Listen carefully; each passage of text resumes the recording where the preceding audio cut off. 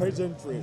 Although we have not started delving into the substance of the event yet, but I guarantee Nigerians that this is not going to be a show without substance. It will be full of substance. The Central Working Committee, as soon as it was inaugurated, constituted 25 subcommittees and charged them with the responsibility of putting together this event. These committees ranged from venue to transportation to screening appeal for those who may have problems, to entertainment, to transportation. I cannot name all. And to be candid, for me, I was so much elated because I've been a part of the process from the beginning, to see that party members are so dedicated, so passionate about this event. So for me, it's a celebration of the unity of the APC, and then to tell Nigerians that we are ready and we will continue to march ahead until what we have designed to achieve as a party and as a government is actually delivered to our people. Right, Honorable Sir, you're having 31 sub-national governors present here at the elective convention of the APC. It's the first of its kind that a lot of governors are going to be attending this convention, a lot of new entrants as well. Also, I want you to tell us how the party will manage individual interests, especially with the new governors and the existing party structure in different states.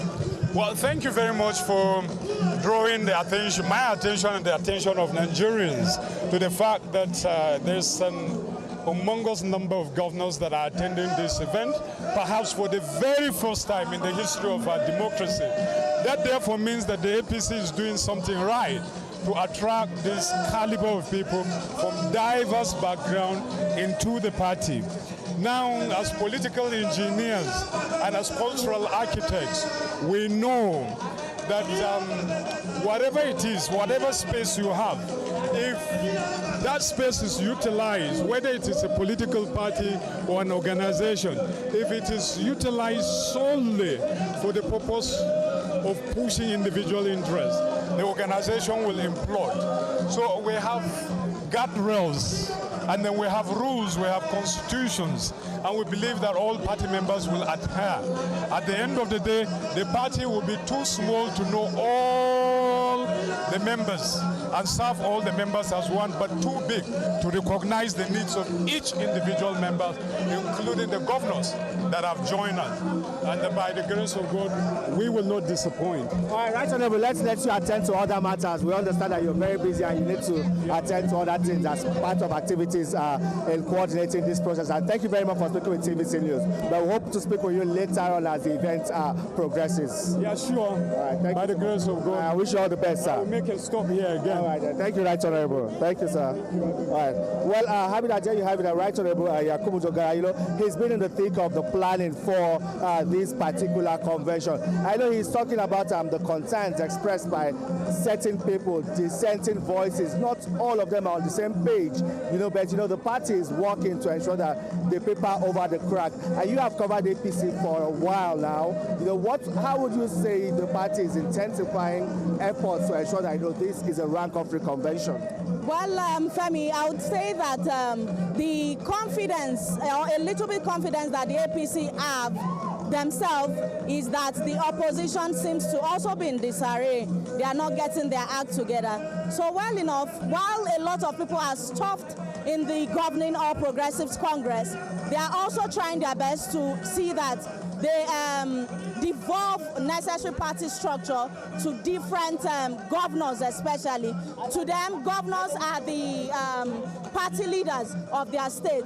Managing new entrants, managing existing structures seems to be the top on the priority of the APC presently, even though many have raised concerns about the zoning formula, the mode at which the zoning was done, the screening process, the candidates that are eventually going to be contending here today for the eventual outcome tomorrow of different National Working Committee offices. Again, these are the many things that the APC had to do in last minute.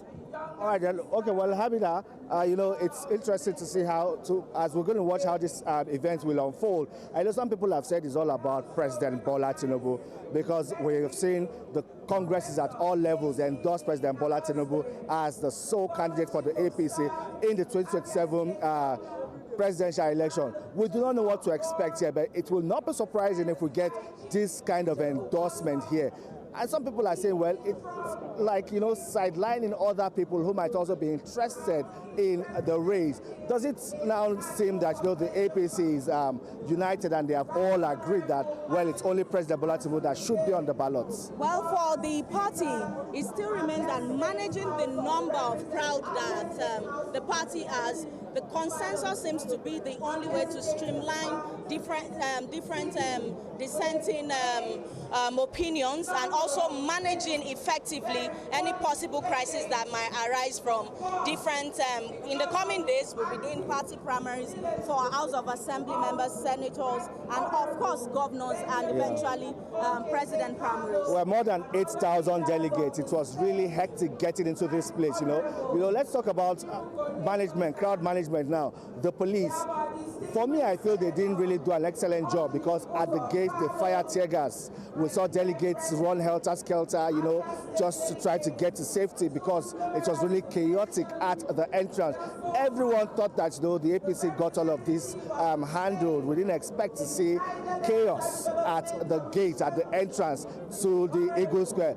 Just one small entrance, everyone had to squeeze themselves through. In that, I don't think the APC did well. Well, oftentimes it's the 8th National Collective Convention of the APC.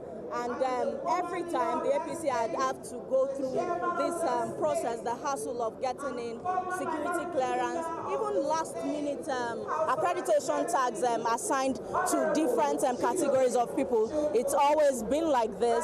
Security is always watertight, but then the people that are meant to be inside the convention venue eventually have to fight their way through. Of course, the crowd, you have different party supporters as well. So managing the crowd has always been an issue. Well, let's give an update. A lot of delegates are coming in now. We do not know if they have made up that number announced by the APC, 8,453. 8,453. But we've seen a number of delegates here. The state box is already full with VIPs. We have seen some governors, especially those in charge of several subcommittees organizing or planning this event. We've seen ministers of President Bola Tinubu's cabinet. We have seen top members of the All Progressives Congress coming. What we're expecting, we don't know when that will happen now, will be the arrival of top government officials like the President of the Senate, the Speaker of the House of Representatives, Deputy Speaker, Deputy Senate President, the Vice President Kashim Shettima,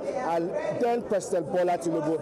His arrival will herald the commencement of this National Convention of the All Progressives Congress. Well, it's over to you in the studio to continue with the rest of the news. Abida, it has been, such a long day.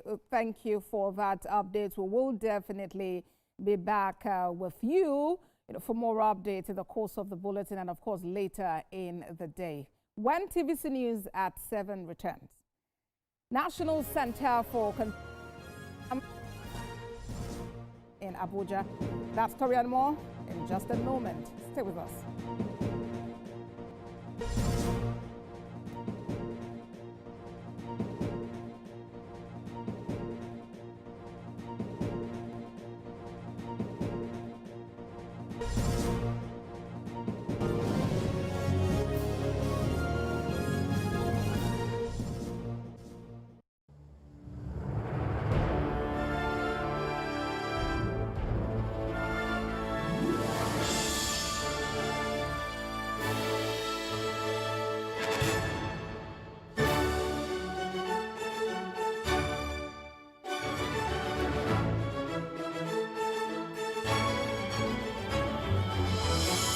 TerraCube, unwrap joy, unleash taste.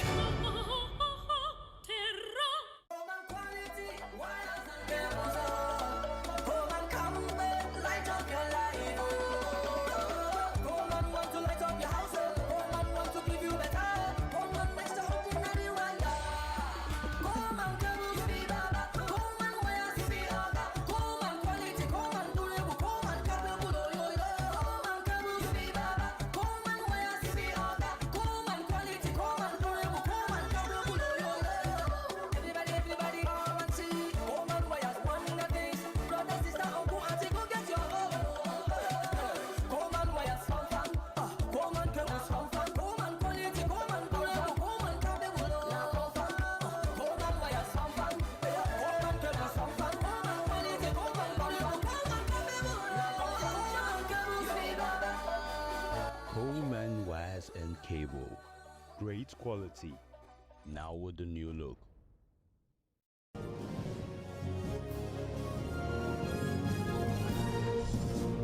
For staying with us on TVC News. At 7, here is a reminder of our top stories. More than 8,000 delegates, 31 governors converge on the Eagle Square for the All Progressives Congress National Convention.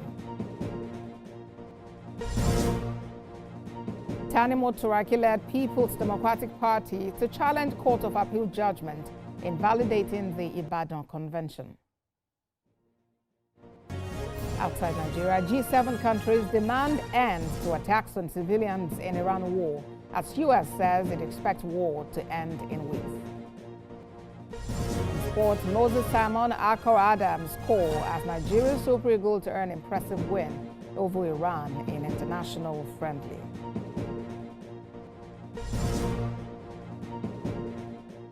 The National Center for the Control of Small Arms and Light Weapons has carried out a weapons destruction exercise in Abuja.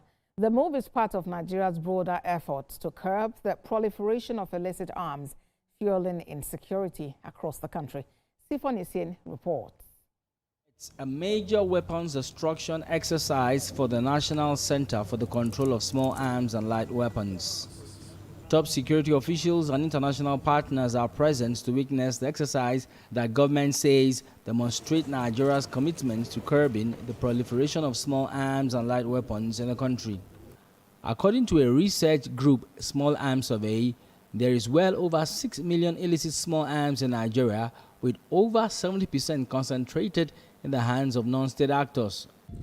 It is not an exaggerated fact that the proliferation of small arms and light weapons constitutes a huge threat to our national security.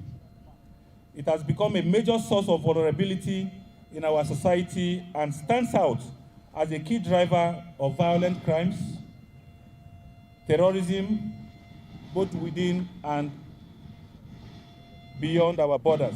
The National Center for the Control of Small Arms and Light Weapons coordinates the country's response to illicit arms.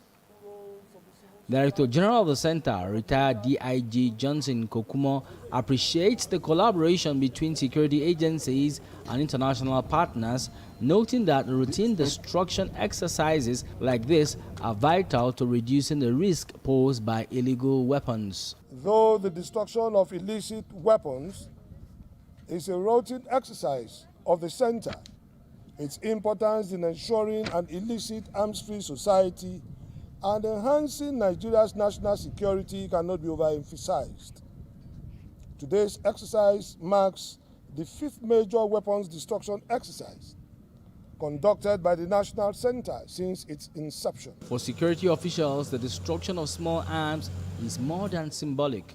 It is a step towards building a safer, more secure nation. Sifon Essien, TVC News, Abuja. Nigeria's Vice President Kashim Shettima says the federal government cannot afford to gamble with energy security because the promise of every nation rests on its abundance. He made this known at the inauguration of the Nigeria Electricity Liability Management Company headquarters in Abuja.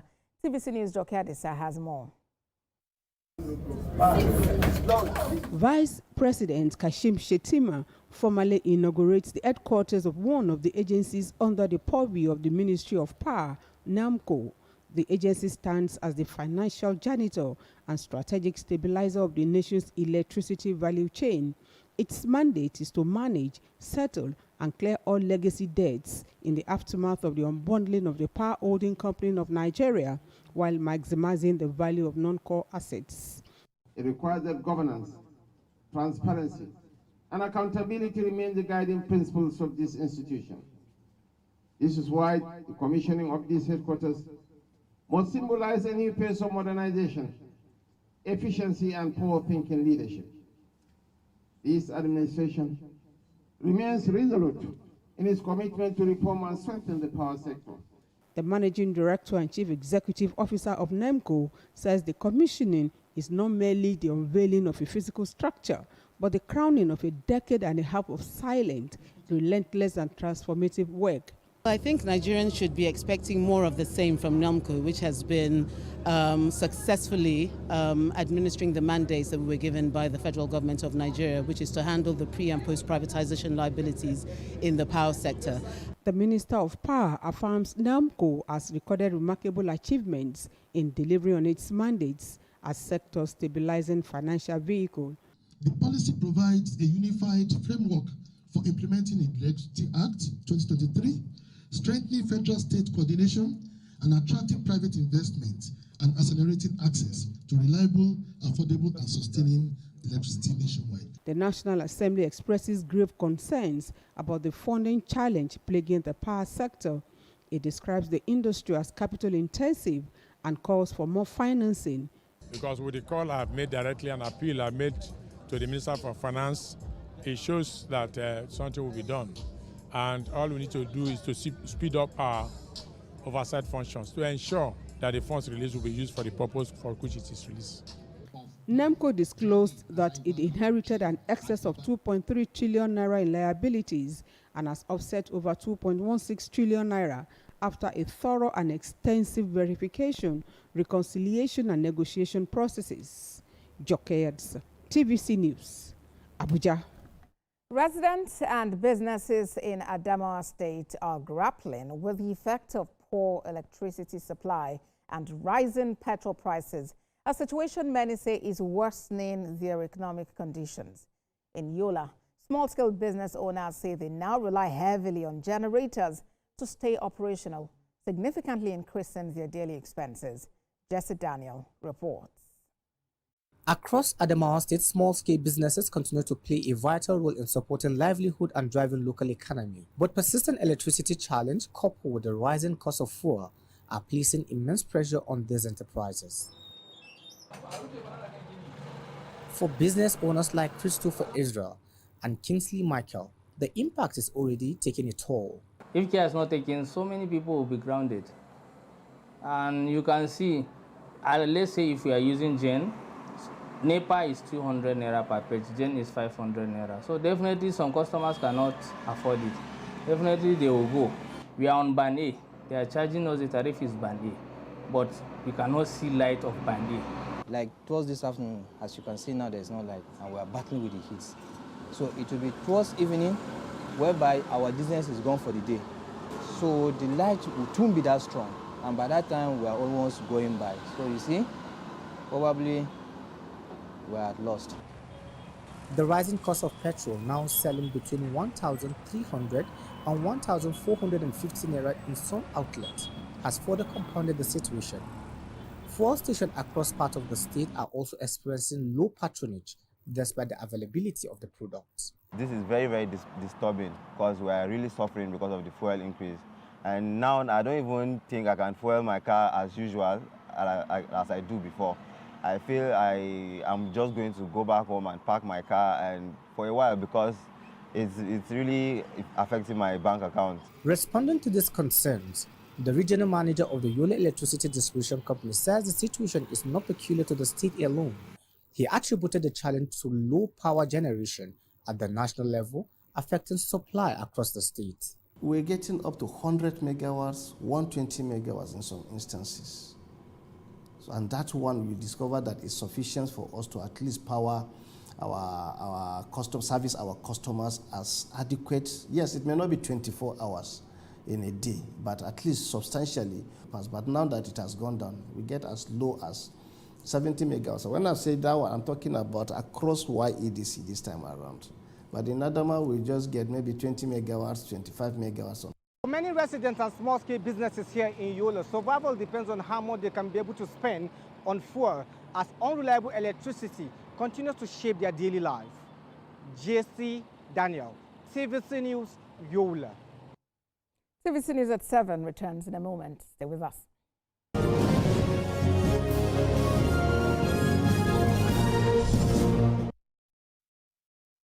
The chairman, People's Democratic Party, PDP Board of Trustees, Senator Mao Ohabunwa, welcomes our national leader, Barrister Yensom Ezenwo Mweke, CON, the national chairman, Honorable Abdul Rahman Mohammed, national secretary, Senator Samuel Anyau, all members of the BOT, and all party delegates, members, and stakeholders to the National Convention of our great party, the PDP, to Abuja. Join us on this journey of inclusiveness, unity, and renewal.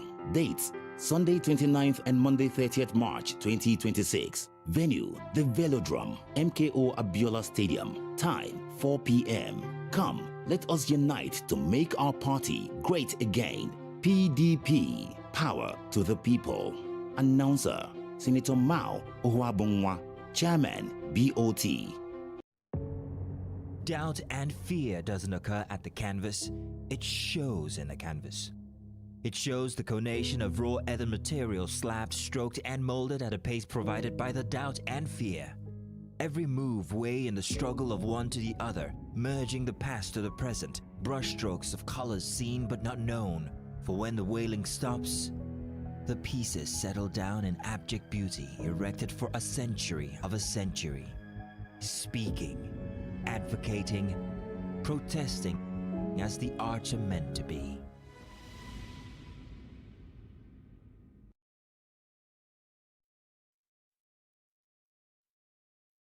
Breaking news isn't just about speed, but more importantly, about fact and accuracy. It is responsible journalism, being ahead, unbiased, sensitive, in telling the stories that people would want to hear in a way that protects their sanity and for the public good. And it goes beyond breaking the news to actually following up, exploring all the angles, engaging newsmakers, tracking impact, all geared towards informing, educating, and setting agenda for the people. Breaking news is holistic, entire, complete.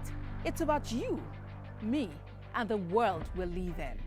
Breaking news is at the core of what we do at TVC News, and it's the honor of my life to serve you this news, fresh off the press. TVC News, first with breaking news.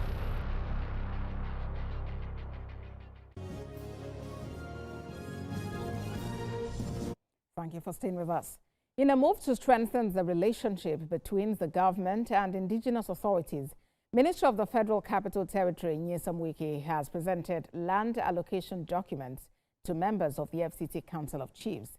Speaking during a meeting with the traditional rulers in Abuja, the minister also announced a total waiver on all statutory fees for the land titles. We have details in this report.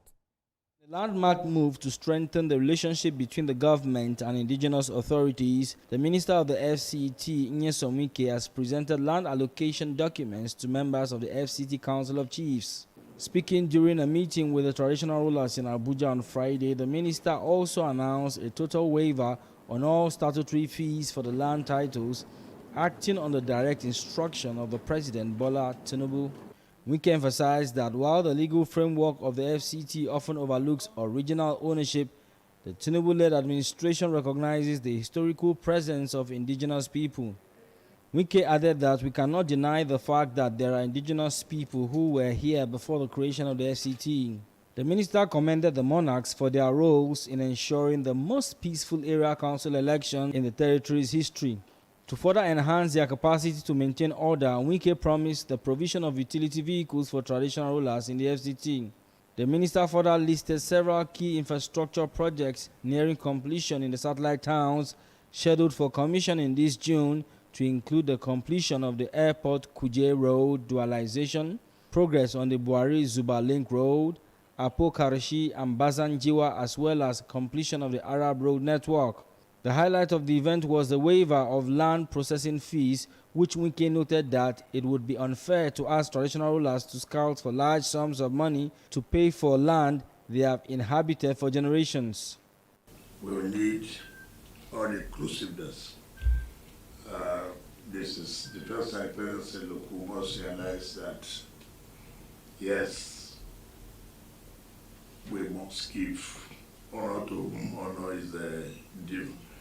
Well, where government does not mean that we cannot know that there are also people at various levels that have been helping the government by making sure that peace reigns.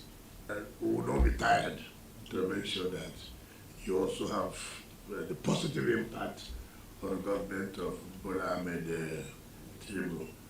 Adamu Baba Yunusa, who serves as the chairman of the council, expressed gratitude to the president and the minister, pledging the continued support of the traditional institutions for the administration's policies.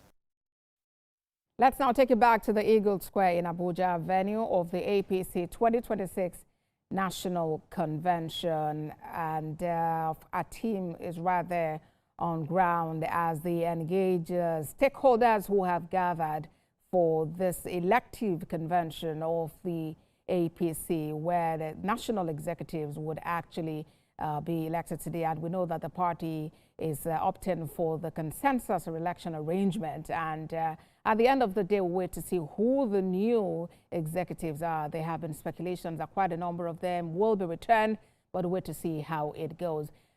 Femi Akonde and Habib Lawal, back to you in Abuja. Talk to us about what is happening and what more we should look forward to tonight.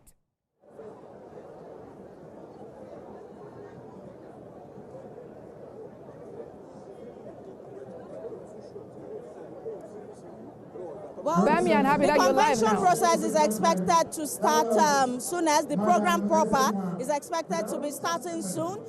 Many dignitaries, governors, and many other party stakeholders are already in the state box to our left here.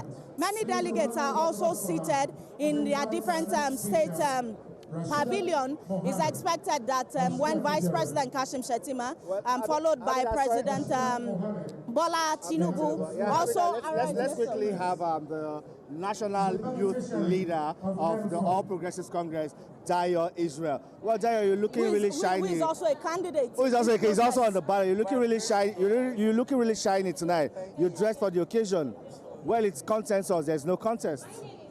By the grace of God, I think first want to thank the president and the party for giving us the opportunity to serve on the National Working Committee for the first term of the tenure, and also by the grace of God for the second term, and to be able to complement the effort of the president at the level of the party. I'm excited about what we have done in the first term, and we're looking forward to returning the president again the second term. We worked vigorously mobilizing the youth across the country. I traveled over 33 states alone with my youth just to go and mobilize through Jagaban Army. And we're looking forward to do that and more this particular election to ensure that we can get the president back into Aso Rock Villa.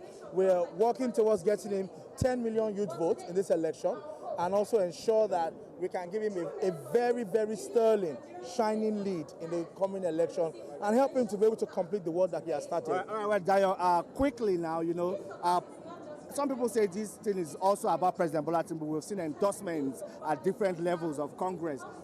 Would we see that kind of endorsement here at the National Congress? It would be a great honor for us to be able to endorse the president again at this convention for second term, because he has done a lot of work that deserves that re-election, and we, the National Working Committee of the party, are ready to deliver him again, and we'll work rigorously hard. And when the time comes tonight and we get that opportunity, we would endorse Mr. President. But lastly, before I let you go, I know you need to go. Will this strengthen the party in any way? Because people are saying, that the APC is struggling to paper over the cracks, and that's why, you have adopted consensus so that there's unity. You try to just maintain that unity. How will this strengthen the party moving into the 2027 election? I'm not sure where they are seeing the cracks, because the party is united. The party is standing together. The party is looking forward to ensure that we continue to promote the progress of Nigeria. We moved from 18 states at the last election to 31 states and still counting. So I'm not sure where they are seeing the cracks. Maybe the crack is in their own eyeballs, but not in the APC. We are going together, forward, united, to deliver the president for second term. Thank you so much, Teresa. Nigerians are watching. Well, let's have Senator Asukwo Ekpeyong. You can have him, Abida. Let's have Senator Asukwo Ekpeyong. Hello, sir, and welcome to the convention. Thank you very much. It's the 8th elective convention for the All Progressives Congress, and this time the ranks and file of the ruling party is as swelled compared to the last convention. How does the party intend to manage this many subnational power, and then how does it also intend to make sure that this structure does not get tampered with, especially as it goes into the 2027 election? Well, for one of the first times in the history of this country, we have a true politician who's the president of the country and the leader of the party. His performance over the last 2.5 years or thereabouts has impressed even the opposition. They have left their parties, they've come to us, we didn't woo them, but they were impressed by the leadership of His Excellency President Bola Ahmed Tinubu, and so they came to join the APC. Now, in any party, there's bound to be discussions about people's different aspirations and interests. But if there's one thing we know is that the leader of our party, President Bola Tinubu, has shown true leadership and knows how to manage party differences and the different aspirations and ambitions of its members. So you see the crowd that is here today. This shows that the Renewed Hope agenda is working. You can see how full this place is, and everyone is going on very smoothly. So we're just here to participate in this elective congress, and wish everyone good luck. All right, then. Thank you so much, Senator Ekpe. Let's let you attend to other matters. Thank you very much. All right, then. Well, Hamid, I think we need to go now, but we're seeing Governor Hope Uzodinma also just arrived. He's the chairman of the Progressive Governors Forum. We've also seen his colleagues, other governors, arrive here with their entourage, and that's also signaling that, very soon the Vice President will arrive, and President Bola Tinubu will also arrive for the event to commence formally. Over to you in the studio. Abida and Femi, we are looking forward to the rest of the event. But on TVC News at 7, it's time now for business, and Tolulope Ogunjobi has the juice. All right, thank you so much, Abosede. We'll start with the governor of the Central Bank of Nigeria, Mr. Olayemi Cardoso, who has declared that Nigeria has moved beyond what he described as a deeply flawed economic system, assuring foreign investors that reforms are laying the foundation for a transparent, stable, and investor-friendly economy.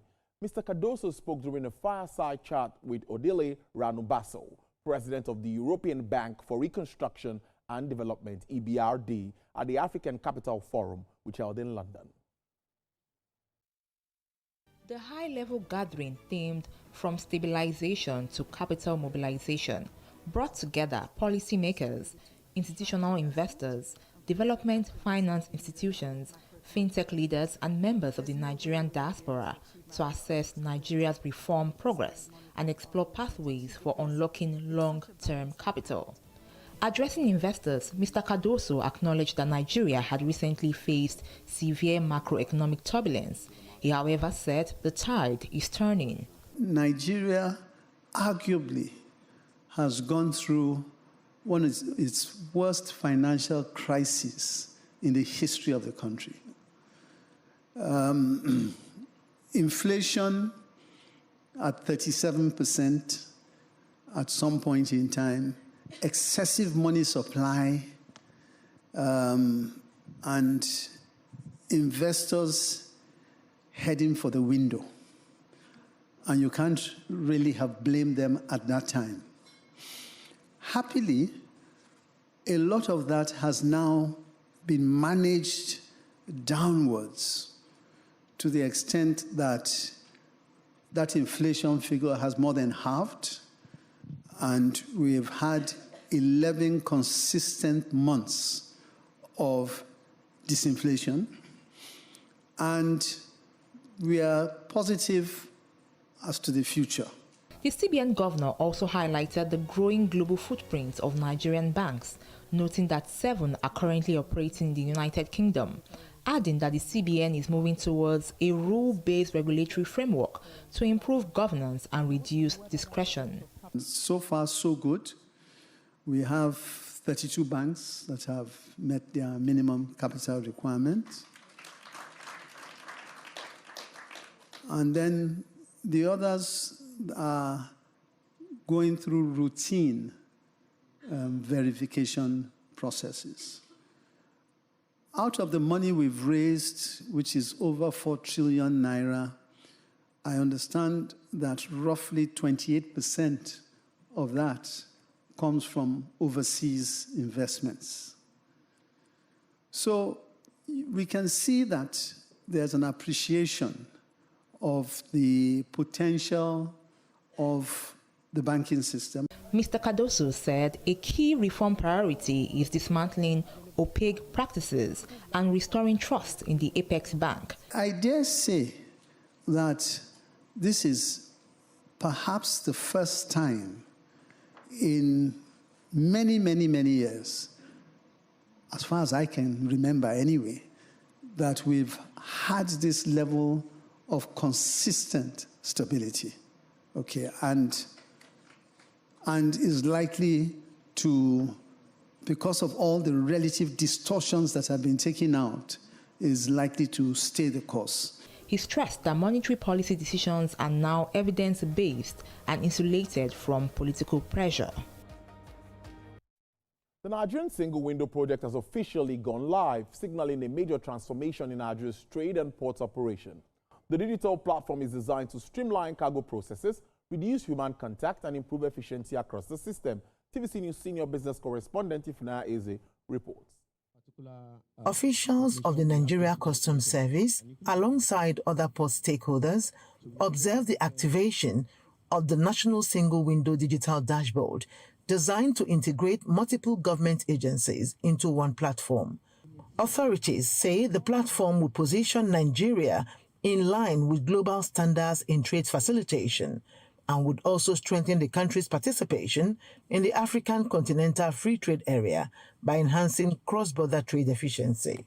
The advantage of this national single window is to facilitate the trade, is to bring about transparency, to be sure that no one is witch hunting anyone, to reduce contacts and be sure that the processes are made seamless, and that will also help us to give a very good accountability of the trade statistics.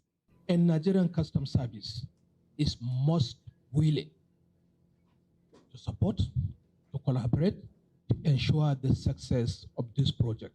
We have no other country than Nigeria. With the new system, port traders, importers, and exporters can now submit declarations, obtain permits, make payments, and track shipments seamlessly. The market women and men who comes to our operations and transact business with us, we have no much problem going forward because they don't need to run from one location to another or one agency to another to submit certain information or to even receive certain information. Because not just about submission, even about receiving. You come to the ports, you lodge my manifests in the single window. Both MPA, customs, everybody have access to it, and for their operations, they treat them. And when that is done, feedback also comes through the national single window. Stakeholders expressed optimism that it will cut cargo dwell time and reduce the cost of doing business, but emphasize that sustainability will depend on continuous collaboration among all agencies involved. I think National Single Window did an excellent job in transparency and going digital instead of doing a lot of manual and paperwork. It's exhausting when you have a lot of paperwork. And when you can go digital and extract your data, even from there, it's an amazing one. While the rollout begins today, officials note that continuous stakeholder engagement, system upgrades will be key to ensuring its long-term success. Ifunanya Eze, TVC News, Lagos. Well, the stock market closed the week negatively following some price quotes in shares prices in various market sectors. The trade index dropped by 0.02% in reaction to losses in trade sectors. Cadbury, Etana Oil, E-Transact, Abbey Buildings all recorded huge losses that hit 10% each. It all happened on the back of investors withdrawing funds from various companies through sales movements. DAC Communications also lost big value of more than 9%. In lineup of price gainers, the market condition favored Premier Paints, which is Agro, MC Nichols, John Holtz, and Trans Express. But that's business news at 7. Next is entertainment news after this break.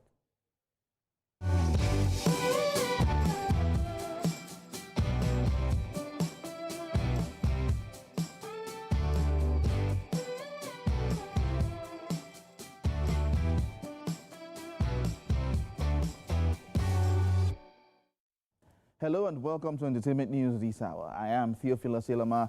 The Dolowo Ojowoye Local Council Development Area in Lagos State has partnered with the Best of Nollywood Awards to train young people in the creative industry within the LCDA. The initiative aims to provide hands-on training in acting, directing, scriptwriting and film production, positioning participants for opportunities in Nigeria's growing film industry.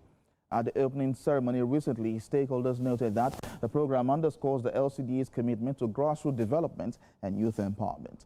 For the duration of the program, participants would benefit from mentorship and industry insights from established Nollywood professionals.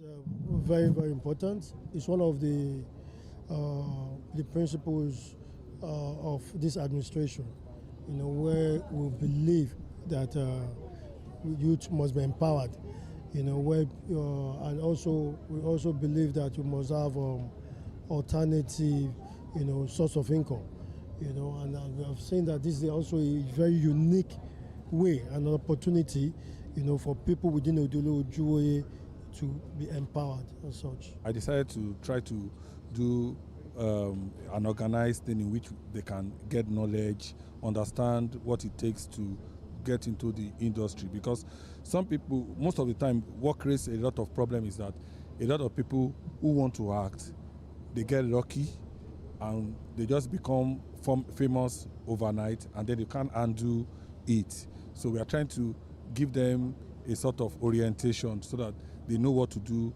how to go about it, how to manage it when they eventually get success. That's the essence of the training.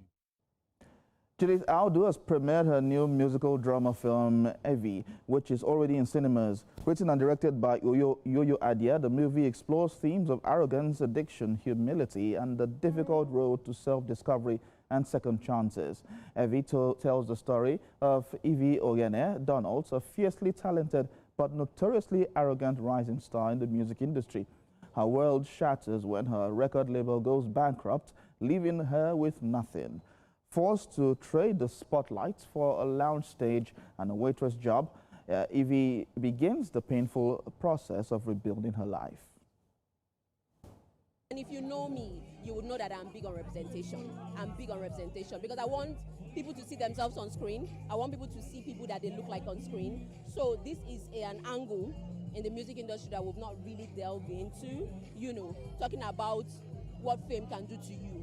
When you lose it, when you have it, how do you manage it? And a lot of us in this industry have that problem. Sometimes you think you've arrived, and then the next thing, when you drop, everybody will leave you, and you are all alone, and stuff. And that happens a lot because you have a lot of fake people around you. Oh, I think Nigerians have always loved musicals, always. And I'm glad that we're doing this now, seeing as the music industry is becoming more involved in film. So I think it's a great time for the symbiosis to happen. Oh, great music, great story, amazing performances. American comedian and late-night host Stephen Colbert is set to take on a new role in Hollywood as he prepares to exit The Late Show. Colbert, a longtime fan of J.R.R. Tolkien's works, has announced plans to co-write and develop new film in the Lord of the Rings franchise. The project will see him collaborate with acclaimed filmmaker Peter Jackson, who directed the original Oscar-winning trilogy. In a video announcement, Colbert expressed excitement about joining the franchise, noting the personal significance of Tolkien's books and Jackson's films. The upcoming production is one of 2 new Lord of the Rings films currently in development at Warner Brothers. And that's it on Entertainment News. I am Theophilus Ilama.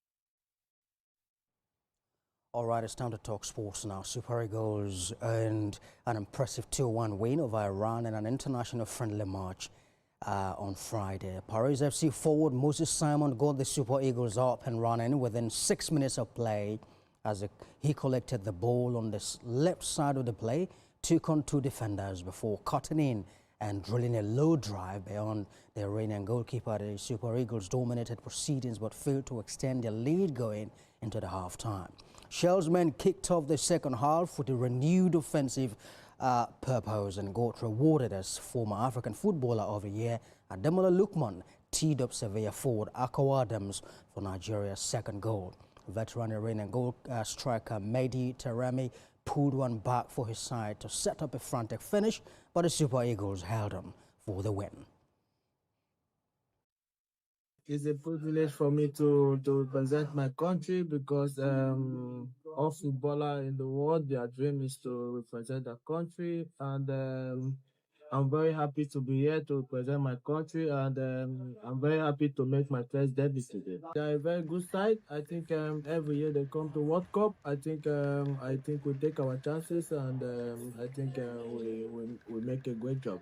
I believe God, and I believe hard works pay off, and right from the time I play MPFL, I always say I will wear the national team shirt. I want to represent my country, and when I get the text in my club, I was very, very happy and excited, and I'm very happy to be here to wear the shirt. I was very, very excited, and because of the excitement, I nearly missed my flight. I think, yeah. So I was very, very excited when I see the news, and then when my club posted, I think it was a great moment for me. Of course, well, let's just tell you that Nigeria's president, of course, Bola Ahmed Tinubu, has just arrived at the venue of the APC convention holding in Abuja right away. Of course, that's the president arriving at the scene. Well, we'll bring you further updates as we go on in the bulletin, of course, in our subsequent bulletins as well. But in the, of course, at the moment, let's bring you the captain of the Super Eagles, Wilfred Ndidi, who joins me live now, of course, to talk about Eagles' victory tonight. Wilfred, very pleased to have you with us tonight. Yeah, thank you very much. Thank you. All right, then, will you say or consider today's win as a continuation of the brilliant outing that the Super Eagles had at the just concluded Africa Cup of Nations? Yeah, of course, it's a continuation, and we try as much as possible to stay together in the game, just to try to build the momentum. And as it stands now, the AFCON is gone. The AFCON 2025 is gone. And we're just focusing on the new project, which is the 2027 AFCON. So at this moment, we're like preparing for that, and it's a good momentum to carry from 2025 AFCON. All right, 4 new players were invited to the camp. How would you rate their performance in today's game? Yeah, they were brilliant. They came in and fit in very well. There's no player who comes to this group that wouldn't like fit in. Is a good group, you know. We as senior players and the players who's been here for long, the manager, the staff, everyone is welcoming. So it's so easy to like just to fit in with the group. So they did really, really well. They were brilliant, and kudos to them, because I also congratulated them, because it's not easy to be with the national team and then be for your first call-up. So Indeed. many for the team. Indeed, Wilfred Ndidi, captain of the Super Eagles. Many thanks indeed for talking to us. All right, Abosade, back to you now. Thank you, Kechiko. Now, focus is on Eagle Square in Abuja, venue of the APC National Convention, where President Bola Tinubu has just arrived. And there... Permit me to quickly recognize the presence of His Excellency. Indeed, here we see delegates, some persons gathered there. There we have the vehicle conveying the President, Bola Tinubu. Welcome you warmly. Right Honorable Doris Ubo, former member House of Rep, Director Rev Rural Electrification Agency. The car conveying the President arrived only moments ago, even as formal events kick off in earnest at the Eagle Square venue of the APC National Convention. CON, Professor Isa Ali Ibrahim Pantami, CON, former The Minister APC National Convention is expected to run late into the night when several convention activities will take place tonight. And we have TVC News fully on ground, bringing you all of the details Distinguished Senator from the venue. Jibrin, CFR, Deputy President of the Senate. You're welcome, sir. We also recognize... All right, we understand that this actually is the Vice President, Kashim Shettima, who has just arrived the Eagle Square venue of the APC National Convention 2026. Move on with more recognitions. Honorable Minister of Information. And of course, the protocol is after the Vice President, then we have the President who is leading the team. Ladies and gentlemen, we have the presence of the working governor of Edo State seated right here today. No other person than the most handsome Senator Monday Okpebolo. Live from the Thank you very much. I recognize your presence. venue of the National Convention of the APC. We see the recognition and introduction of some dignitaries who are in attendance. And also we have the presence of the Deputy Senate Leader, Senator Lola Ashiru, right here seated today. Distinguished ladies and gentlemen, it's about time for us to take you to the next level when it comes to entertainment and vibes. Let's feel the atmosphere with one of the legendary songs, Sir Victor Wifo. We have here a wonderful son of his. Is called by name and representing the meaning of Edo is shining, because Edo is known for art and tourism. Culture, to be precise. Vice President Kashim Shettima live there on the screen. Let me just very quickly. Even as the National Convention gets underway. Drumming can stop. And it will be time now for some light dance at the venue. The arrival to this grandiose, exquisite arena of a #2 citizen of the Federal Republic of Nigeria. We'd like to welcome you. The Vice President Kashim Shettima and his wife, and we'd like to Nana appreciate Shettima. your leadership as well. Your Excellency, the Vice President of the Federal Republic of Nigeria, Senator Kashim Shettima, GCON. Your Excellency, you're welcome, sir. And I think our governors can do us a favor, and the honorable ministers can do us a favor by telling their contingents from the various states and delegates from the various states that and the jewel there can stop so that we can focus acknowledging on why we are here. Why we are here is the National Convention of the All Progressives Congress, and it is to elect our new national officers. It will be a night of events. It is an elective convention of the APC where we expect national officers to be elected.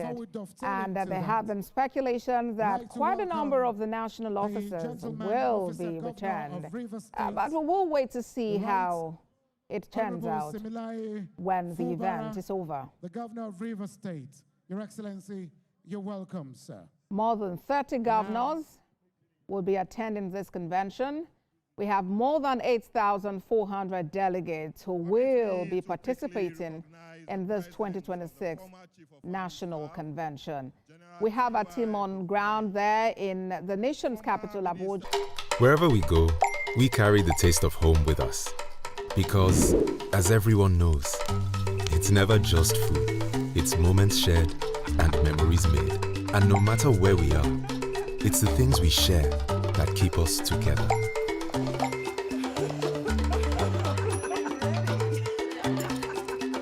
Remitly, every transfer brings you closer.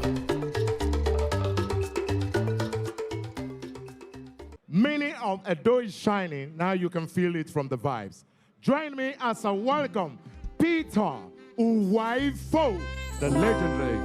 Thank you. Yeah, ladies and gentlemen. Engineer, please. Right. Engineer, please let the sound be in the whole front of house. Thank you. Ladies and gentlemen, Obaga Totbe! Sir. Obaga Totbe! Yeah, I want to appreciate my governor, Senator Mode Ukpewolo. My father, thank you so much. God bless you. This is an explosion of sound. Coming to you live from a musical workshop. A revolution of our cultural heritage. A casa. Mutaba. Akwete. And the titty.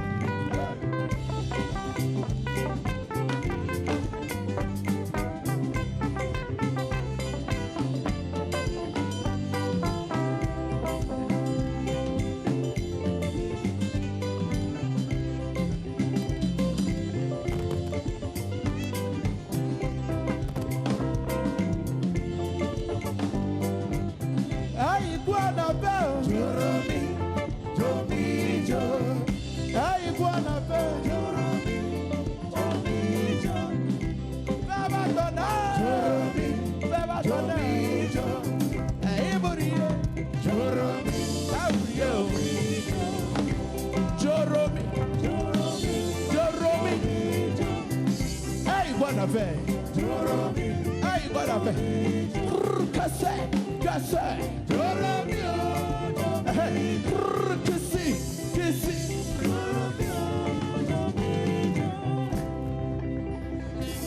Thank you. Thank you. Thank you. Thank you. That was a wonderful one from Peter Uwaifo. Thank you. You can see why Peter was performing. The governor of Edo State was doing those swagalicious moves. Thank you for coming. God bless you. We have engineer Farouk Ahmed right here. Damaju is right here. Is the MD CEO, Nama. Thank you for coming and God bless you. Let me just... And we have the presence of the State Secretary of Edo State, Chief Lawrence Oka. Thank you for coming, sir. And the Honorable Samuel Obu. Thank you. Right about now, ladies and gentlemen. Executive Governor of Katsina State, Your Excellencies, distinguished guests, ladies and gentlemen, let me welcome Diko Umar Rada, PhD. We specially welcome you, Executive Governor of Katsina State. Okay. I want to welcome you to feel the vibes again from Edo State, my friend, my brother, a great entertainer. Now you can still reason with me when I told you that music is all about.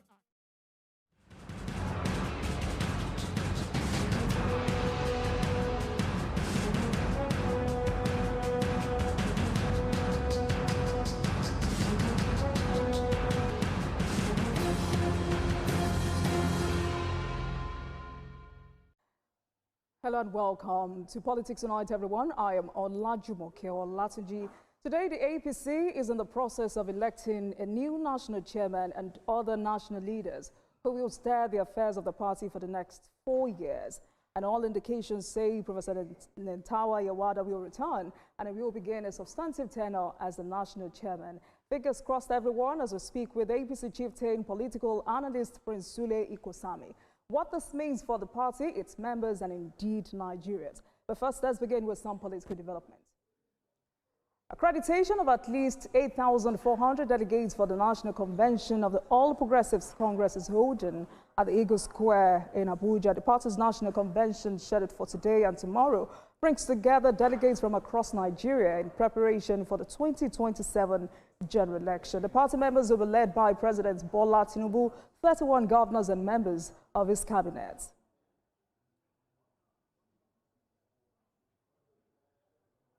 Your name is Yah. As a miracle worker, you have made us see what you president today. You have made the Pebble governor today. Oh, miracle worker, you have made us see what you president today. You have made the Pebble governor today. Yahweh, Yahweh. Your name is Yah. Hey, you are the miracle working God. Your name is Yah. All right, so what you're seeing on your screen are live pictures from the Eagle Square venue of the 8th National Convention of the APC. We can also confirm to you that Vice President Kashim Shettima has arrived at the Eagle Square venue of the 8th National Convention of the APC. APC delegates, members across the 36 states of the Federation are also expecting Mr. President to arrive. APC members say this is life-changing for the party as they begin the process of electing a new national chairman and other national leaders of the party who will steer the affairs of the party for the next 4 years. What shall we say today? I will lift up my voice and pray. For I know you are always there for me. Almighty God, you are my all and all. No matter what is, when success comes my way, Seen on your live screen is the arrival of President Bola Ahmed Tinubu for the 8th National Convention of the APC. APC delegates, members, and party members have been awaiting the arrival of Mr. President. That is President Bola Ahmed Tinubu at the 8th National Convention of the APC at the Eagle Square in Abuja. Our correspondents, Femi Akonde and Habida Lawal, had earlier spoken with some APC members. For instance, Honorable Yakubu Dagara, Senator Payong, and the national youth leader of the APC, who is also seeking re-election, Dayo Israel. They're optimistic of a successful outing in today's national convention. Again, that is Mr. President arriving at the Eagle Square, venue of the 8th National Convention. These are live pictures for you on your screen. We can also see the First Lady of the country, Senator Oluremi Tinubu. Party members, delegates, governors are excited to see Mr. President live at the Eagle Square, venue of the 8th National Convention of the APC. Other governors have also arrived ahead of Mr. President. Thank you. This entertainment and all that should stop forthwith. Please kill entertainment at this point. Entertainment suspended. Suspend entertainment for now.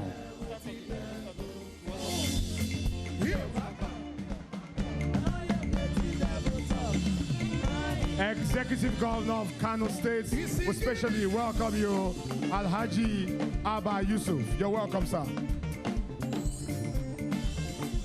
The Governor of Zamfara State, Alhaji Lawal Dauda, would like to welcome you and your deputy. Governor Duyotiri of Bayelsa and your deputy, we welcome you. Please, can we stop entertainment at this point from your end?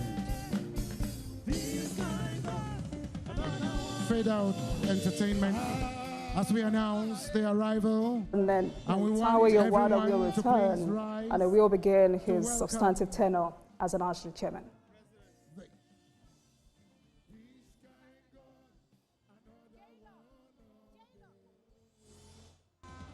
We have the President and Commander-in-Chief of the Armed Forces of the Federal Republic of Nigeria, and indeed the leader of the All Progressives Congress, make his way into the arena.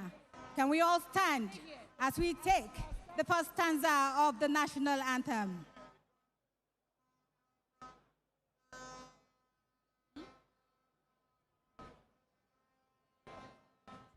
Nigeria, we hail thee. Band, please. Okay, let's do it together. Nigeria,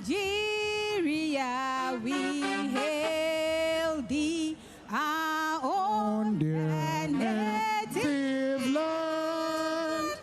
Though tribe and tongue may differ, in brotherhood we stand. Nigeria's all are proud to serve our sovereign motherland. We may be seated. Thank you very much. Please be seated.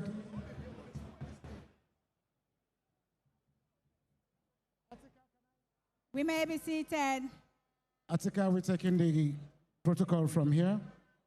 Thank you, Andy Gabriel. That'll be all for now.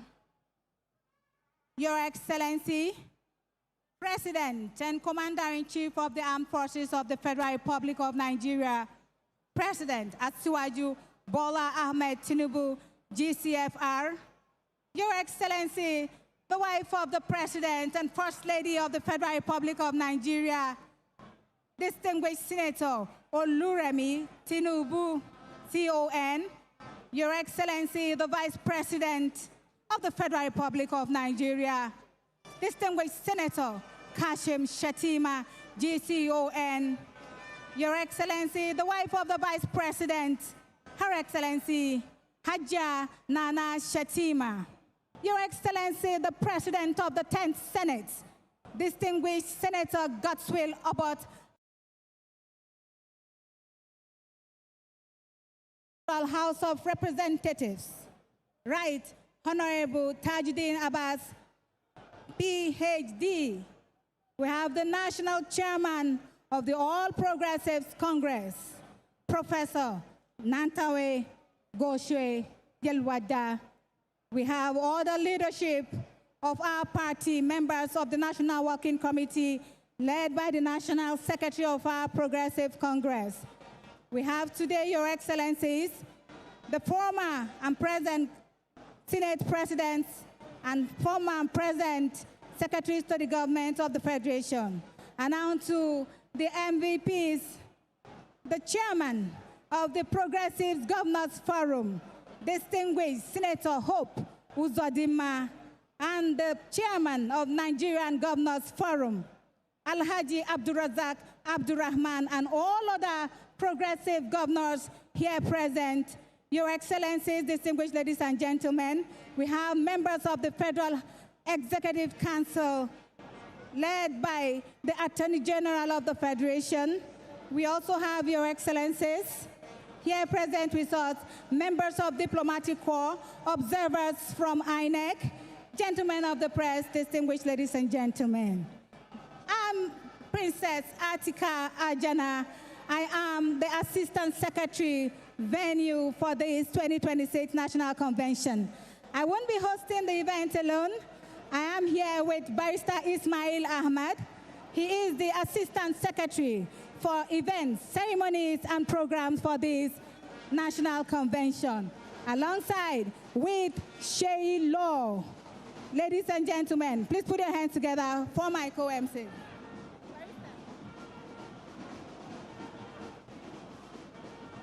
Your Excellency, the President of the Federal Republic of Nigeria, President Bola Ahmed Tinubu, welcome to the 8th National Convention of the APC. The first convention was in August 2014 when we ushered in the new executives of the party as a newly formed political party. The second convention was in Lagos in the same year of 2014, where we nominated our first presidential candidate, late President Muhammadu Buhari. The third convention was a mini convention in Abuja in 2016. The fourth convention was a 2018 convention that produced Comrade Adams Oshomale as the national chairman. The fifth convention was the convention of 2019, that gave Muhammadu Buhari the second nomination ticket for the APC. The sixth convention was the convention of 2022 that produced Senator Abdullah Adamu as the national chairman. The seventh convention was the convention of 2022 that produced Asiwaju Bola Ahmed Tinubu to be the candidate of the party for the 2023 election. And this is the 8th convention, Mr. President, and the first convention of the Renewed Hope Agenda. It is my pleasure to invite two distinguished gentlemen, members of the party, Dayo Israel, the National Youth Leader, to come and give us a Christian prayer, and distinguished Senator Ahmed Lawan, the former President of the Senate, to come and give us the Islamic prayer. Please, we're waiting for you.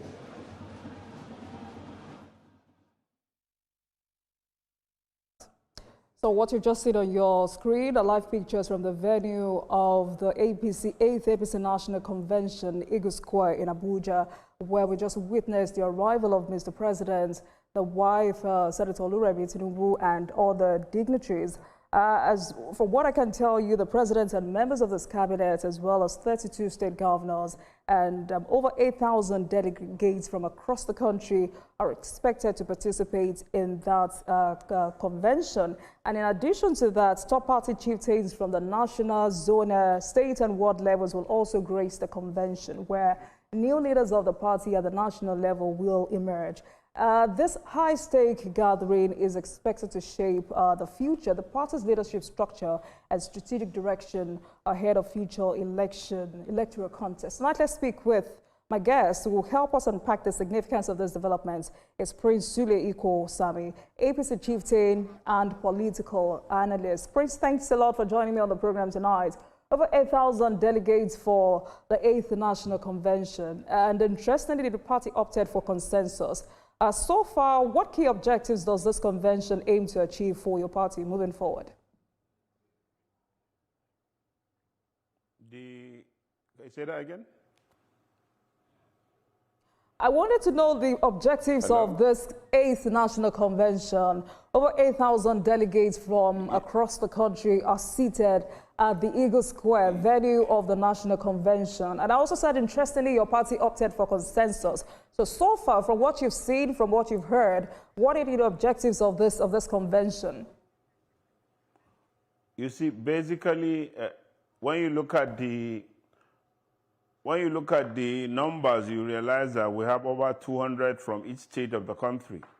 And if you look at the foundation of the consensus idea in the party, it was actually muted when they started the issue of direct primaries. You remember when it was practiced way back in Osun State during the time of President Buhari. It was actually the idea of President Asiwaju. He believes in democracy. He believes in building a consensus within every anchor of space so that it will be able to bring a lot of harmony and will be able to achieve a lot in our polity. So this will showcase policies that are successful. Like just earlier today, there was EIBC program that was actually presented, an entrepreneurship incubation program that was presented at Ministry of Education.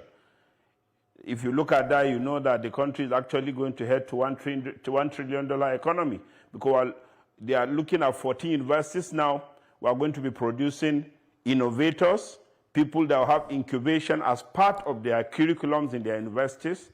And if you look at also the NEL Fund, we are very proud to present this to you. The whole of this country, if you are coming from the poorest of the poor, you can actually get funds through NEL Fund and you go to university. It has never happened, all thanks to Asiwaju. So the issue of consensus, basically because the president has so much to do, the governance structure has so much to be able to deliver, so it's very important for us to be able to digress into area where we can run a party through a mutual, peaceful, consensus process, whereby every official representative of zone, the state, national, will be able to be selected through the consensus, which has been acceptable by the entire party hierarchy at the lower level up to where we are today. So as we move forward, we'll be able to see the mutual cooperation that is developed by President to ensure that virtually every person that is interested in the progress of this country is interested in the peace. And if you look at what the President is pursuing right now, is basically to be able to have an economy, a stable economy, a peaceful land where Nigeria will be better for it. So this is a good thing. It will be a democracy at play. It's actually an enclave defining to other parties that might be interested to copy, to be able to show that you need to build peace, to be able to build consensus, to have a structure that will be able to go for election, which I don't think will have any opponent who will be doubting to actually care of. But all the same, by the time you have this kind of mutual cohesion, mutual formation of consensus at every level of the party, we'll be able to have a peaceful transition in virtually all political office as we go forward. But this is actually the tip of the iceberg, because we are going to be having we are going to have consensus of elected officials that will be running the party for the period of 4 years. All right, Mr. Sami. We'll be able to delegate all political issues around the country today. All right, Mr. Sami, let me put you on hold while we get back to Abuja for some live feeds. the Federal Republic of Nigeria, distinguished Senator Ahmed Lawan, and the national youth leader, the very energetic Comrade Israel Dayo. Thank you, Your Excellencies, distinguished ladies and gentlemen. We have the Masters of Ceremonies who have been holding it down since 2 p.m. All right, Mr. Salmon, let's move on with the conversation.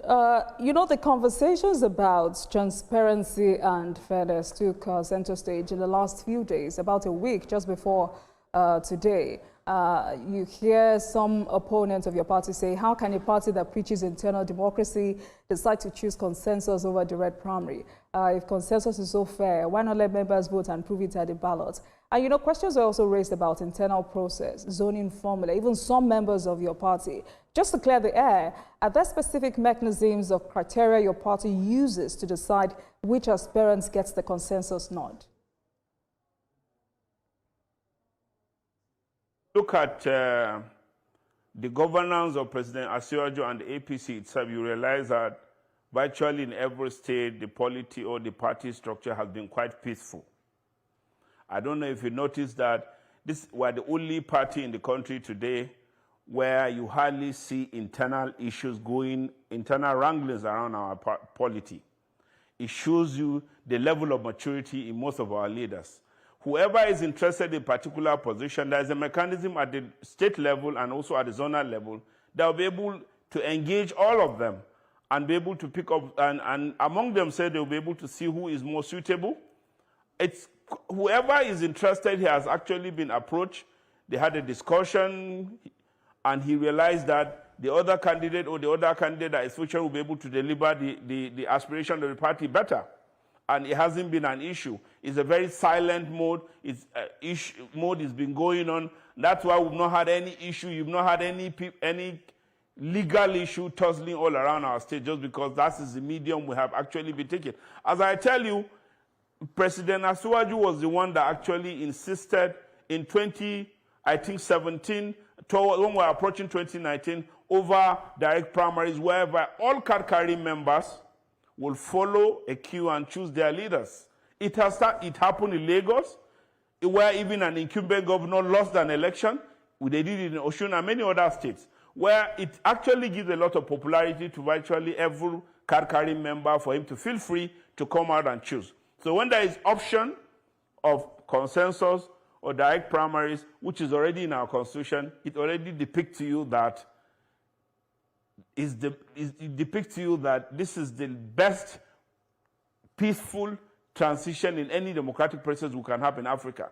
Instead of exposing people to a situation whereby you see a lot of battles, people will be wasting a lot of money, a lot of harassment, a lot of issues will be going on. It's better to sit down in the room, look at ourselves, and we'll be able to agree, Mr. President Asiwaju needs to be a president for the next 8 years by 2031. Or I'll look at my governor of Kebbi State, for example, and say he's governor from 2023, let him finish in 2031.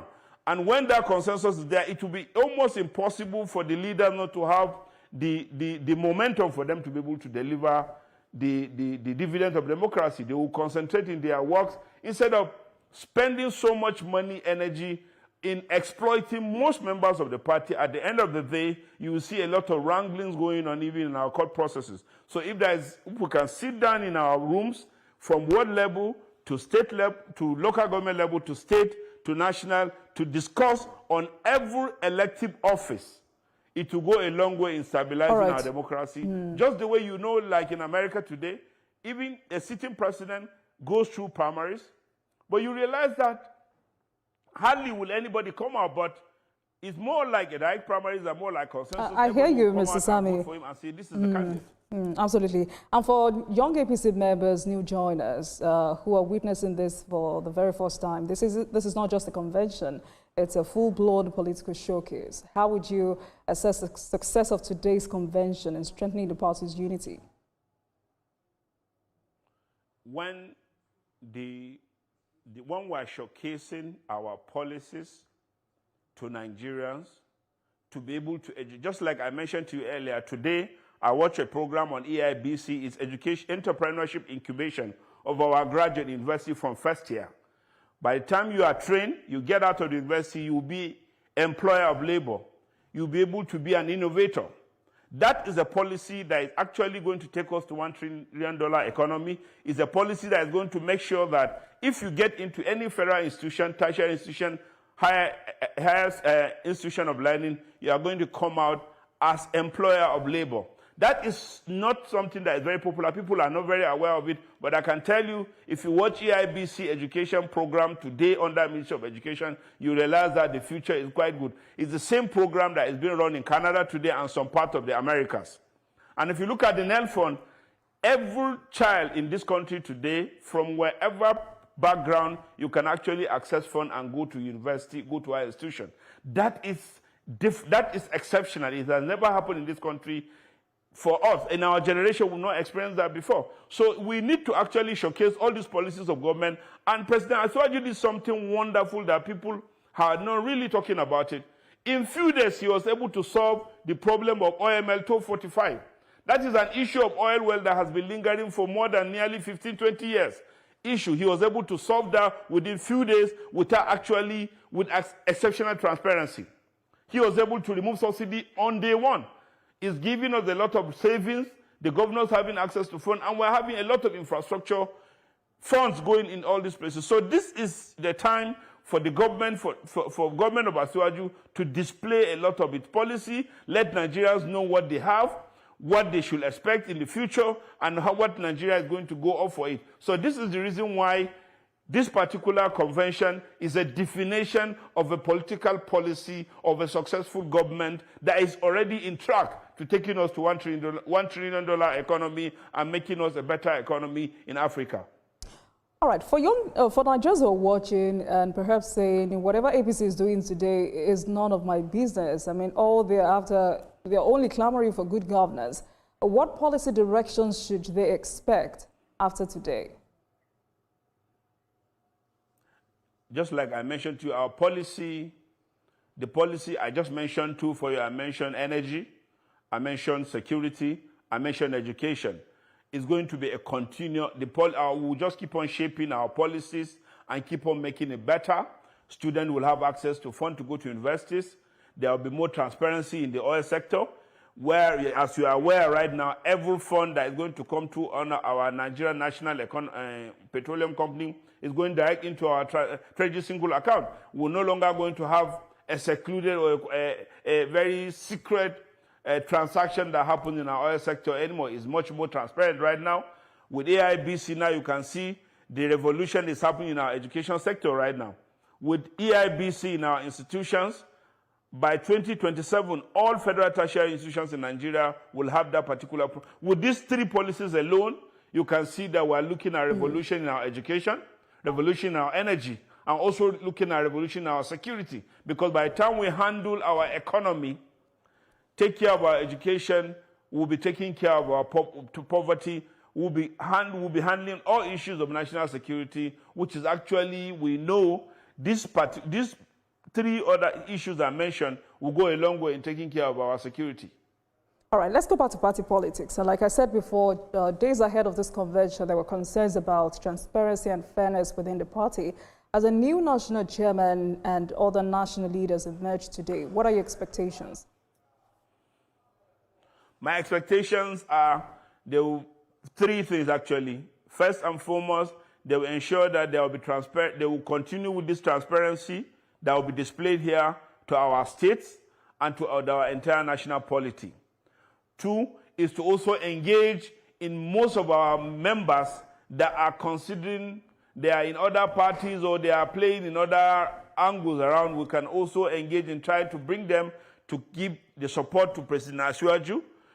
And the third one is to also to be able to keep on educating Nigerians about the president and the policies of President Asiwaju, to tell them these are the policies, because these policies need to actually get into people's ear. If I live in a village today, I need to know why they do many roads around my community. I need to know why my child can go to school by getting money from NEL Fund. I need to know why my child can actually learn a lot of incubation, entrepreneurship via EIBC if he's in any tertiary institutions. These are things we need to keep on educating our people over time, and that will go a long way to ease governance at the state level, at the national level, and whoever is interested in running under our party will be confident that we are going to have a progressive agenda going forward, just like it's been said by President Asiwaju in 2023. What do you say to members of your party who are perhaps aggrieved, those who were denied interest forms and headed to court as we speak? What do you have to say to them tonight as a new leadership emerges?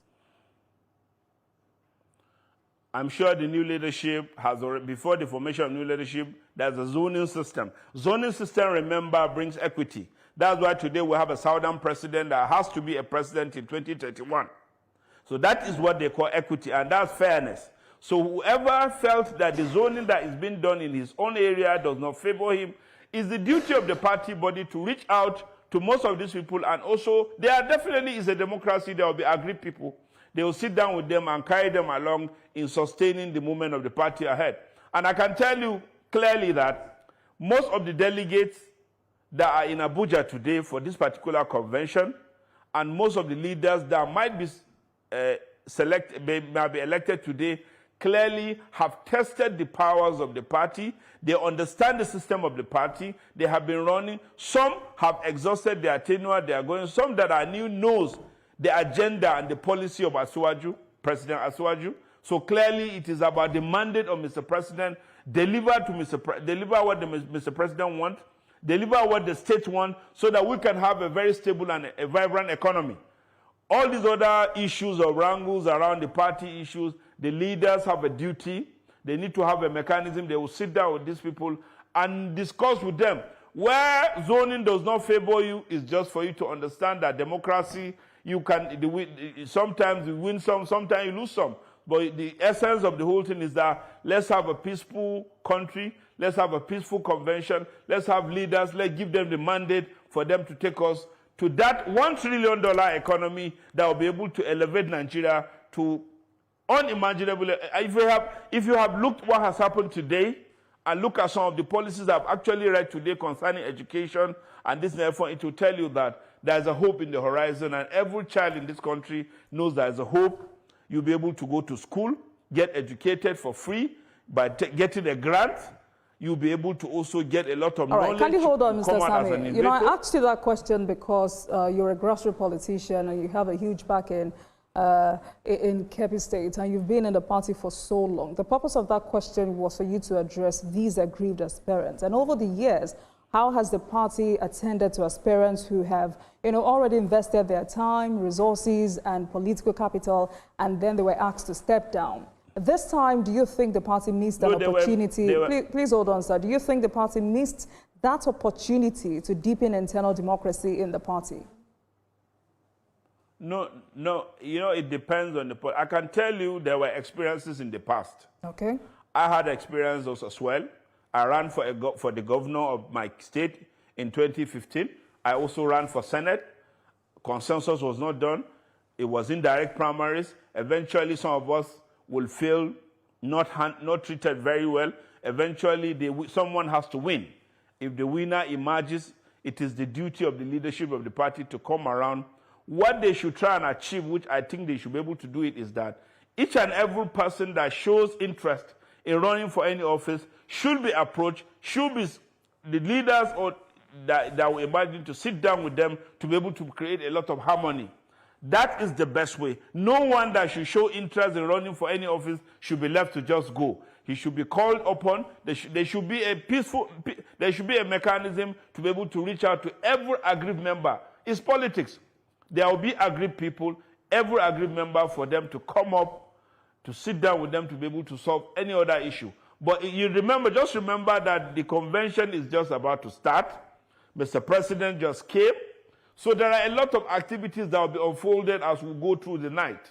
So all issues, all aggrieved members eventually will be handled when, and remember, we have a Democrat, a very strong Democrat as the president of this country.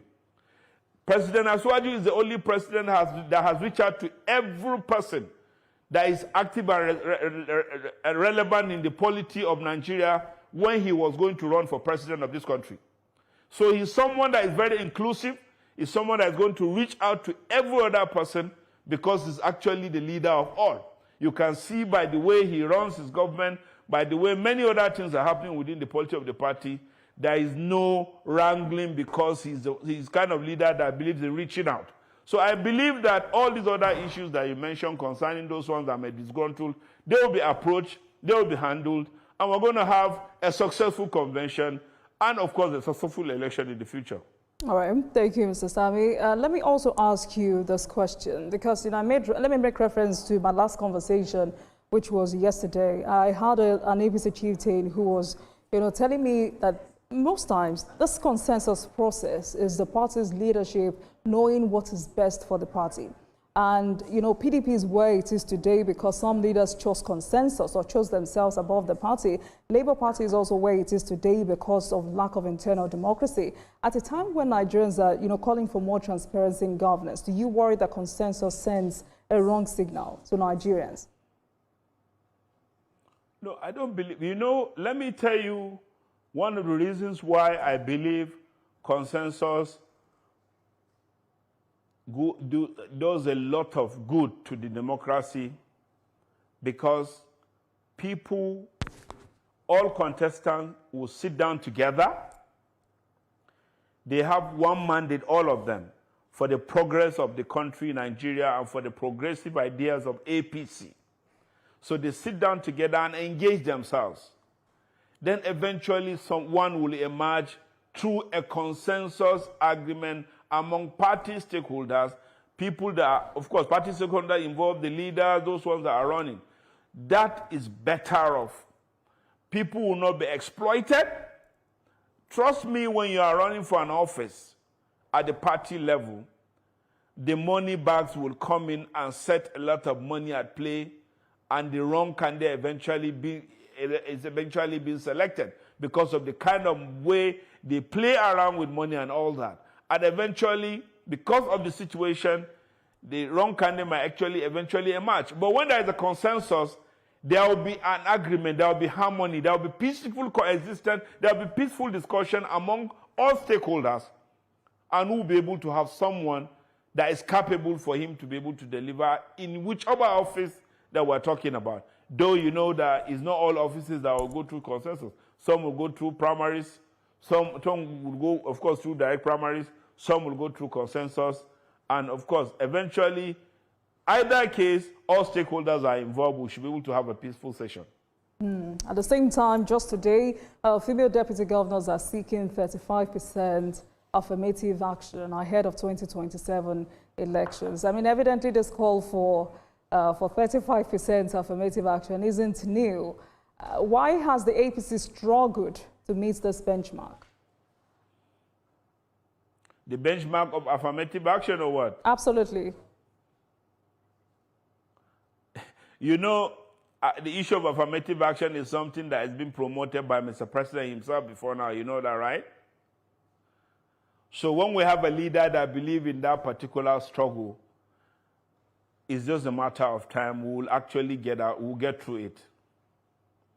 I'm asking because if the female deputy governors are coming up with this again, is the party generally committed to gender inclusion? I didn't hear that. Can you say that again? Female deputy governors are coming up with this agitation. I'm asking if the party is genuinely committed to gender inclusion. The party is definitely. Let me take you back the memory lane. President Asiwaju was the first politician in APC as the founding father of APC that was actually promoting affirmative action and, of course, inclusion. 35%. You're talking about 35% action about women, right? Yes. Yes, and you can see President Asiwaju is the only president who is seated here that when he wasn't a president, his wife was a senator. He could have gone to the Senate and keep his wife at home, but the wife was a senator. Remember that? So whoever does that, you should know that is actually a champion of affirmative action. And it's a matter of time. By the time we actually go forward with what is actually being promulgated right now, we're hoping it will be a reality very soon in our national elections. I mean, we can only hope because this agitation has been on forever, and it makes me wonder if the APC is prepared to sacrifice entrenched political interests to make room for women?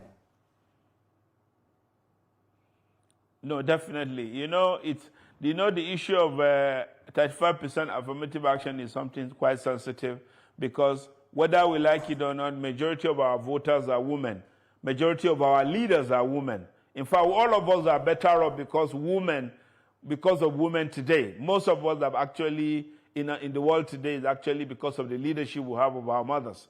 We believe in it, our president believes in it, and it's actually been talked about. Remember, in the last few years, you only hear about the agitation, but right now there's actually a machinery in place to ensure it's going to happen at our National Assembly. And that's a good thing, I think, right? I'm not here to answer some of your questions, Mr. Sami, but let me quickly take your point. Yes, Northwest. because Please go ahead. You can see, why I'm saying this is, in National Assembly today, there's a discourse. There's an ongoing discourse. The male senators are actually the one promoting this agenda. You know that. Of course, you are a promoter of the news, so you know what's going on. So if APC is promoting that at the National Assembly, which is actually the biggest chamber that should be able to accommodate that, you should know that APC is actually up for affirmative action, and I can assure you, it's a matter of time. We'll be having female governors and female senators with the number that you expect. And of course, under Asiwaju's government, I can assure you, under this is leadership, that will come to pass because it's already on the pipeline, and the party is actually promoting inclusion. And of course, when a party is promoting inclusion, 35% affirmative action is not going to be an issue at all. All right. Just before we started this conversation, one of the MCs at the National Convention announced the arrival of Zamfara State Governor, Dr. Dada Lawal, and that would prompt my next question about Northwest politics. I hope you can hear me, Mr. Sabi. All right. Yes, I can hear you. Go ahead. All right. And that would, prompt my question about Northwest politics. Zamfara State Governor was the last man standing, is now back home with the APC. And I must also, it's understandable that the region had always aligned with the APC. How sustainable is this unity among Northwest governors? If you're speaking within the APC Okay, I'm going to go through all the governors so that you understand that all of them were meant to actually come together. The first one, let me start with my governor, the governor of Kebbi State. You know, governor of Kebbi State is actually a union leader. So he believed clearly in the welfare of the citizens. So, and with the way he's running as a governor under APC in Kebbi, it's only normal for governor of Zamfara to be very envious of that. And he knows that the kind of leadership that he's actually experiencing within the surrounding governors from Sokoto, Kebbi, Kaduna, Kano, of course, Jigawa, is only normal for Zamfara governor to feel totally left out. So he decided that it's better for him to be in the train that will actually salvage his own state. And I can assure you, Northwest is going to deliver Asiwaju. It's the largest populating zone. And we believe in his governor, we believe in his leadership. And I can tell you that now that we have Zamfara under APC, virtually all the states in Northwest are under APC. So a performing president with performing governors, committed to the grassroots of their people, committed to the leadership of their states, is only a done deal when it comes to the election of 2027. I don't want to start preempting that. But how does this regional alignment impact opposition parties in the Northwest, especially the PDP and the ADC? You know, I don't like sitting down before a TV here to talk about 99% of members of opposition were actually members of APC and PDP in the past. I'm sure you know that, right? It is the style of leadership of APC that is actually draining the entire opposition in the Northwest. All right. Nobody is chasing anyone to actually jump in the ship. No one. But it is the style of the president, the style of the leaders of APC in our zone that's actually doing. For the issue of opposition, I don't think there is any state in the whole of Northwest, quote me, that can actually get up to 30% of the vote in 2027. I can assure you. The reason I can give you, state by state, I can give you reasons why it is impossible for those governors to lose the election to any of those opponents. You want me to go through all the states, I can go there for you. If you talk about Sokoto State, traditionally, because of the governance of Aliyu Wamako and Ahmed Aliyu that came now, it is impossible to defeat Aliyu Wamako's successor, Ahmed Aliyu. He's doing even better than his predecessor. If you come to Kebbi State, we have a comrade governor that believes in the social welfare of his people. He's doing so well. If I want to go more rural for you, he has been able to demonstrate infrastructural development in our areas that it will be practically possible for any opponent to just come and fight him within that. So I'm done with Kebbi. If you go to Kaduna, they have a comrade governor too. He's doing very well. He has the love of his people. He's the most accessible governor in the whole of, since the creation of Kaduna State. He is seen by all from Kaduna South to Kaduna North. He is going to win his election handsomely. Asuwaju will be winning that. If you go to Katsina, of course, Dr. Rata, he has demonstrated exceptional leadership. He is also, if you go and look at the trajectory of his election and the people that were his opponent, you will see that it is almost impossible to defeat Rata. If you go to Kano, Abba, you know that very well. I don't need to tell you the challenges he has actually gone through. Thank you for speaking with us. But many are concerned about the possibility of the dominance of the APC in the Northwest leading to complacency in governance. But this is a conversation we must continue some other time. Thank you so much for speaking with me tonight. APC Chieftain, political analyst Sule Ikosami. Thank you very much for your time. Good night. Thank you. Have a nice day.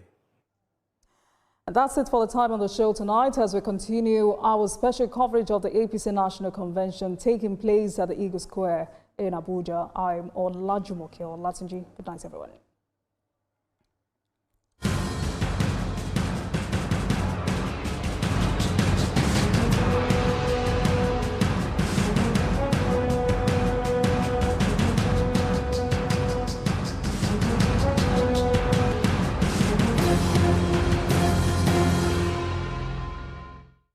Wherever we go, we carry the taste of home with us. Because, as everyone knows, it's never just food. It's moments shared and memories made. And no matter where we are, it's the things we share that keep us together.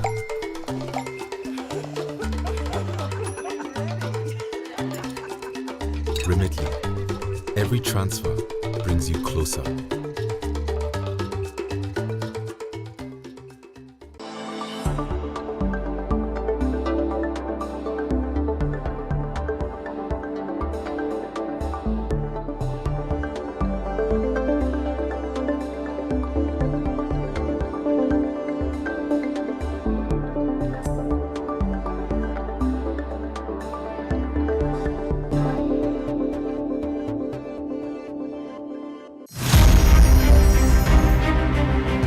Muhammad Ali was born and raised in Louisville, Kentucky on January 17, 1942.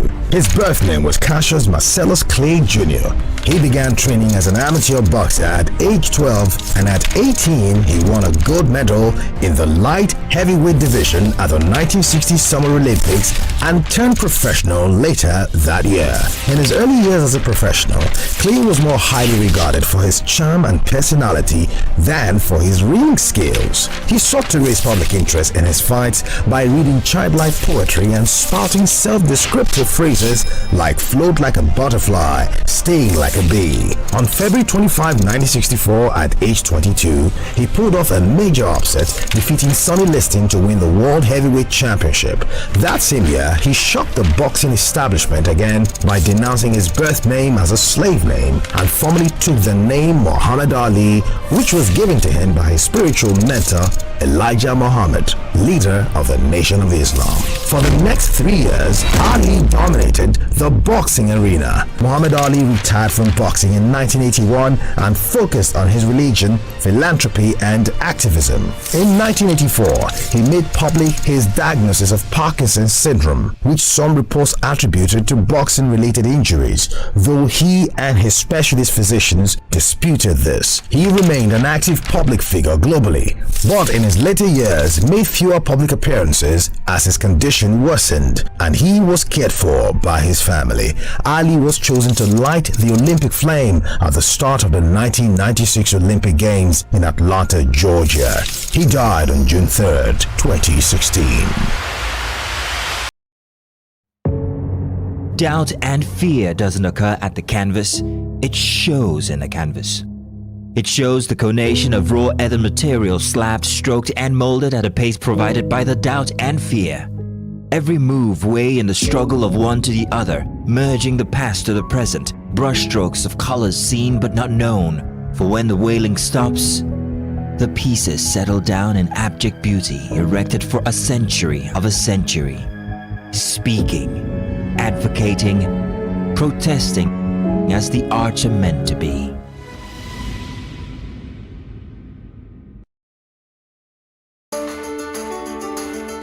There is always more to a story than the screaming headline. The part of a story that is not told casts a shadow. It's like the part of an object that is not reached by light. On TVC News, I'm able to explore the many angles there are to a story, talking to stakeholders, asking the difficult questions, and digging for facts. I believe the viewers are able to make a better decision if they're well informed and understand not just a part, but the complete story. TVC News, first with breaking news.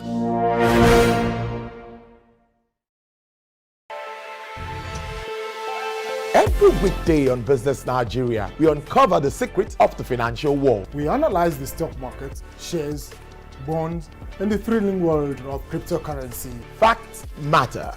Our team dives deep to separate facts from popular opinion. We simplify complex government policies as it impacts your everyday life, helping you navigate the ever-changing financial landscape.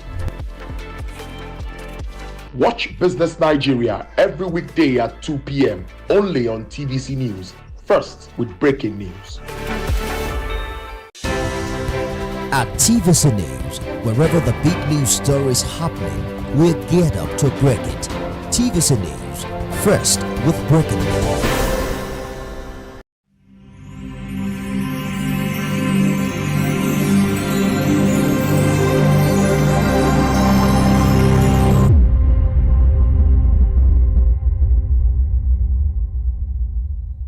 Hello everyone, and you're welcome to another interesting episode of Technifire. This is where technology meets real impact. I am Dakbo Aruaje. This episode is coming to you from Afri EduTech City. This is where young minds, especially those too often overlooked, are building the future with code, robotics, and strong will. So today we have an interesting breakthrough to cover. This is an interesting one. Why I said so is because it's an innovation for the visually impaired and the hearing impaired. And the exciting part of it is these innovations are created by the visually impaired and the hearing impaired themselves. I told you it's going to be an interesting one. So don't go anywhere. Stay tuned. We'll be back after this break.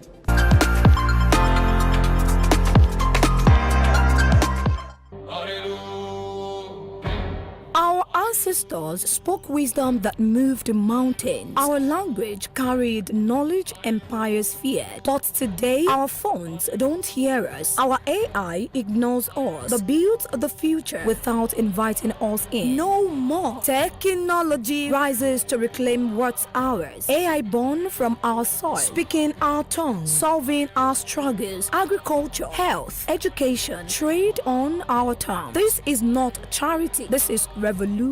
A national revolution. MVPs made in Nigeria. Southwest, your time is now. Ekiti, Ondo, Osun, Oyo, Ogun, Lagos. We need 120 warriors, 20 from each state. The sharpest minds, the boldest heart. Bring your fire. Applications open March 1st, just 4 weeks. Submit your 3 to 5 minute pitch video. Yoruba, English, Pidgin, speak your truth. CV, 1 page, proof of roots, and your raw proof of concept. Your idea, heritage, the weapon we need. Technology isn't coming, it's already burning inside you. Technology initiative of MVP made in Nigeria. Powered by Technifire, NITHub, and Dawn Commission. Technology, the fire is ready. Who is pressing the button?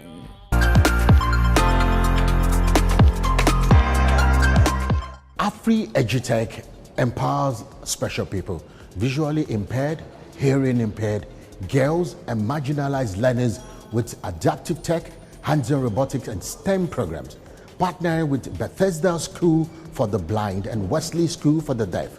They turn disability is not inability into reality, proving tech unlocks true ability. Prepare to be amazed by game-changing innovations built by these learners themselves.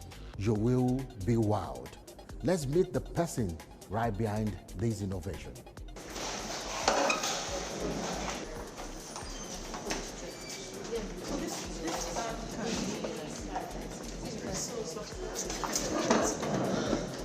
Afri Edutech City, we Afri Edutech City, and what we do is we preach the gospel of digital skills in form of STEM and robotic skills to learners, right?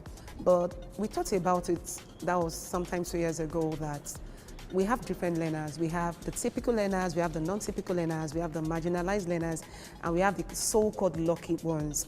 And the fact remains that they are all in Nigeria, right?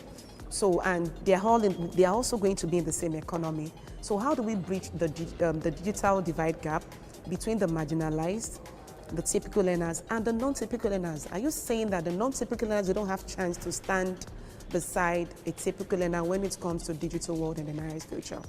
And that was why we came about having just the NGO part of Afri Edutech. So we have Afri Edutech City, and we have Afri Edutech Digital Skills and Empowerment Foundation. And what we do basically is we give out digital skills in form of STEM, robotics, virtual assistant, database, artificial intelligence, machine learning, cybersecurity, and lots more to marginalized learners for free. Because the fact remains that we are trying to build, there is a lot of digital divide gap, and it's really unfair on the non-typical learners because they're also in this world. So we want a situation whereby in the nearest future, it's not just all about the rich. It's not just all about kids that are in London or thereabout. We want to change that narrative, and what we preach basically is inclusion. We believe strongly in inclusion. We believe that a special needs learner can innovate. We believe, because see, even research shows that we all have one disability or the other. Do you agree with that? So don't see somebody that is visually impaired as, oh, this person cannot see. Even you, and nobody is a total human being. I also have mine. There are some things that you have anxiety for. That's a disability you get. But it's just that there comes in a very loud voice. But as human beings, we all have something we are dealing with that we can actually coin it to be a disability. So our focus in Afri Edutech Digital Skills and Empowerment Foundation is on visually impaired, which we call blind, but we don't call them blind. Hearing impaired, which we call deaf and dumb, but we don't call them that name. Additional needs learner, the so-called special needs learner. Girl child, we are very keen on girl child because we also want to change the narrative across Africa where a girl ends up in the kitchen cooking, or a girl ends up to go to her husband's house. No, it's not that we are trying to drag with the male gender, no. But we are just trying to change the narrative that as a girl child, you can also thrive in the digital space. Then we also focus on marginalized. And before the end of this year, we also want to expand to prison inmates. Yeah, we want to give them a chance as well, because some of these people, when they leave prison, they don't have where to go to. They don't know how to start their life any longer.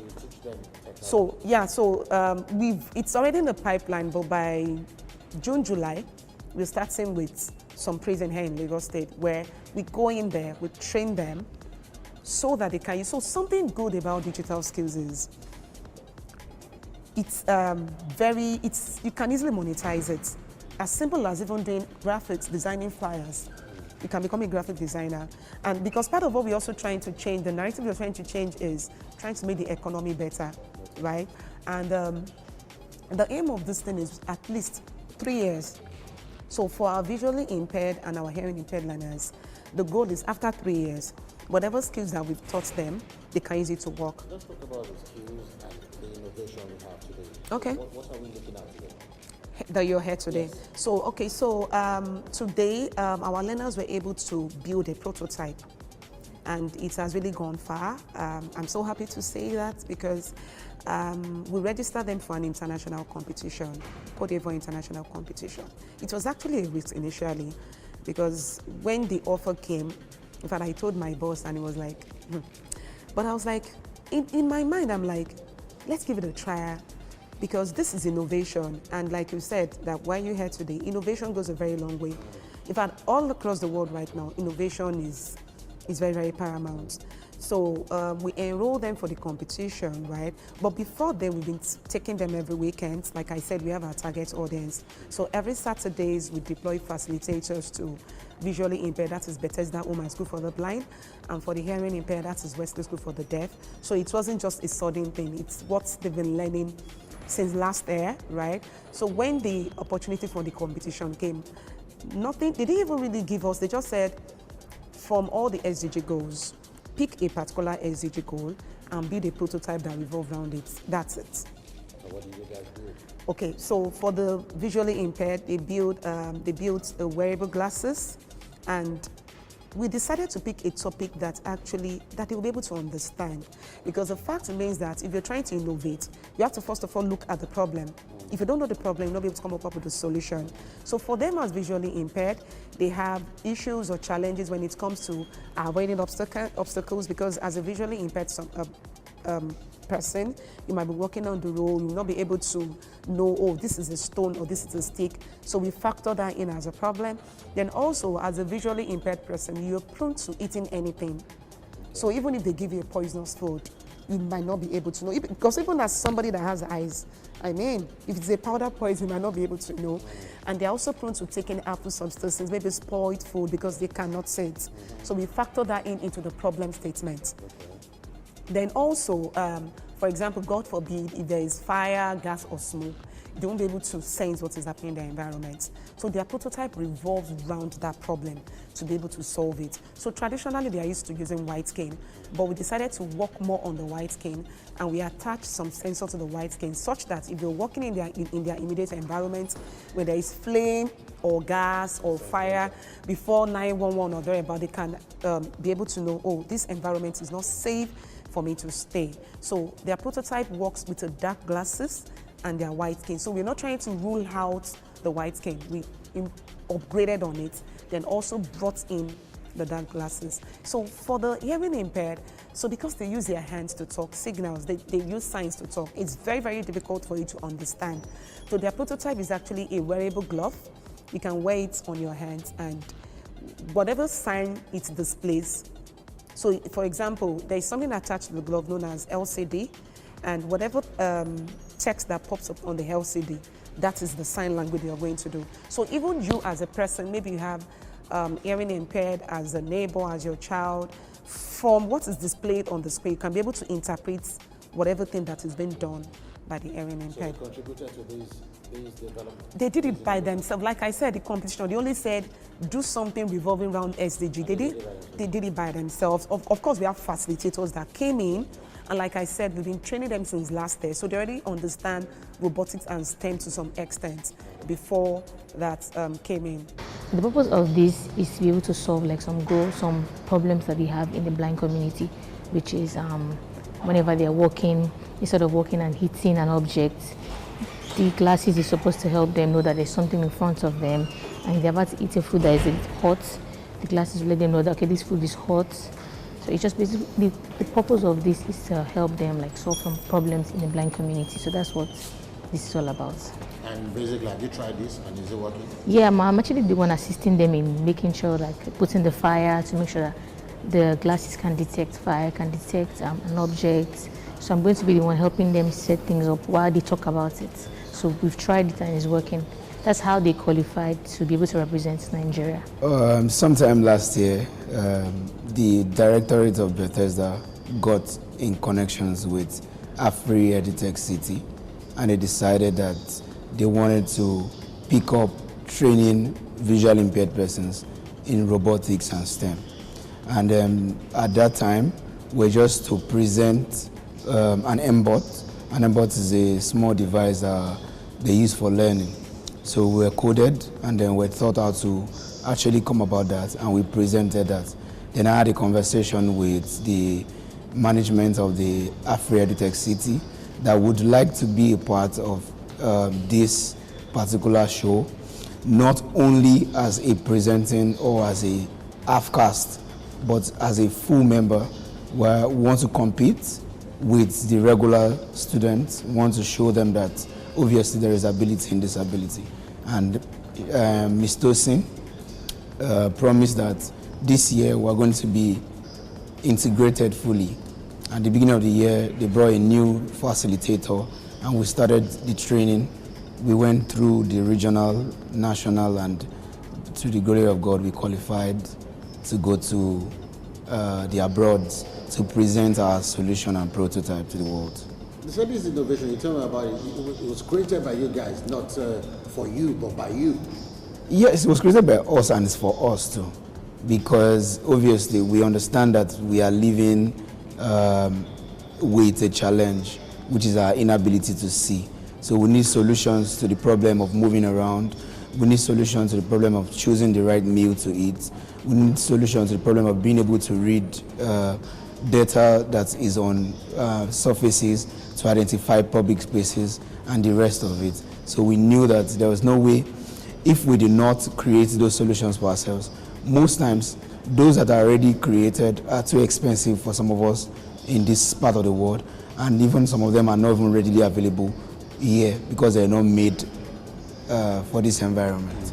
We can identify, at least for now, we have the sensors that can sense temperature, the ones that can trace gases. So what we did, basically, we created a prototype and integrated to another. When we talk about the integration, we had already the existing white cane. So what we did was to put the gas sensor on the white cane, and so that it can help us identify if there are gaseous objects around us, like we are walking through where they just organized a party and someone just cooked on the main road or around your house, and there's a remaining of firewood on the ground, and a blind person is walking through that place. So that particular gas sensor would help identify that. Then we created the Supreme Site. Supreme Site is our own project, is our own baby. We know that, like I said, when we go to the market sometimes to purchase some of these fruits, the ones that the regular sighted person would not want to buy is the one they give to us because we cannot see it. So our Supreme Site is going to put an end to that, ensure that blind persons can identify the right fruits. When anyone that has a decolored or any decoloration is not being able to choose. Even sometimes when we go to eat by the roadside, some of those mama put joints, and they are selling stuff to us, we find out that the meat or the fish that people cannot buy, the one that's already cut halfway, they give it to us. And you cannot identify that until you are already done eating the food. And then you are paid for full instead of, and you got half. So we are going to end that. We are also going to bridge the gap of the rich and the poor. Some of the people or the already available prototypes or materials are very expensive and they're not made for Africans. But this is the one that we made here, so he understands the Nigerian environment as much as possible. If you move around some parts of Lagos, you see that one of the greatest problems in Lagos is that we are disorganized. You see number 1 at the beginning of the street, and the next house is like number 36. So this prototype also would understand that kind of a mapping system and note that, oh, there's a public space here, help you identify hospitals, schools, religious houses, just to mention a few. So we're going to take away being harassed, because some of our brothers, when they go to school, and sisters, when they go to school, they are victims of robbery, they are victims of being taken to the wrong places. In fact, some of us, when we're going to work in the morning, instead of getting to work at the right time, we get delayed because we were expecting that someone will help you cross the road. This will also solve that problem to the minimalist as possible. For a program to help the deaf individual, you know, these categories of people, they are the ones that cannot benefit from their residual sense of hearing. And there are major problems. The challenges they have in the process of life is communication, because they depend largely on the use of sign language and total communication. And the school focuses on education and social inclusion. But with the Afri EduTech series, they come up with this Inspire Developing application, which is called INSYN, Assistive Inclusive Technology, that can bridge the communication barrier between hearing individual and hearing impaired people to make communication easier and accessible for them. You know, in some areas like the general public, like hospital, in social gathering, the hearing impaired pupils find it difficult to communicate with people. But with this assistive technology, they develop this wonderful application that can transform the sign language into text and speech, that can help individuals that does not understand sign language to cope and understand what they are trying to sing or communicate with them. Yeah, so how are you guys? How are you doing? How are you? How are you doing? You're okay, fine. so You're fine. what's your name? What's your name? Iroluwa. What's your own name? Iroluwa Philip. I mean, alias. Alias. Okay. And your own name? Adana. Adana. How are you? How are you? Okay. So this innovation, have you tried it before? Is it good? This one? Yes, it's very good. It's very good. So are you part of the people that came up with this? Yes. And you are very excited. Yes, they are very happy. So you are technicians, are you into technology? Yes. So tell me about this.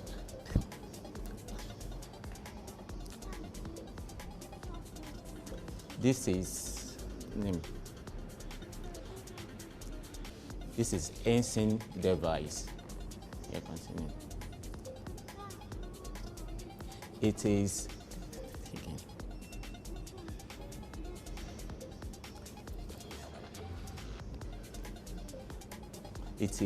this device is designed to bridge the communication gap between the hearing impaired and hearing individual. It's to promote independence and confidence for special people, and it is to help them to be inclusive in the society and to lessen the involvement of sign language interpreter when it is not necessary.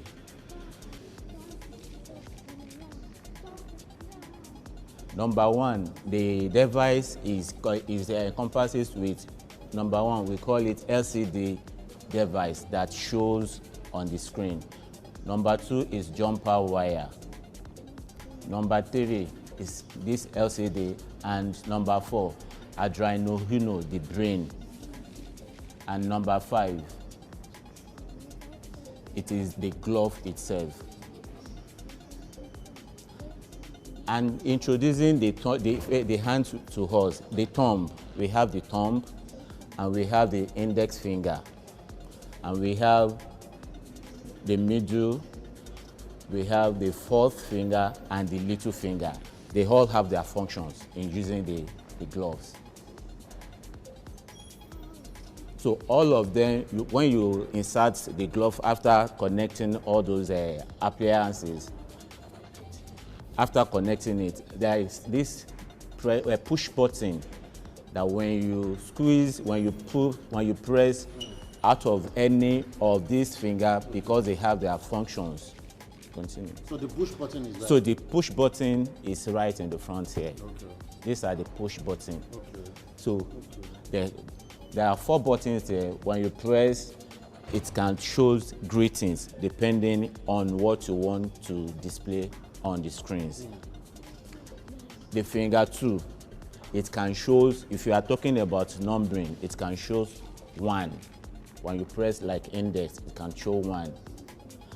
If you press the third fingers, it can show yes. When there is conversation that you need to say whether no or yes, it can, and you press the third finger, it can show you the sign and the number 4.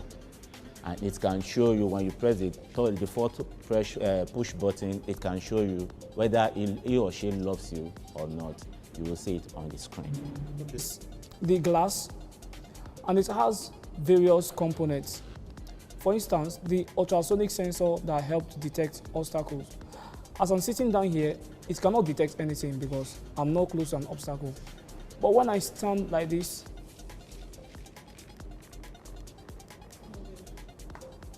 I'm moving now.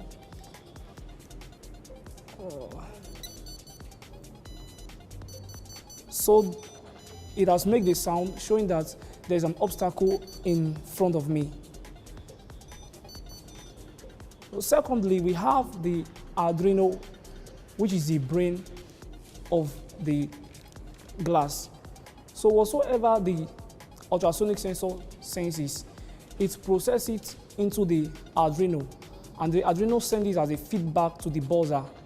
This is what is giving this sound. The ultrasonic sensor has sent it and has processed it to the Arduino, which is now giving it as a feedback through the buzzer. Another important component in this prototype is the temperature sensor that helps detect how cold or hot a substance is at a given value, like 45 degrees Celsius. So the hot water is in front of me now and it's making sound because the thing is very hot. But if it's cold, it will not make any sound.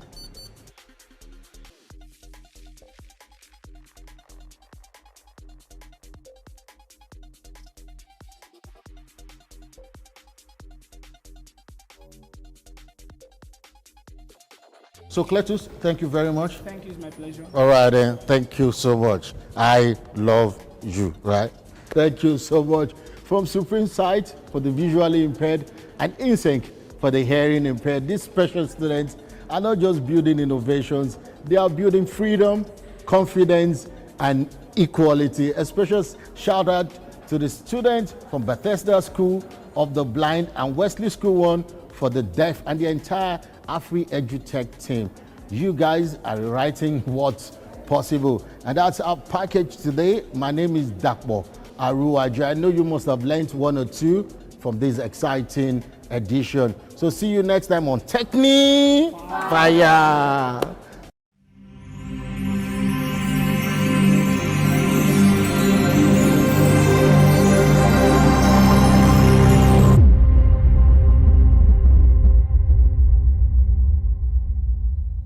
To keep taxpayers informed about tax processes and innovations that simplify tax remittance, the Federal Inland Revenue Service's new weekly program, Tax File, has debuted. Airing on television channels nationwide, Tax File features engaging segments.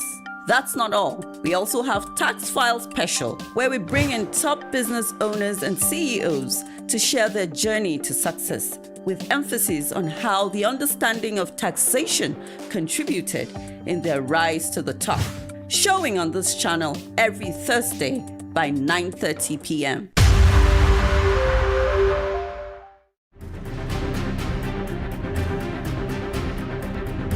Welcome to the transformative journey of Gombe State. Like a beautiful bride in the savannah, Gombe State is steadily growing to become a commercial and investment hub with accelerated development of world-class infrastructure, quality education and healthcare.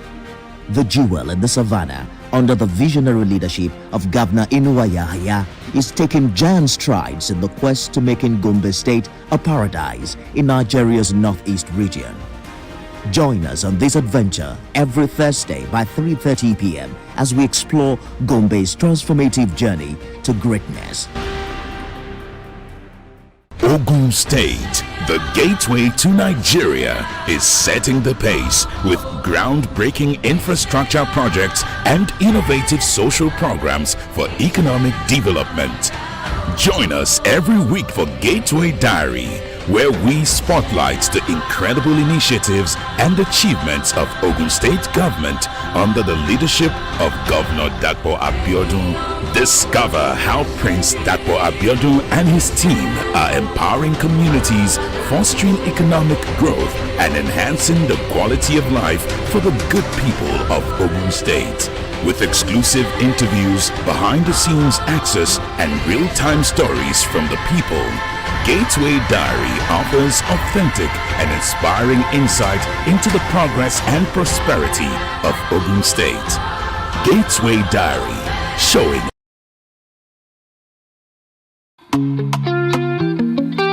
Get ready to step into the heartbeat of your city like never before. Welcome to Events Diary, where every moment is a celebration. From the electric energy of Owambe extravaganza, to the richness of our culture, to the sophistication of corporate gatherings, Events Diary is your VIP pass to the hottest gatherings in Nigeria. And guess what? I'll be your guide, your style icon. Each week, join me as I transform from traditional chic to corporate sleek. Whether it's a birthday bash or a high-profile gala, you won't just see it, you'll feel like you're right there with me.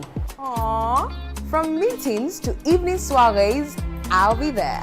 Or to the trendiest street festivals or to music concerts, Events Diary has something for everyone. So join me as we explore the vibrant tapestry of Nigerian scene, one event at a time.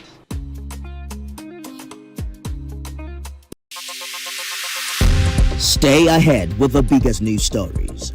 Go beyond the news headlines. Experience impactful investigations. Enjoy resourceful news coverage in real time. TVC News at 7 and TVC News at 10 p.m. Live every day on this channel. TVC News. First with breaking news. Meet Benga Oreshegun, a fearless voice and an advocate for the truth. He's bringing fresh energy and bold insights to journalists' Hangout. Get ready for deeper analysis and dynamic perspectives. Join me and Babajide Kolade Otitoju with other veteran journalists on Journalists Hangout. Weekdays from 5 p.m. and on Sundays 1:30 p.m.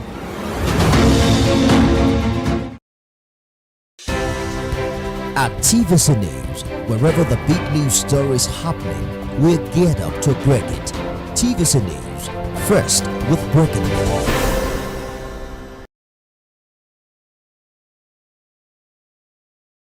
Remotely presents Reporter's File.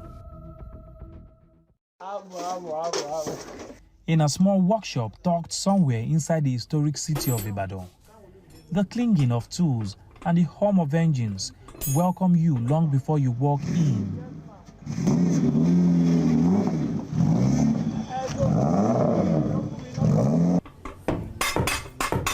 At the center of this busy but modest space is a young woman doing what many still consider unusual.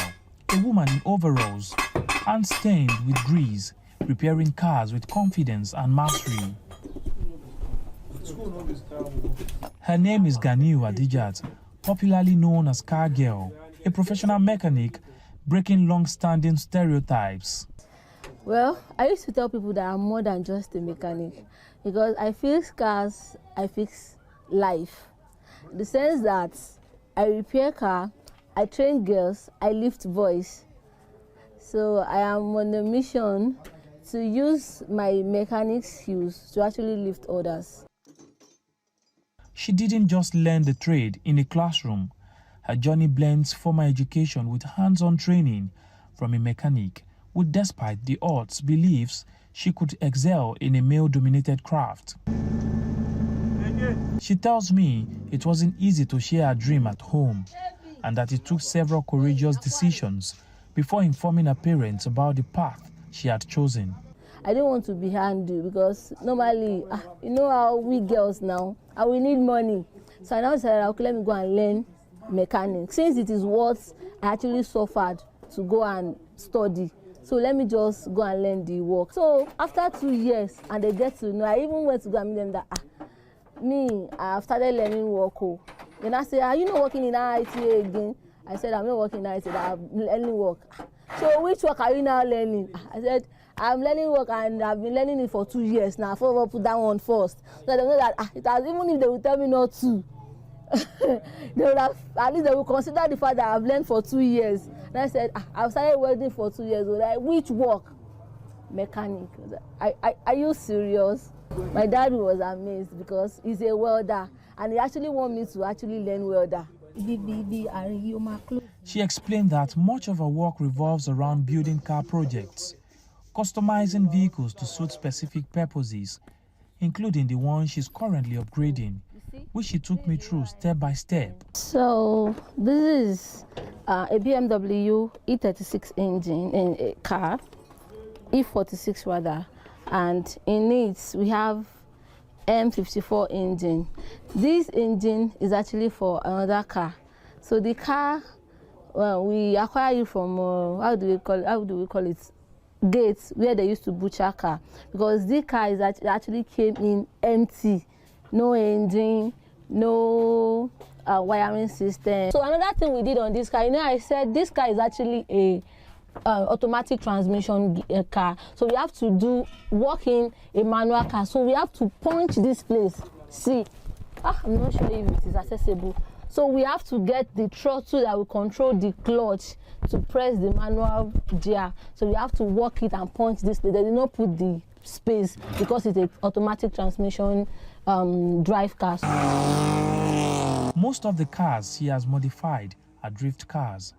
But she doesn't do this alone.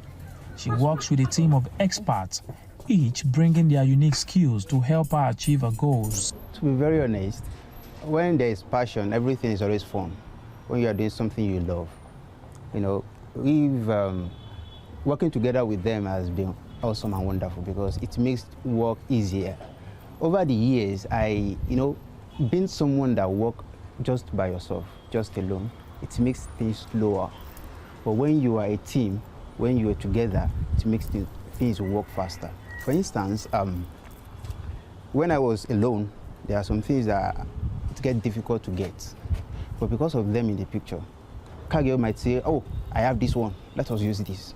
I have that one, let us use that. So it makes things easier and faster. She now has 2 teenage apprentices, a girl and a boy, both inspired by her story. Actually, since I've been here, my boss has taught me and I've learned a lot of things from them, from my bosses. So there are certain things I can say I can probably do, but there are still, like, I can easily change a tire. Like I can change some, like the shock absorber. In my secondary school back days, I used to build a car with a rotor with a battery and it moves. I have so many experience so far. Her fiancé, also in the automobile field, says he supports her fully and believes the world needs to see more women like her. They hope one day to be recognized by international automobile brands. My dream with her is to, have a company of her own. She has a goal, she has things she wants to do, like, that really, really moves her a lot. She has a passion for it. And that thing involves having a whole company, which has to bring in young youths, which are girls, on board, to take them off the streets, to keep them busy when for kids that need to be in school, which are not privileged to be in school. Those kind of opportunities can take them off the street to have something working on. Here at a garage, surrounded by cars and engines. Car girl, as she's popularly known, continues to challenge stereotypes. Each time she picks up a tool or bends under a car, she's not just repairing vehicles, she's rebuilding the confidence in what women can achieve through determination. Have it. According to available statistics, only around 5% of engineers in Nigeria are women, just 1 in 20. Other data shows that only 22% of university STEM graduates in Nigeria are female, highlighting a significant gender gap. But here is the big question: why does society still assume that women cannot thrive in technical fields? That's a question the chairperson of Women Engineers in Ibadan answered, saying the perception remains one of the biggest barriers facing the girl child in Nigeria, though she believes the tide is slowly changing. We know that few women are in the field of engineering, but we keep encouraging more women to come into engineering because the cultural belief is that engineering is for men, but a lot of women are in engineering. And though it's still a little bit far from what we look at of women being in engineering, basically because of the culture of it's a male-dominated field.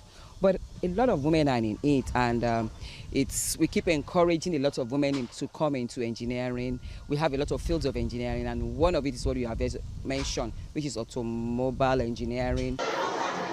To understand how deeply the problem goes, I visited a secondary school in Ibadan, St. Louis Grammar School, to ask young girls if they would consider a career in engineering. The response was not surprising. Only a few raised their hands in a class of 57. How many of you in this class would be willing to study any course relating to engineering? How many?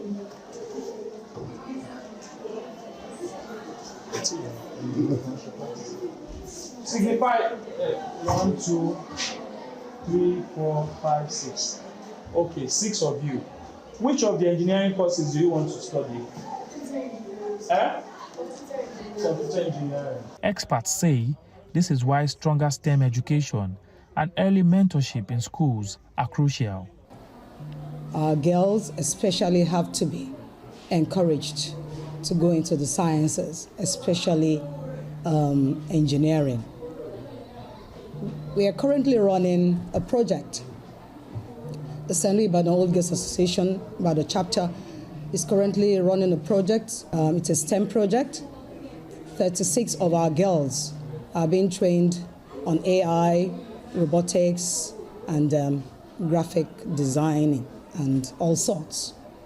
I have the privilege to have met the president of Women Engineers in Oyo State, Alaja Abisola Adabanija, and she's passionate about it. I've said that our association, the Association of Professional Women Engineers, we keep encouraging the younger ones, and we also partner with government, partner with the industry, partner with the academics, all of us coming together to encourage these younger girls. And when you keep promoting them, even giving them incentives when we make these programs. I've told you that we have programs like Who Wants to Be an Engineer, the Fund STEM, many of these programs.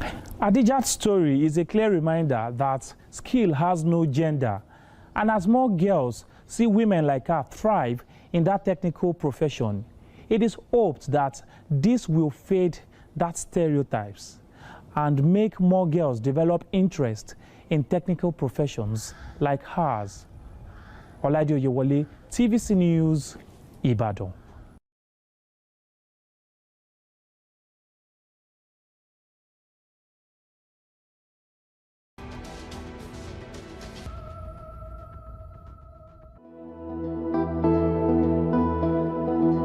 Just like the Tangle people of Kaltungo believed that their ancestors descended from the mountaintop, the reputation for the treatment of snake bites has been passed down for generations. Kaltungo has an ideal environment for snakes to thrive: rocks and hills, water, lots of green vegetation, and abundant food in rats attracted by household waste and farm produce. The Snakebite Treatment Center was established in 1958 as a ward by the Sudan Interior Mission. It has grown over the past 67 years into a full hospital and research center, handling an average of 2,500 snakebite cases every year. The first time I came to the then snakebite treatment ward under the Kautongo General Hospital was 8 years ago. The facility was in deplorable condition. The wards were dirty and overcrowded. Even the kitchen was used as a ward where patients lay on the floor without windows. The condition will break even the hardest heart. I called the federal government that they should be trying to build more place than more than this, because the hospital is very small, very little. People here were too much. No accommodation. See where am I now? It's the kitchen. This is where they fire the cook, because there's no accommodation that we now here. So they want to cook now. There's no any place to cook here at all. Now we buy in the morning, afternoon, night. You must go and buy. So the one that they made, the soup I bring from home is now keeping. There's no people who put fire and cook it. So I must go and buy with money before I eat. In 2017, the only doctor handling the hundreds of patients described how he could not go on leave as there was no doctor to relieve him. A few weeks leave means dozens, even hundreds of patients may die. There's nothing like going on leave, because when there is federal government stock or state government stock, you don't go out at all. You need to see that all the patients that are admitted get the drug that are specified for them. And you need to check the register of these patients and the time of administration of this drug and the dose, that is the amount of vial given. So there is no time for you to go on leave or go on maybe a break. The last time I came, the facility was much different compared to this.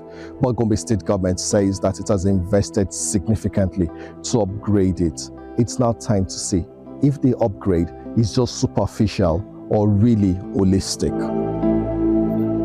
The facilities are far better. It is now a full hospital and research center with several large, well-ventilated wards, treatment rooms, increased staff strength, 24-hour solar power, functional pharmacy, and office spaces. Dr. Amani Nicholas took me around the facility, from the arrival of new patients to the identification of the species of snake involved and treatment. One of the patients described how a snake beat him. The incident happened in our farm while farming snake bit me. It was around 10 a.m. I immediately asked for help and I was brought back home. Despite improved facilities, the mortality rate is still unacceptably high. Dr. Amani explains to me that each vial of antivenom medication, crucial for treatment, costs over 200,000 naira. For these patients, who are predominantly farmers, it is often backbreaking.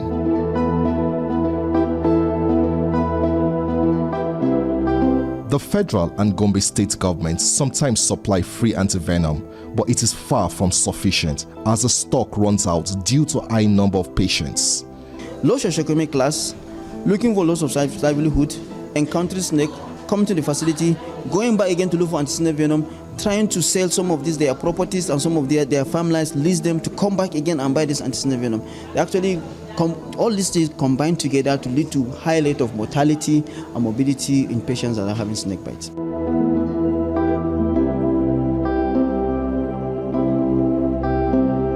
Nigeria records an estimated 43,000 snakebite cases annually, with around 2,000 deaths and 1,700 to 2,000 people suffering amputation. Rural communities, especially farmers, elders and children, are at most risk. young children are particularly vulnerable due to their smaller size. But usually what we have is at the children's ward, to my greatest surprise, I saw Dr. Abu, as he's fondly called, still attending to patients.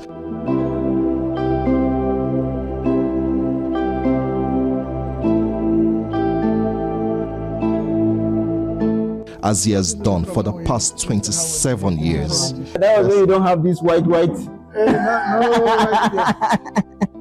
He was far too busy for a long chat about our experience and decades without leave.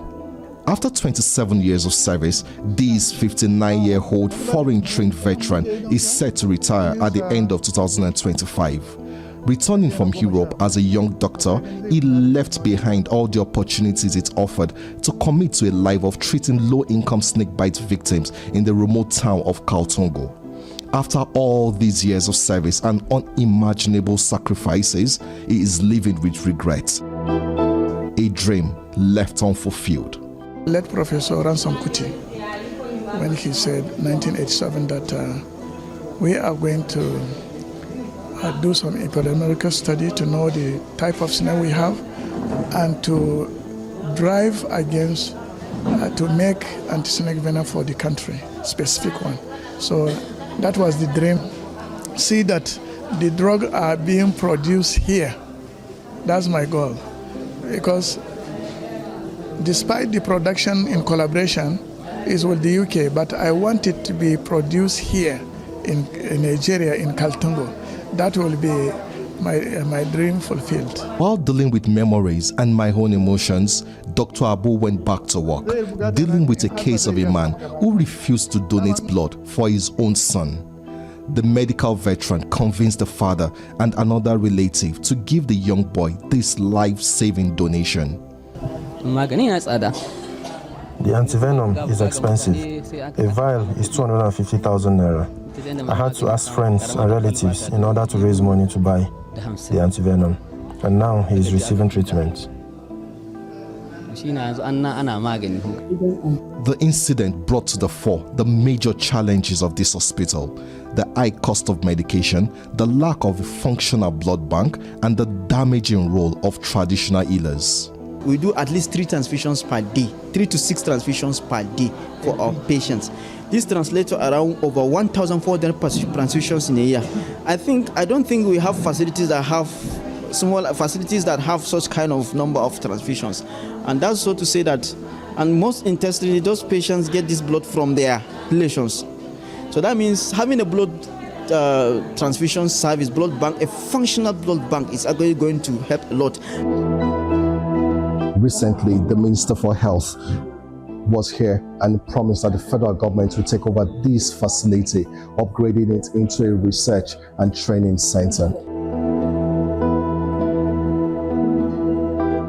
The federal government has now agreed with the state government that we'll have an administrative arrangement to take over and make that treatment center a center that will serve not only Gombe State, but other states that need that, not only in terms of clinical service, but teaching and perhaps even research, and ultimately with a view to produce some of the anti-snake venom.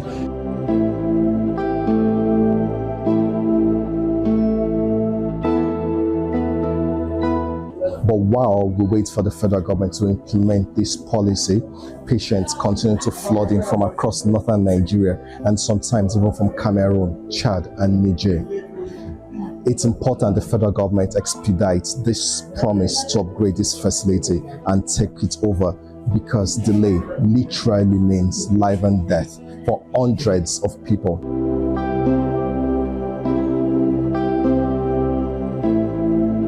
As we prepared to leave, the body of a deceased patient was wheeled by, with grieving relatives following. Dr. Aman explains that the patient went to a traditional healer after being bitten by a snake.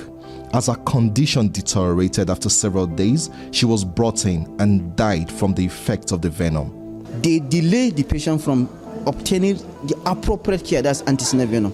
2 is that they actually end up complicating, especially those ones that are taken orally, they complicate some of the systemic symptoms of envenomation, because we are talking about something that has not been measured, scientifically proven that is safe. You take it, you're exposing your liver, your kidneys, and other vital organs, some other toxicities that are happening. I decided to visit a traditional healer to get a first-hand account.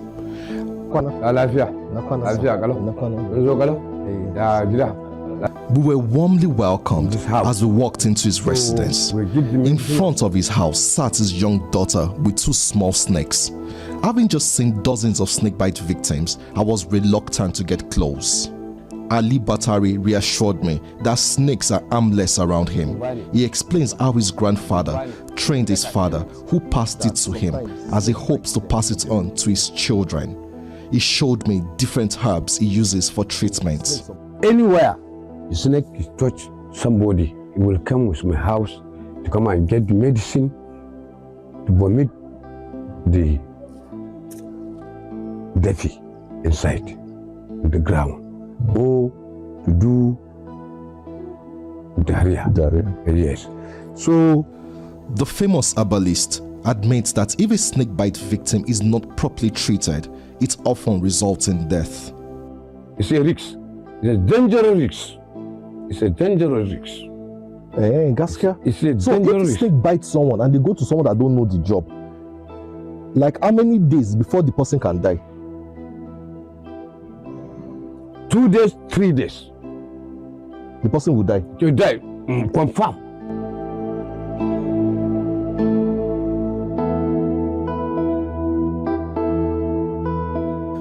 There is no documented scientific proof backing the efficacy of these herbs and traditional method of snakebite treatment, but the testimony of a former patient cannot be ignored. When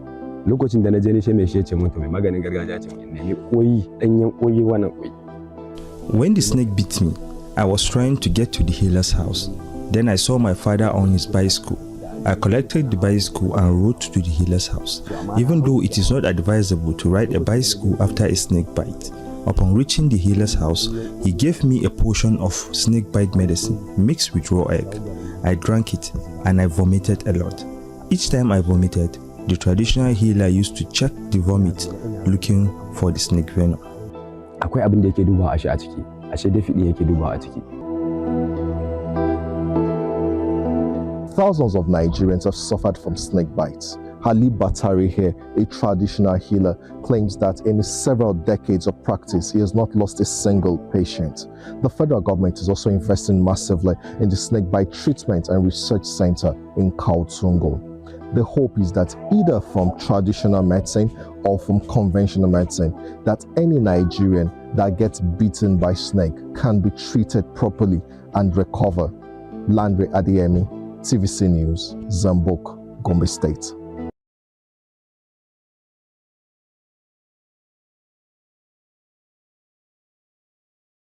Brought to you by Remitly. Send money home safely with Remitly. Wherever we go, we carry the taste of home with us. Because, as everyone knows, it's never just food. It's moments shared and memories made. And no matter where we are, it's the things we share that keep us together.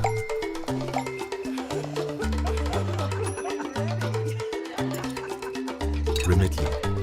Every transfer brings you closer.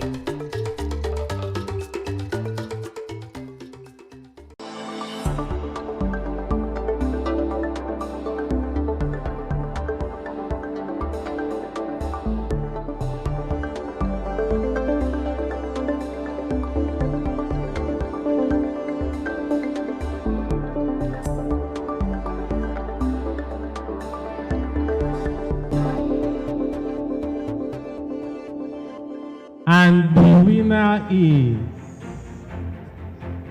TVC.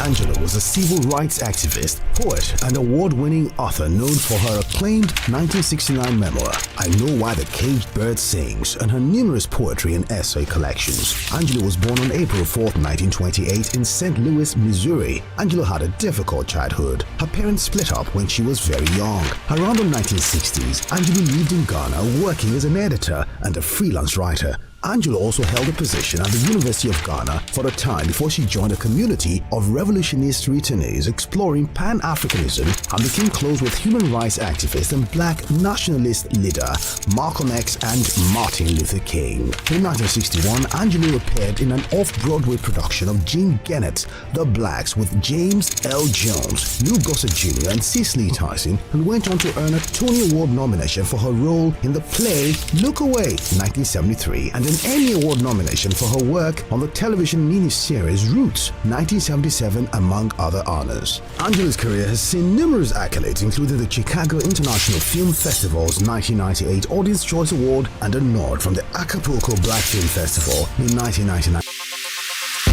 Stay ahead with the biggest news stories. Go beyond the news headlines. Experience impactful investigations. Enjoy resourceful news coverage in real time. TVC News at 7 and TVC News at 10 p.m. Live every day on this channel. TVC News. First with breaking news. Doubt and fear doesn't occur at the canvas, it shows in the canvas. It shows the conation of raw earthen material slabbed, stroked and molded at a pace provided by the doubt and fear. Every move way in the struggle of one to the other, merging the past to the present, brushstrokes of colors seen but not known. For when the wailing stops, the pieces settle down in abject beauty erected for a century of a century. Speaking, advocating, protesting as the arts are meant to be.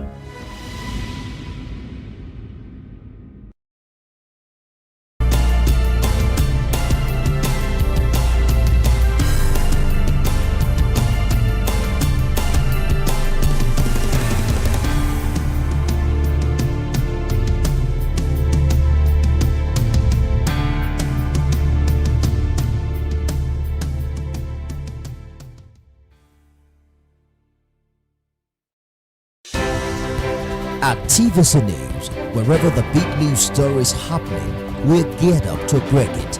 TVC News, first with breaking news. Stay ahead with the biggest news stories. Go beyond the news headlines. Experience impactful investigations. Enjoy resourceful news coverage in real time. TVC News at 7 and TVC News at 10 p.m. Live every day on this channel. TVC News. First with breaking news. And the winner is TVC.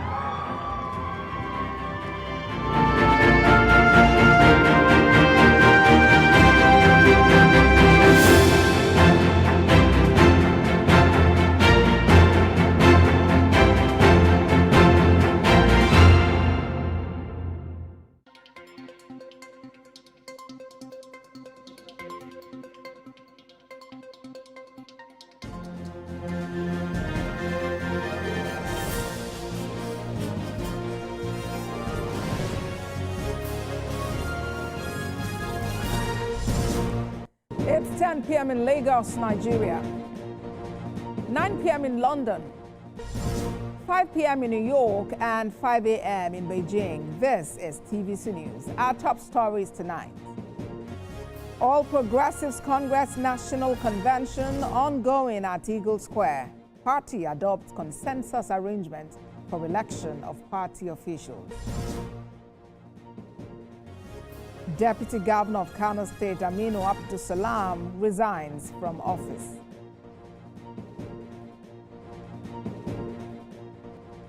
Outside Nigeria, G7 countries demand end to attacks on civilians in Iran war, as U.S. says it expects war to end in weeks.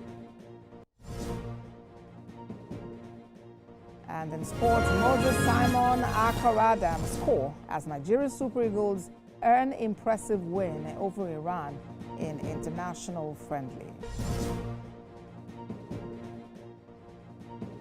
Hello and thanks for joining us on TVC News at 10. I am Abosede Adene Adremi, and we are staying with developments at the Eagle Square. The All Progressives Congress is holding its 8th National Convention as part of preparations for the 2027 general election, and that's taking place at the Eagle Square in Abuja. At least 8,400 delegates are participating in this elective convention. President Bola Tinubu is joined by 31 governors of the APC, members of his cabinet, as well as other party members.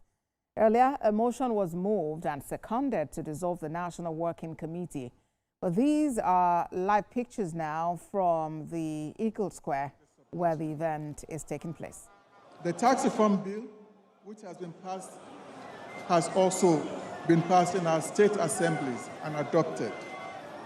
For instance, through the state action on business enabling reforms. Is Abdurrahman Abdurazak? Improving land administration and public financial management, which is helping states to fund priorities more sustainably. But revenue only matters when it delivers results. States are actively investing in providing sustainable livelihood to our citizens. More specifically, we have been significantly improving in all spheres of administration. Agriculture and livestock sectors have also been impacted. I also want to thank Mr. President for setting up the Ministry of Livestock, a whole ministry to cater for that industry. Programs such as the Livestock Productivity and Resilience Support Project, the LPRES, and the Agroclimatic Resilience in Semi-Arid Landscape, ACRISEL, provide substantial support for farmers while putting in place measures to mitigate climatic vulnerabilities. In human capital development, through programs such as Hope Gov, Hope Edu, and Hope Health, implemented in partnership with the federal government and the World Bank, governors are helping to strengthen how states finance and manage basic education and primary health care. Initiatives such as the primary health care under one roof, the Health Compact, the Basic Health Care Provision Fund, and the $5.1 billion MOU recently signed with the United States of America under its America First Global Health Strategy are contributing towards the improvement of health indicators across all the states. We must also thank Mr. President for committing the sum of $3 billion towards the Global Health Strategy Fund. However, development can only succeed while lives and livelihood are protected. This is why we are closely working with the Office of the National Security Advisor and all relevant security agencies to strengthen security coordination and support safer communities. I can attest to Mr. President's unprecedented effort and support and investment in our security agencies. I'm confident in his ability to resolve these challenges. Mr. President, distinguished delegates, the strength of our party is not just its size. It's in the ability to govern well, to stay united, and to deliver results. As we look ahead, we must remain focused. We must strengthen fiscal discipline while expanding opportunities. We must continue to invest in our people while ensuring inclusion. Finally, we must keep human capital at the center of our efforts, because the strength of our nation depends on the strength of our people. Let us leave this convention more united in spirit, clearer in purpose, and firmer in our resolve to govern well. Let us continue to prove that the APC is not only the party to beat at the next polls, but the party best equipped to govern Nigeria through impactful reforms and renewal. Once again, I thank Mr. President for his great effort in pursuing the reform despite the challenges and obstacles ahead of him. Thank you, and I wish us a successful and fruitful convention. Thank you very much.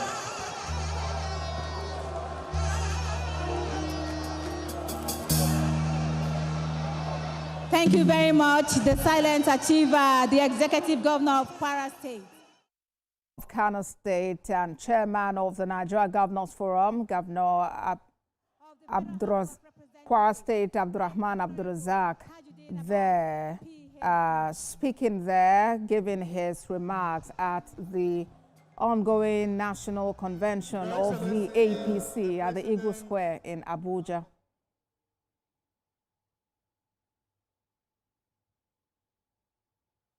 And our dear mother, the First Lady, the Vice President of the Federal Republic of Nigeria, and our dear Second Lady, the Senate President, members of the National Assembly, the National Chairman of our great party, the Chairman, Nigerian Governors Forum, the Chairman, Progressive Governors Forum, and all progressive governors present here, the Chairman, Convention Planning Committee, our dear senior brother, the former Speaker of the House of Representatives, the Secretary to the Government of the Federation, the Chief of Staff, current and former members of the National Assembly, including former presiding officers, current and former ministers, former governors here present, members of the NWC, critical stakeholders of APC, members of the press, distinguished ladies and gentlemen.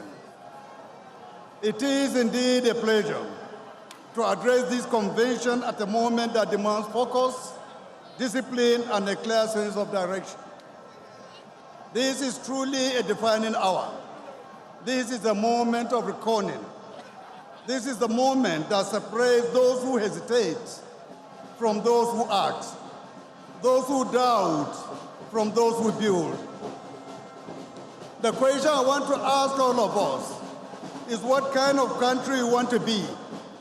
A country that retreats at first sign of difficulty, or a country that confronts its challenges with courage and purpose?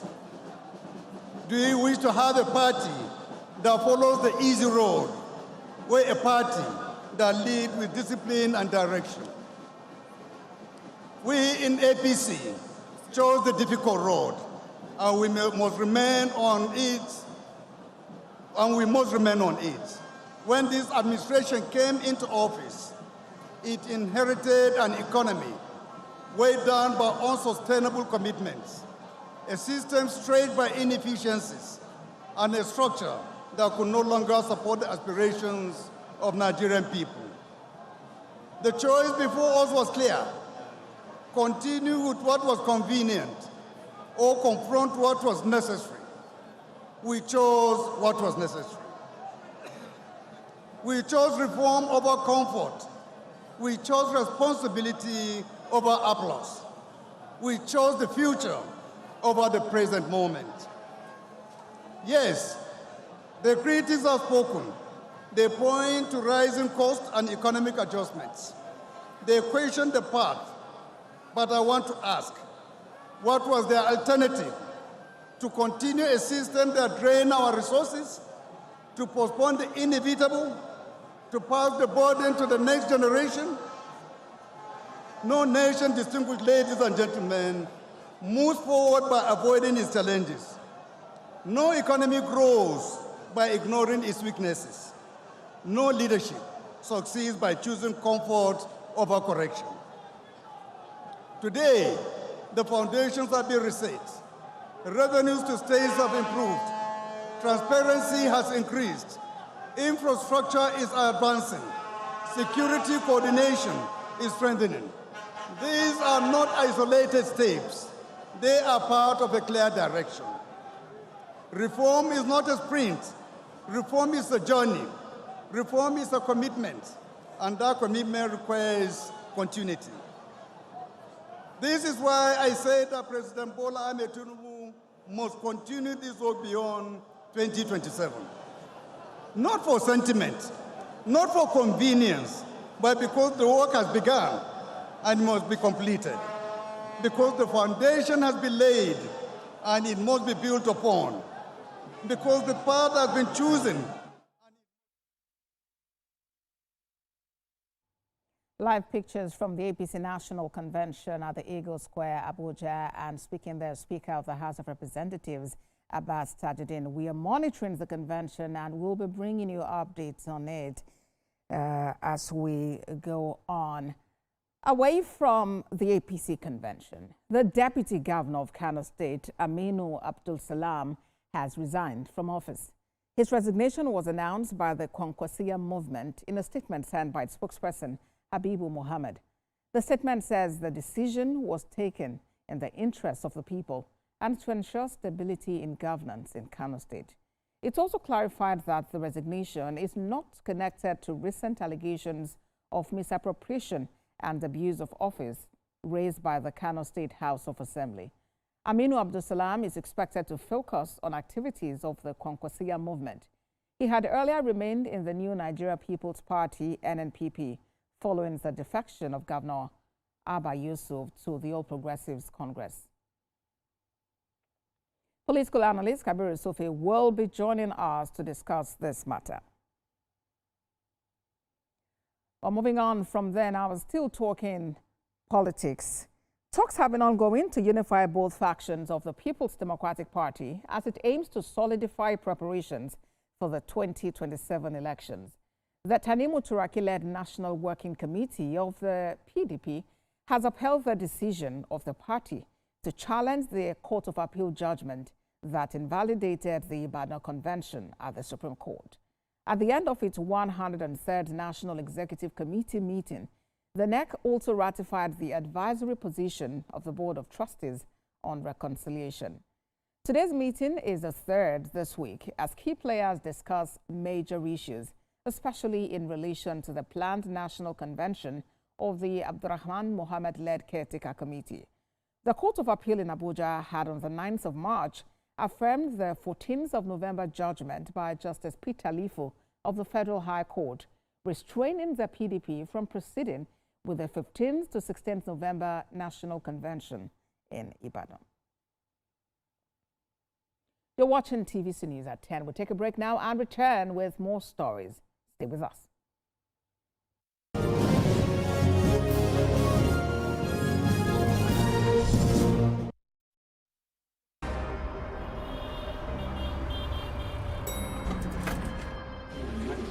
Good morning, everyone. It's a new day. Veronica, where are you at this time? I am here. I'll see you in 5 minutes. Hi, Olamide. Hey, guys. I'm just at the rooftop, keeping my finger on the pulse and my eye on the street. Hey, Toma, good morning. Hope you're up and ready for the show today. Yeah, I just got to the office now. Have you contacted Abuja? Hello, guys. We are set and right on our way to the studio. And the guest is standing by. Hi, Ria. I'm almost ready. Just let me get my glam for the show. Good morning, Ibrahim. What about the dailies? I just grabbed the papers. I'm on my way. Good morning, guys.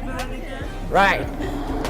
Nobody knows how the day will go, but every day starts with breakfast. Start your day right here on TVC Breakfast every weekday from 7 a.m. only on TVC News.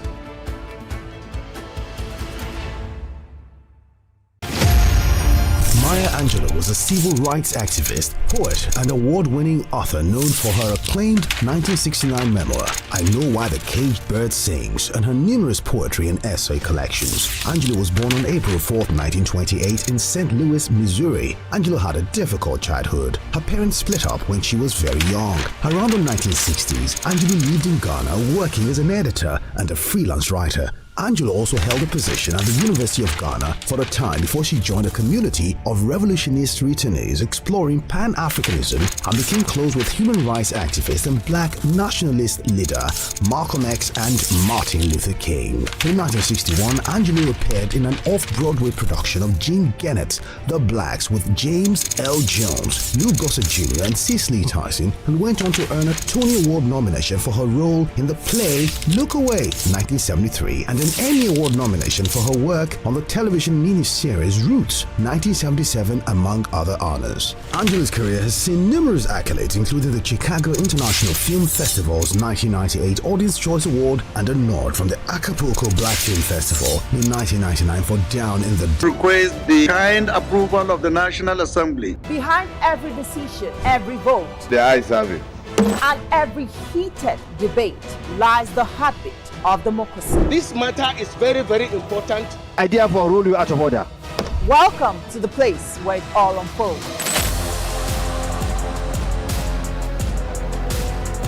Every week, I take you inside the inner workings of the assembly, where laws are shaped, decisions are made, and the future of the nation is decided. The eyes have it. Join me, Tijesu Adeoye, and other seasoned experts, analysts, and lawmakers at the National Assembly as they uncover the real stories behind the headlines and offer a... You are watching TVC News at 10, and here is a reminder of our top stories. All Progressives Congress National Convention ongoing at Eagle Square. Party adopts consensus arrangements for election of party officials. Deputy Governor of Kano State, Aminu Abdul Salam, resigns from office. Outside Nigeria, G7 countries demand end to attacks on civilians in Iran war, as U.S. says it expects war to end in weeks. And in sports tonight, Moses Simon Akorada score as Nigeria Super Eagles earn impressive win over Iran in international friendly.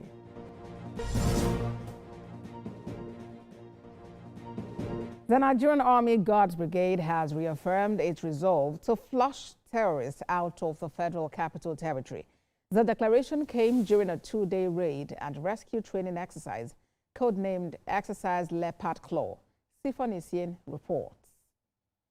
Exercise Leopard Claw, hosted by the 102 Guards Battalion, began with lectures on modern raid and rescue operations. It culminated in a full-scale simulation where troops practiced coordinated assaults, hostage rescues, and demolition of terrorist hideouts. The exercise provided a platform for troops to showcase precision and professionalism. The simulation included the swift rescue of kidnapped victims. This particular one was on raid and rescue mission operation. The essence of the exercise is to train the troops of Guards Brigade. One of the contemporary challenges that we're faced with right now in Nigeria, especially in this part of the country, is abduction, which stems from banditry. He reassures residents of the FCT of their security, urging vigilance and cooperation with the military by reporting suspicious activities. We are not putting a stop to our operation because we are conducting training. They go hand in hand. So as we have done this training today, we'll ensure that what the troops have learned are put to use and put into practice when they go for their subsequent operations. The Nigerian Army insists that with continuous training and sustained operations, terrorists and other criminals will be flushed out of the Federal Capital Territory. Sifon Essien, TVC News, Abuja. Well, let's now return to our earlier report about the resignation from office of the Deputy Governor of Kano State, Aminu Abdul Salam. Joining me for more on that discussion is political analyst Kabiru Sofi. Mr. Sofi, many have thought that Mr. Abdul Salam would actually resign immediately. The governor left the NNPP for the APC. What do you make of this latest development? Well, thank you for having me. I think more recently, the deputy governor sought relief at the Federal High Court, trying to stop the impeachment proceedings. But on Thursday, the Federal High Court declined that, asking him to serve all parties involved notice. So this setback, I think, is what has prompted the deputy governor to eventually resign.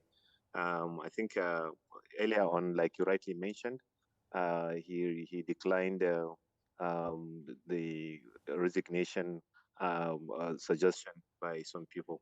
So I think largely it is that judicial decision by the Federal High Court that has prompted this resignation. I think it's like asking him to go back and either serve the notice or to go and face the impeachment proceedings. But now, this now leaves a void in governance, or at least in the office of the Deputy Governor of Kano State. What's the way forward? Well, I think it's now left for the governor after the APC convention to decide on who will be the governor. And I think that is where the governor will have to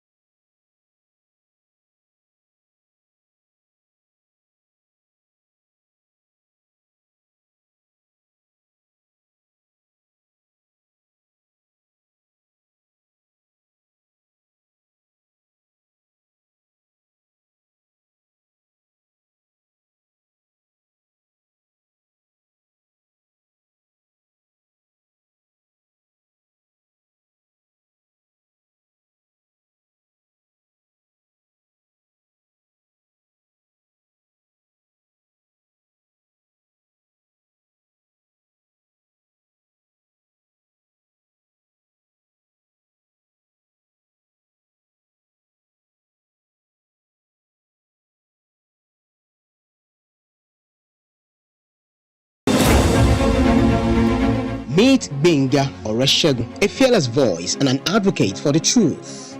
He's bringing fresh energy and bold insights to journalists' Hangout. Get ready for deeper analysis and dynamic perspectives. Join me and Babajide Kolade Otitoju with other veteran journalists on Journalists Hangout. Weekdays from 5 p.m. and on Sundays 1:30 p.m.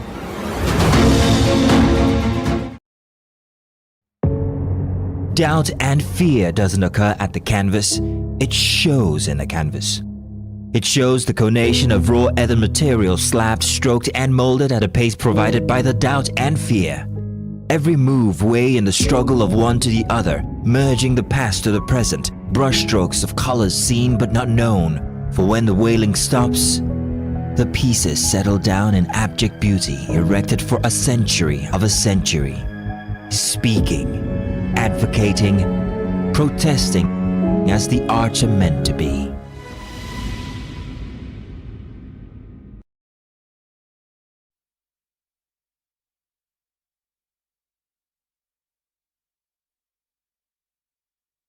And the winner is TVC.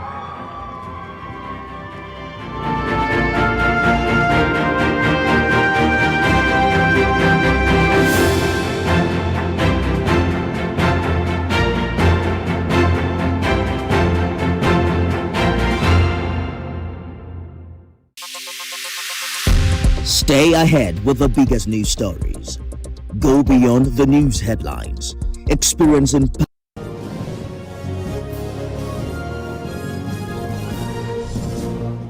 The federal government has reaffirmed its commitment to transforming Nigeria's education sector with the launch of the Entrepreneurship, Innovation and Business Incubation Certification. The initiative is designed to equip students with practical skills, promote innovation and reduce unemployment by enabling graduates to create sustainable businesses even before leaving school. Maria Mohammed tells us more. Agenda of a $1 trillion economy. The Minister of Education, Maruf Tunja Lausa, says Nigeria offers vast opportunities, urging youth to focus on empowerment. He adds that traditional education is no longer sufficient in today's evolving job market. We repeat, by next year, all federal universities will be onboarded with some federal polytechnics and colleges of education. By the end of 2028, all our federal tertiary institutions will be on EPIC, will be fully onboarded. The minister says EIBIC is a national effort to build a knowledge-driven economy, 14 universities and expanding nationwide by 2028. And the government is offering a 50 million naira grant, with the Bank of Industry providing up to 1 billion naira in loans to support student ventures. The Minister of State for Education, Suwaiba Said Ahmed, described the initiative as a major step towards aligning education with economic realities. I'm really pleased that participants in this program will, upon completion, earn an additional certificate in entrepreneurship alongside their academic degrees. These dual credentials represent a powerful advantage. It strengthens employability, enhances entrepreneurial capacity, and prepares our students to compete and excel in an increasingly dynamic global environment. Also speaking is the Senior Special Assistant to the President on Student Engagement, commended the reforms, noting that students will now graduate with practical skills. Can study here in Nigeria with a very recognized university in the UK, and they will have a degree, same degree that millions of naira, Nigerians is taking millions of naira to UK to go and study. Stakeholders say the program will drive innovation with success tied to full adoption and student participation. With strong government and institutional support, the initiative is set to transform education and raise a new generation of entrepreneurs. Mariam Mohammed, TVC News, Abuja. Elsewhere, the Nigerian Meteorological Agency is raising the alarm over soaring temperatures and increasing floods across the country. This comes as key players mark World Meteorological Day 2026, noting the crucial role of accurate weather observation in protecting lives and guiding development. Uloma Onyemachi reports. Weather is not just a forecast. It shapes decisions in aviation, agriculture, disaster response, and national planning. But with climate change driving more extreme events, the pressure on meteorological services has never been greater. Nigeria's NIMET says it is ready to rise to the challenge, pushing for stronger partnerships, better technology, and expanded observation networks.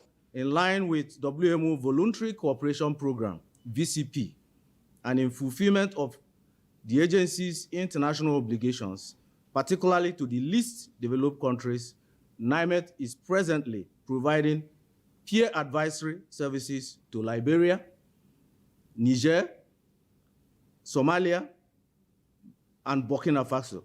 The DG says that with the right infrastructure, technology, and collaboration, Nigeria can improve real-time readings and forecasts, giving communities and industries the information they need to stay safe as flood risk rises in some parts of the country. The State of Climate in Nigeria 2025 report. The report shows that extreme daytime temperatures above 40 degrees centigrade were recorded across 23 Nigerian cities, with the most intense and persistent heat occurring between March and June. Also, the frequency and intensity of flood events are on the increase nationwide. NIMET's efforts are being praised by partners across sectors. Agencies like NCAA and NISA are applauding the agency's progress and vision.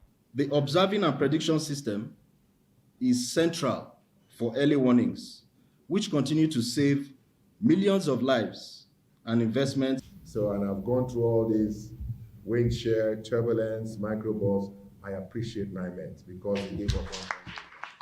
Despite the inherent challenges faced in weather and climate predictions, the forecasts have been reliable and accessible. Event highlights show that public-private collaboration will be key to building a robust and sustainable national observation system, ensuring Nigeria is prepared for whatever the weather brings. Uloma Onyemachi, TVC News, Abuja. Residents and businesses in Adamawa State are grappling with the effects of poor electricity supply and rising petrol prices. A situation many say is worsening their economic conditions. In Yola, small-scale business owners say they now rely heavily on generators to stay operational. significantly increasing their daily expenses. Jesse Daniel has more. Across Adamawa State, small-scale businesses continue to play a vital role in supporting livelihood and driving local economy. But persistent electricity challenge, coupled with the rising cost of fuel, are placing immense pressure on these enterprises. For business owners like Christopher Israel and Kingsley Michael, the impact is already taking a toll. If care is not taken, so many people will be grounded. And you can see, let's say if we are using Gen, NEPA is 200 naira per page, Gen is 500 naira. So definitely some customers cannot afford it. Definitely they will go. We are on band A.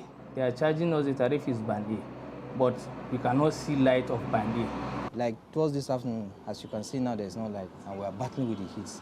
So it will be towards evening, whereby our business is gone for the day. So the light won't be that strong. And by that time, we are almost going by. So you see, probably we are lost. The rising cost of petrol, now selling between 1,300 and 1,450 naira in some outlets, has further compounded the situation. Fuel stations across parts of the state are also experiencing low patronage despite the availability of the products. This is very, very disturbing because we are really suffering because of the fuel increase. And now I don't even think I can fuel my car as usual as I do before. I feel I'm just going to go back home and park my car and for a while because it's really affecting my bank account. Responding to these concerns, the regional manager of the Yola Electricity Distribution Company says the situation is not peculiar to the state alone. He attributed the challenge to low power generation at the national level, affecting supply across the state. We're getting up to 100 megawatts, 120 megawatts in some instances.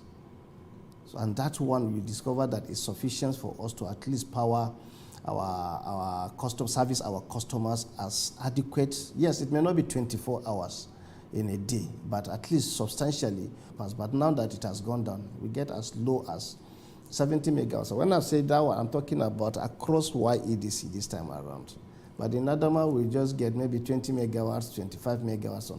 For many residents and small-scale businesses here in Yola, survival depends on how much they can be able to spend on fuel, as unreliable electricity continues to shape their daily life. Jesse Daniel, TVC News, Yola. Away from that, President Bola Tinubu has sent his condolences to the former governor of Kaduna State, Nasir El-Rufai, on the loss of his beloved mother, Hajiya Umar, who passed away today in Cairo. President Tinubu describes the late matriarch of the El-Rufai family as a mother who lived a remarkable life and raised children and grandchildren who have contributed greatly to our nation. The president said, quote, "Losing a mother is a pain unlike any other. I know that no words can fully ease your sorrow, but I pray that the memories of her love, wisdom, and guidance bring you comfort in the days ahead." End quote. May her soul rest in peace. Next on TVC News at 10 is Business News with Tolulope Ogunjobi. Many thanks, Abosede. The governor of the Central Bank of Nigeria says its Monetary Policy Forum remains a key platform for driving economic stability through collaboration. Speaking at the first edition of the 2026, he stressed that achieving stability requires joint efforts across government, financial institutions, and the private sector. Ulomo Yemachi reports. Nigeria's economy is trying to find its footing again. Prices are beginning to ease, the currency is showing more stability, and confidence is slowly returning. But the central bank says keeping things on track will take more than decisions made within its walls. It is pushing for a wider collaborative effort. That is the thinking behind this forum. A space not just to talk about policy, but to test how these policies are working in real time. The bank's deputy governor on economic policy sets the tone in his welcome remarks. It is essential that we periodically ensure that policy directions are well understood and that stakeholders' perspectives are incorporated into the broader policy framework. For the central bank governor, the progress recorded in the past years did not happen by chance. He says the economy the current administration inherited was fragile. External reserves were under severe pressure, with net foreign reserves dropping to as low as $3.99 billion. With a clear understanding of the gravity of these challenges, we moved swiftly to implement far-reaching, bold but necessary reforms. The budget minister also shared his thoughts, highlighting stronger coordination and deeper collaboration across policy institutions as a vital element of positive economic growth. But that we have done well does not mean we cannot do better. Can ensure that coordination, better coordination is taking place between fiscal, monetary, and monetary authorities, and in the definition of fiscal, even the conduct of state and local government was factored in. Even with the progress made, risks remain. Global uncertainties, food supply pressures, and domestic spending cycles could still test the gains recorded so far. As discussions continue, the focus is not just on fixing the economy, but on making sure the recovery is sustained and felt across all sectors. Ulomo Imachi, TVC News, Abuja. The National Single Window Project has officially gone live, signaling a major transformation in Niger's trade and port operations. The digital platform is designed to streamline cargo processes, reduce human contact, and improve efficiency across the system. TVC News senior business correspondent Ifunanya Eze reports. Officials of the Nigeria Customs Service, alongside other port stakeholders, observed the activation of the National Single Window Digital Dashboard, designed to integrate multiple government agencies into one platform. Authorities say the platform will position Nigeria in line with global standards in trade facilitation and would also strengthen the country's participation in the African Continental Free Trade Area by enhancing cross-border trade efficiency. The advantage of this national single window is to facilitate the trade, is to bring about transparency, to be sure that no one is witch hunting anyone, to reduce contacts and be sure that the processes are made seamless, and that will also help us to give a very good accountability of the trade statistics. And Nigerian Customs Service is most willing to support, to collaborate, to ensure the success of this project. We have no other country than Nigeria. With the new system, port traders, importers, and exporters can now submit declarations, obtain permits, make payments, and track shipments seamlessly. The market women and men who comes to our operations and transact business with us, we have no much problem going forward because they don't need to run from one location to another or one agency to another to submit certain information or to even receive certain information. Because not just about submission, even about receiving. You come to the ports, you lodge my manifests in the single window. Both MPA, customs, everybody have access to it, and for their operations, they treat them. And when that is done, feedback also comes through the national single window. Stakeholders expressed optimism that it will cut cargo dwell time and reduce the cost of doing business, but emphasize that sustainability will depend on continuous collaboration among all agencies involved. I think National Single Window did an excellent job in transparency and going digital instead of doing a lot of manual and paperwork. It's exhausting when you have a lot of paperwork. And when you can go digital and extract your data even from there, it's an amazing one. While the rollout begins today, officials note that continuous stakeholder engagement, system upgrades will be key to ensuring its long-term success. Ifunanya Eze, TVC News, Lagos. Well, the stock market closed the week negatively following some price quotes on shares in various market sectors. The trade index dropped by 0.02% in reaction to losses in trade sectors: Cadbury, Eternal Oil, E-Transact, Inabe Buildings, all recorded huge losses that hit 10% each. It all happened on the back of investors withdrawing funds from various companies through sales movement. Their communications also lost big value of more than 9%. In the lineup of price gainers, the market condition favored Premier Paints, Zich's Agro, MC Nichols, John Holtz, and Trans Express. Asian shares spared losses as another delayed deadline in the Middle East war nudged oil prices lower, though there is still no end in sight to unfolding energy crunch on the global economy. Investors took some comfort from U.S. President Donald Trump's decision to extend his ultimatum to strike Iranian power plants by 10 days.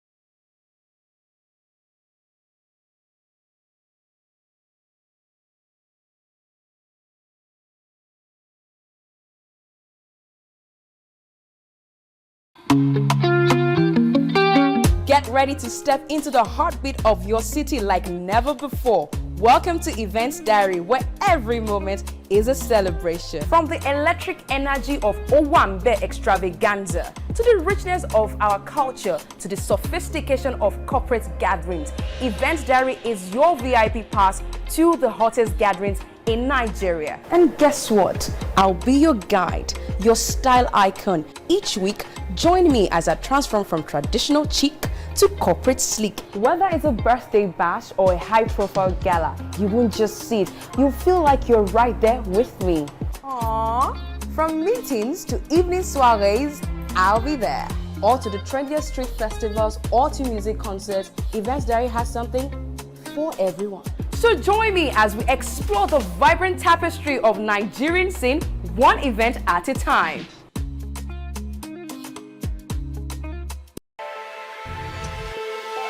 Every weekday on Business Nigeria, we uncover the secrets of the financial world. We analyze the stock market, shares, bonds, and the thrilling world of cryptocurrency. Facts matter. Our team dives deep to separate facts from popular opinion. We simplify complex government policies as it impacts your everyday life, helping you navigate the ever-changing financial landscape.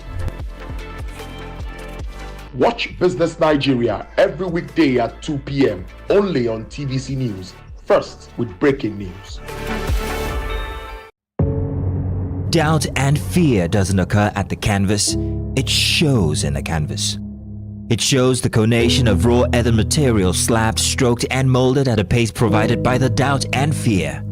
Every move way in the struggle of one to the other, merging the past to the present, brushstrokes of colors seen but not known. For when the wailing stops, the pieces settle down in abject beauty erected for a century of a century.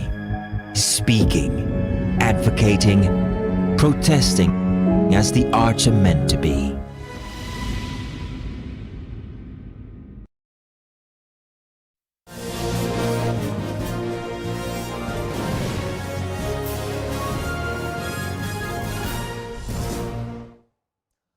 I will take you straight away now to Eagle Square in Abuja, where President Bola Ahmed Tinubu is now addressing the delegates at the APC convention. To all the members of the Planning Committee. This is marvelous. Congratulations. All the executive governors of our great party, members of the new working committee of our great party, former governors elected on the platform of our party, members of the Executive Council, former APC National Chairman, present and past members of National and State Assemblies, members of the State Working Committees, members of diplomatic corps, delegates and members of our party, including those from diaspora, representative of INEC in our midst, other observer members of the press, ladies and gentlemen, today I stand before you with heart full of gratitude, pride, and hope. Gratitude to God Almighty for His grace upon our nation and our party. Pride in what we have built together as a party since 2013. And optimistic about a bright future for our nation, despite the challenges we've been faced. We will overcome all difficulties. The fourth elective national convention of our party is not merely a gathering. It is the defining chapter in the story of our democracy and our party. As a party, this convention offers us the platform to renew our bond, strengthen our resolve, and recommit ourselves to the ideas that brought us together in the first place. We gather under an inspiring and powerful theme: unity in progress, consolidating the Renew Hope agenda, unity in progress. As the main theme, it's a potent and timely reminder that progress is impossible without unity. Unity in progress, consolidating the Renew Hope agenda. 13 years ago, we dared to dream differently and to act boldly when, as patriots, we set aside our political differences and came together for national redemption and to save our country from the economic disaster facing us, into which the then ruling party had plunged this country. We are united around the shared belief that our country can be greater and better served.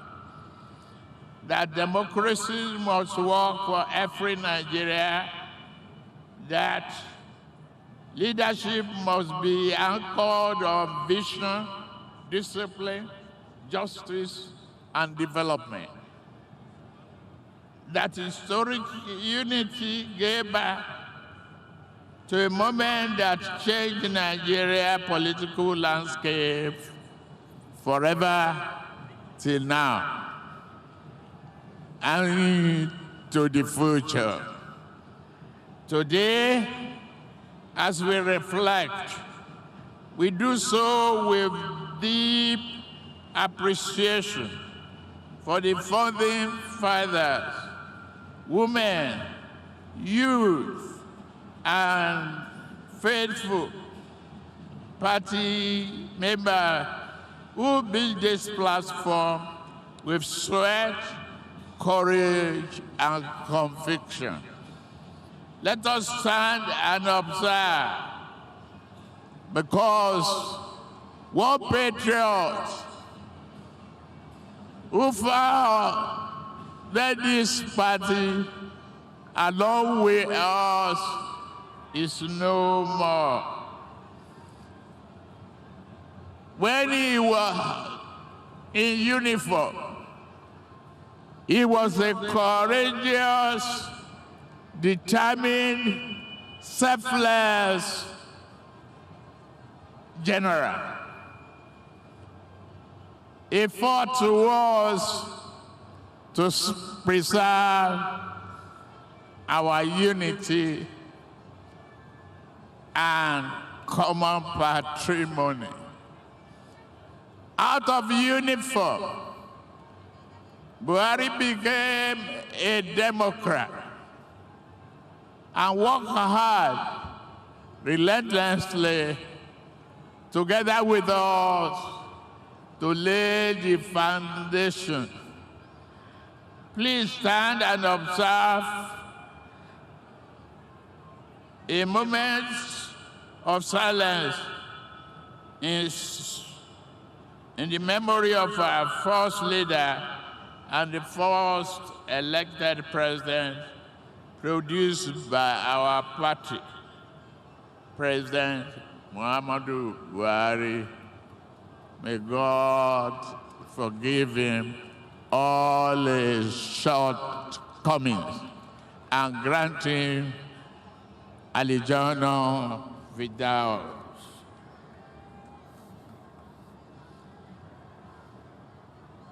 Let us also observe another moment of silence in the memory of other leaders and members. With him, we started this journey together, who have passed on to eternal glory. May their souls rest in peace. All the departed members and those of us alive bearing the torch did not build this party for division and selfishness. Together, we have the duty to ensure that the vision of our founding father is not diminished. We must deepen it. Let us say this clearly and sincerely. We are here for national unity and greatness. We're not going to look back. Critics can how they can say it any way they want. We are here to ensure constitutional democracy. And we thank God for what we have been doing in the last 3 years. 36 years of unbroken freedom, commitment, and democracy is not easy without twists and turns. Let me reiterate to those who then lament and misunderstood us. We do not use one-party state. Democracy thrives on vibrant and healthy competition. But we cannot burn the constitutional freedom of association. As a statesman and a political leader, I believe in a credible opposition. One can challenge, question, and help refine policies. That is how statecraft improves and good governance is achieved. That is how nations advance. While we welcome criticism, the constant attacks by opposition groups on the Electoral Act 2026 are a disservice to Nigerian people. It is public knowledge that process leading to the amendment of the 2022 Electoral Act passed through the crucible of legislative scrutiny, including public hearing. The Electoral Act was passed by overwhelming majority of the members of the National Assembly elected by Nigerian people in accordance with 1999 Constitution as amended. The Act reflects our collective quest as a nation to strengthen our electoral system and consolidate democratic rule. Therefore, our commitment is to uphold the rule of law, conduct credible elections, and protect the integrity of our elections, and continue to be a stronger, secure, and united country.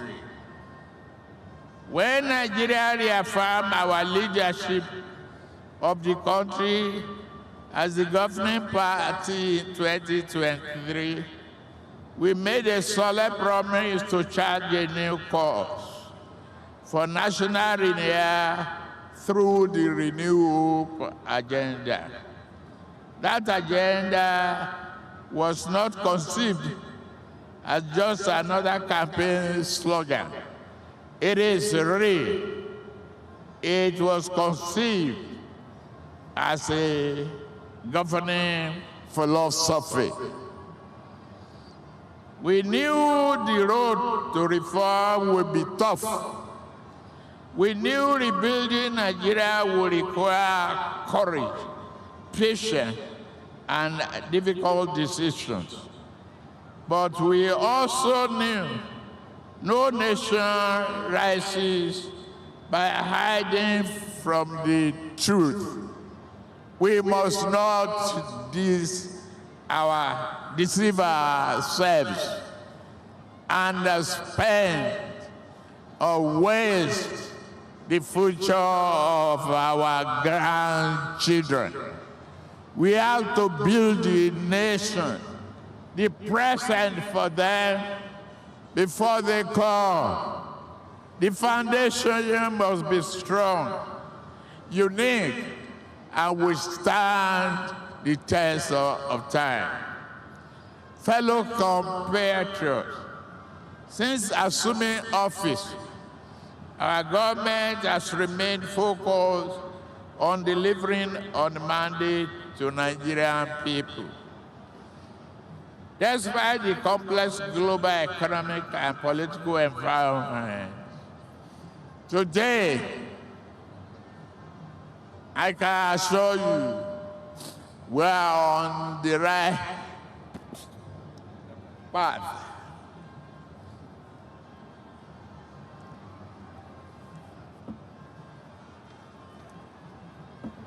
Investors' confidence has partly improved.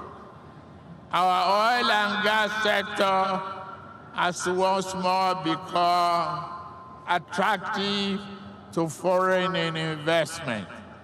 Following our reforms, our Eurobond issuance was oversubscribed by 400%, and Nigeria exited the financial grey list, making a decisive to return to global financial credibility.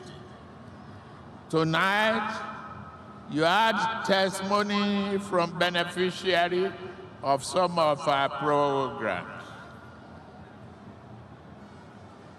I assure you, many of you lamenting the problem of electricity, power. Yes, we are paying attention to that. The Grid Asset Management Company, CAMCO, which will inject approximately 1,500 megawatts into a new grid corridor. We are going to improve on it. Electricity will become better, and be assured there will be opportunity and progress in our industrialization path. Tonight, you had testimony from beneficiaries of our programs. Our programs are real, feasible, viable, impactful, measurable, and not mere rhetoric, as some opposition-led elements like to say. We are moving from survival mode to stability.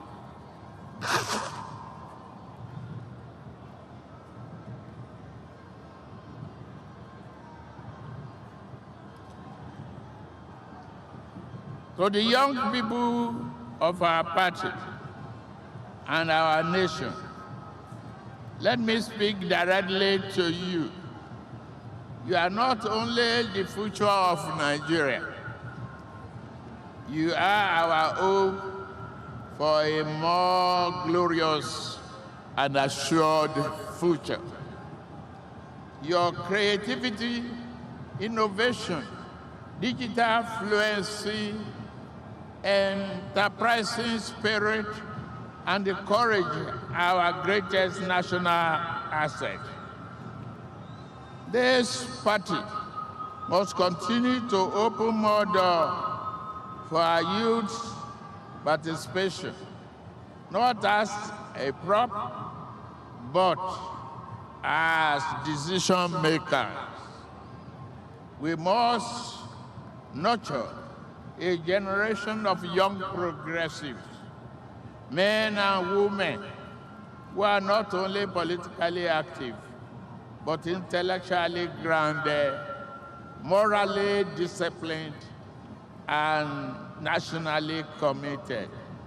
The future we seek cannot be built without you at its center. To the women of Nigeria and our party, I say your role in our glory and our growth and stability is essential. Just few minutes ago, my wife asked me one straight question: whether there are no women to move motions. Why is it that there are only men moving motions? What about the special place for women? I assured her we will move decisively on that. It's a promise that we are very gender sensitive.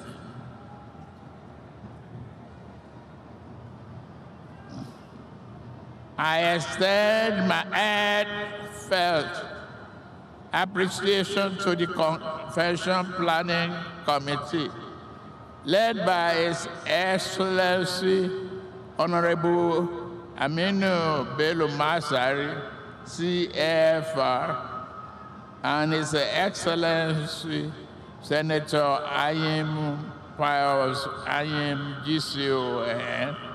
Your dedication and excellence has set a new standard for organization and service. I must take a moment, especially to appreciate all our governors for the pivotal role they played in the organization of this convention. I commend Governor Abdurrahman Abdurrazak of Kwara State, who served as the vice chairman, Governor May Malabuni of Yobe, who served as the secretary, and Governor Opun Sodima of Imo State, who served as the treasurer, for their dedication and leadership.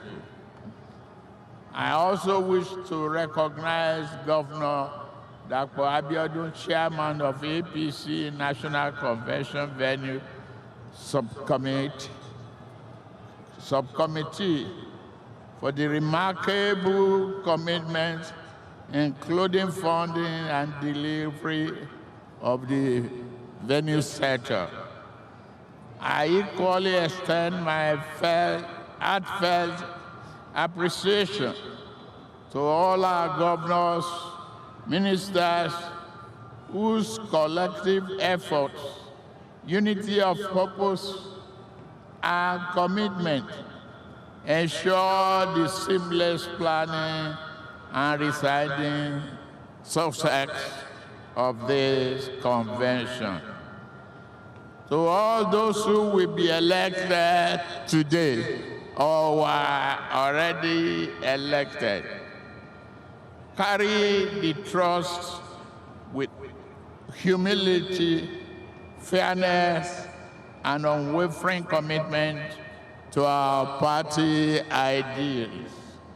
The future of APC and Nigeria's democracy depend on your leadership. Lead with courage, lead with integrity, and lead with vision. May our leadership inspire confidence, strengthen our unity, deliver progress worthy of the faith our members are placed in you. May you continue to win more comfort into the party as we have done in the past 2 years, when an unprecedented number of new members, governors, senators, House of Representatives, old and current, joined our party from other political preferences. The growth demonstrates the strength of our belief and Nigerian trust in our party. My charge to you is to sustain this expansive political structure through credible leadership and transparent party management, anchored in a reliable, verifiable database of our members nationwide. May God bless our great party. May God bless the Federal Republic of Nigeria. Thank you very much.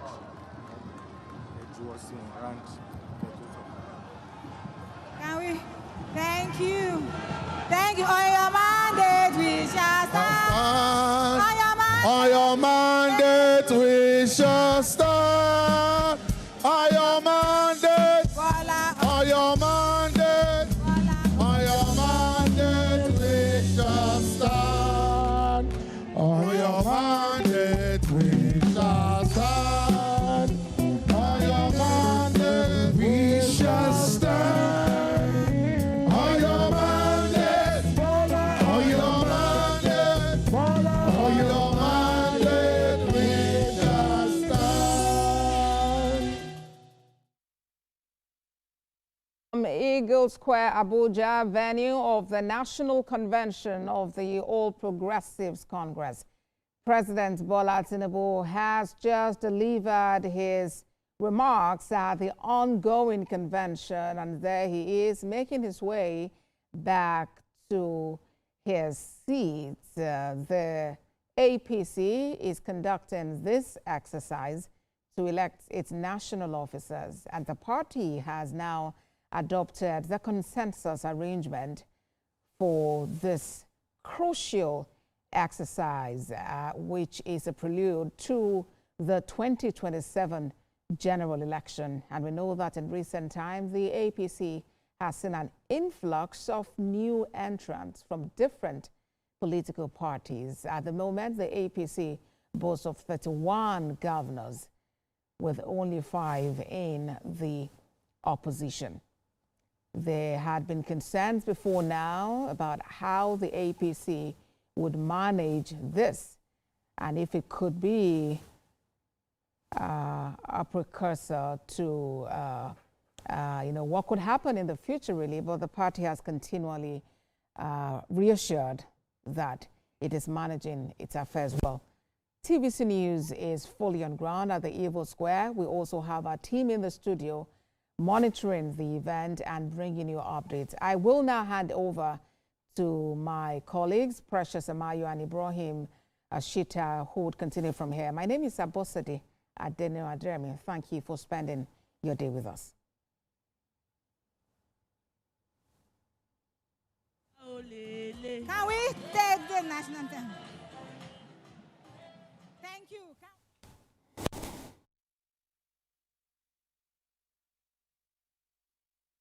Can we take the first stanza of the national anthem?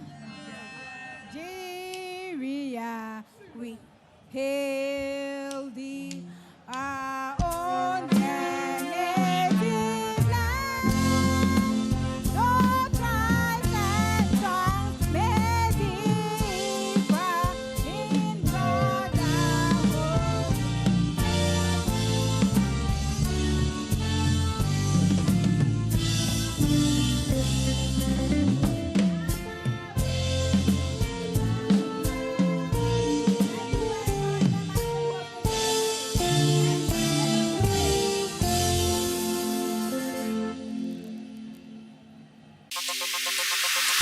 Stay ahead with the biggest news stories. Go beyond the news headlines. Experience impactful investigations. Enjoy resourceful news coverage in real time. TVC News at 7 and TVC News at 10 p.m. Live every day on this channel. TVC News. First with breaking news. Wherever we go, we carry the taste of home with us. Because, as everyone knows, it's never just food. It's moments shared and memories made. And no matter where we are, it's the things we share that keep us together.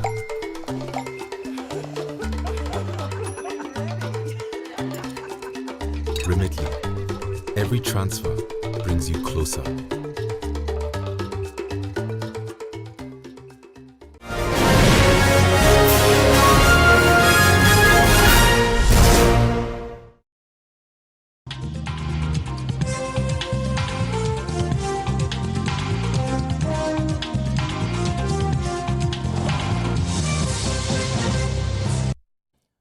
Hello and thank you for joining us on the last edition of Journalist Hangout this week. I am Benga Oreshegun. Today on the program. Airlines pushed to the brink of bankruptcy as aviation fuel prices soar.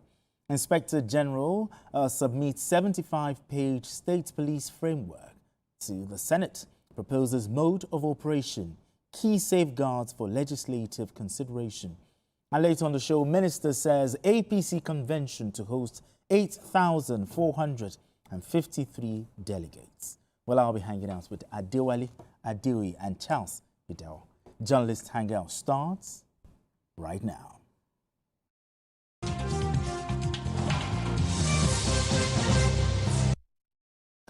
Now, it is said that every day may be for the thief, but one day is for the owner. That reality played out in Anambra State, where the state governor, Professor Charles Soludo, ordered the suspension of absentee workers at the state secretariat. Governor Soludo gave the suspension during a surprise visit to the secretariat in Awka, where he conducted an on-the-spot assessment of the punctuality of staff. The governor noted that members of the staff who were absent from work at 10 in the morning should be suspended without pay. Charles, gentlemen, what message is Governor Soludo sending with his action? Well, I think he must have got wind of the fact that people were just like that's kind about coming to work and all that. So that's why he paid that unscheduled visit. It also reminds me when I was growing up in those days, a very small boy back in Bender State, when the military administration of Bender, first Midwest, then later Bender, Ubemudia I understand was also doing that. We just, move, even sometimes in the early hours of the morning, they will give contract to Gonato, and before you do, it's always there. So it's something that is applaudable. But the Anambra example, for me, I have mixed feelings about it. I do not know how long will Toledo do this, going to the secretariat. But I know the government of Anambra State has done a lot, modernizing the secretariat and all that, ensuring that the workplace is conducive for all of them and all that. But it's a normal practice for civil servants to come to work. Apart from... Well, when you say it's a normal... It's normal because... not to come to work. It's normal. But they are paid salaries. Well, they are paid. But have you not heard of when you go to places, fires are... Do you know how many times even myself, our brand, we sent letters to that, they say letter, you have to resend and resend. Because if you have proper documentation, if you are actually working, some of this will not be missing. Which is why I am advocating the digitization of civil service work. Before we came on, I was just telling you about a certain brand that did something within 20 minutes. There was no human interface. Yes. I paid whatever I want to pay online, uploaded the document before you know it, what I wanted was given to me. So that's exactly how civil service ought to work. But because of, as you said, political consideration, most of this ministry will not be digitized because of job loss and all that. And then if there's going to be a scorecard of the governor, what is going to be telling people that we didn't get, or did he's going to decide that he show people out of the civil service instead of giving them jobs. So what solution to do is that I think what he said, I'm going to be quoting Walker, I'm going to be saying what he said, that his administration is prioritizing 3 key pillars of reform, which of course I'm advocating: the deployment of technology, and then the transitioning towards digital workflows to enhance speed and transparency. So Anambra actually needs to transition from the manual, from the hard copy, from the what you call what you have now to digital. So people should not be afraid of losing jobs. So you think biometric and digital monitoring? Because if they are there, you don't have to be there to now say, okay, all these people we found at their desk, what were they doing? What were they doing? But 10 o'clock in the morning, this is unbelievable. But they've been suspended. Okay, do you think disciplinary action, alone fix this culture that's been there for decades? First of all, I think human resource is the most vital engine of growth and development. Civil servants are expected to be the pivotal drive for policy implementation, for institutional building, and for ensuring economic socio-cultural safety of the people. So it's a very critical segment of, of democracy and development. However, we notice that civil service has become something like a ritual where people just think it's just to earn a salary. That's it. And I think most of them don't actually know how critical their roles are tied to overall development of the state. And over the years, people just go into the civil service just because they want a career, not for service delivery. And I think the civil service, remember what happened in Osun State, that the then governor, B.C. Akoni, had to retrench so many of them. Because you just discover that many of them are redundant, doing nothing. In fact, if you do an auditing of the civil service, you may discover that some are actually staying abroad at any salary. And earning salaries. So it's a very corrupt institution. And governments are always afraid to tinker with that corruption for political reasons. Because they feel that, if you do anything, then people will, they will not, it is going to affect your electoral fortunes. In Ekiti State, I think Governor Fahimi tried to sanitize the civil service, and he paid for it. He was trying to look at the, biometrics. He introduced biometrics into the civil service, and they discovered a lot of fraud. People coming to earn their salaries, but they were not happy that somebody has come to. But the issue of absenteeism, the issue of coming to work late. You're supposed to resume 8 o'clock. You see, 2 hours. You're still not on the desk? spontaneous action of the governor, will not help to discover, the attitude of the workers, to their work. For instance, if you get there by 10 and some people are not there, you may not know, maybe some are there, they're on sick leave, maybe some are in the hospital, maybe some are in their farms not working. I mean, working privately and not doing what they're supposed to do. Maybe some are also working elsewhere. Or some just loitering around, selling somewhere, on the street. So there must be an institutional means to discover why people are not reporting to work, and those that are not attending to their duties.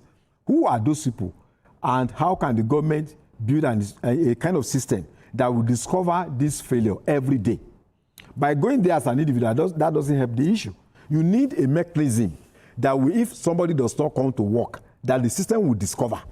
By just going there as a person, it's spontaneous. People will act normally in the first 2-3 months. Nothing will happen after that. There are 21 local governments in Anambra State. The governor cannot monitor all the workers. And I think the civil service in Anambra State should not be less than 10,000 workers. So there's no way you can. And some of them are not actually in Oka. They are in other areas. Far-flung areas. The federal civil service workers in Anambra should be about 3,000 plus. So the governor's action is not enough to serve as a deterrent. There must be a system that will automatically make people to be responsible, make people to be. And it also means a lot of training. It means a lot of capacity building. That workers themselves must realize that, if they are not coming to work, it's a disservice, to the communities that they are serving. Let me attempt a solution. I think it's in most corporate bodies or organizations, what they do in order to. So Tolu, as you say, can't be going everywhere. Okay, if he goes there in the morning, they're not there. How about afternoon? Most of them are gone by 3 o'clock. I'm not talking about Anambra. I'm just talking. That's generic. Okay. By 3 o'clock, they've left their desk. So what Anambra government should do is to go for this clock in. There's this. It's also part of digitalization. So when not this manual signing in, but a lot of people lie. When do you know those who are coming around? They will sign 8:30. I don't. There's no way to tell me whether they. So that's about biometric systems. So biometric, when you come there, you clock in. And then your biometric is taken that Chassis the whole has resumed. When you are going on break, you clock out. Sure. So it stops the man hours. Then when you come back in, you clock in. So at the end of the month, all this is collated to know exactly the many man hours you have worked, if they work with man hours. And then all these things will now be channeled towards how you'll be remunerated. But when people still come to work, you just go over there, the side book is there.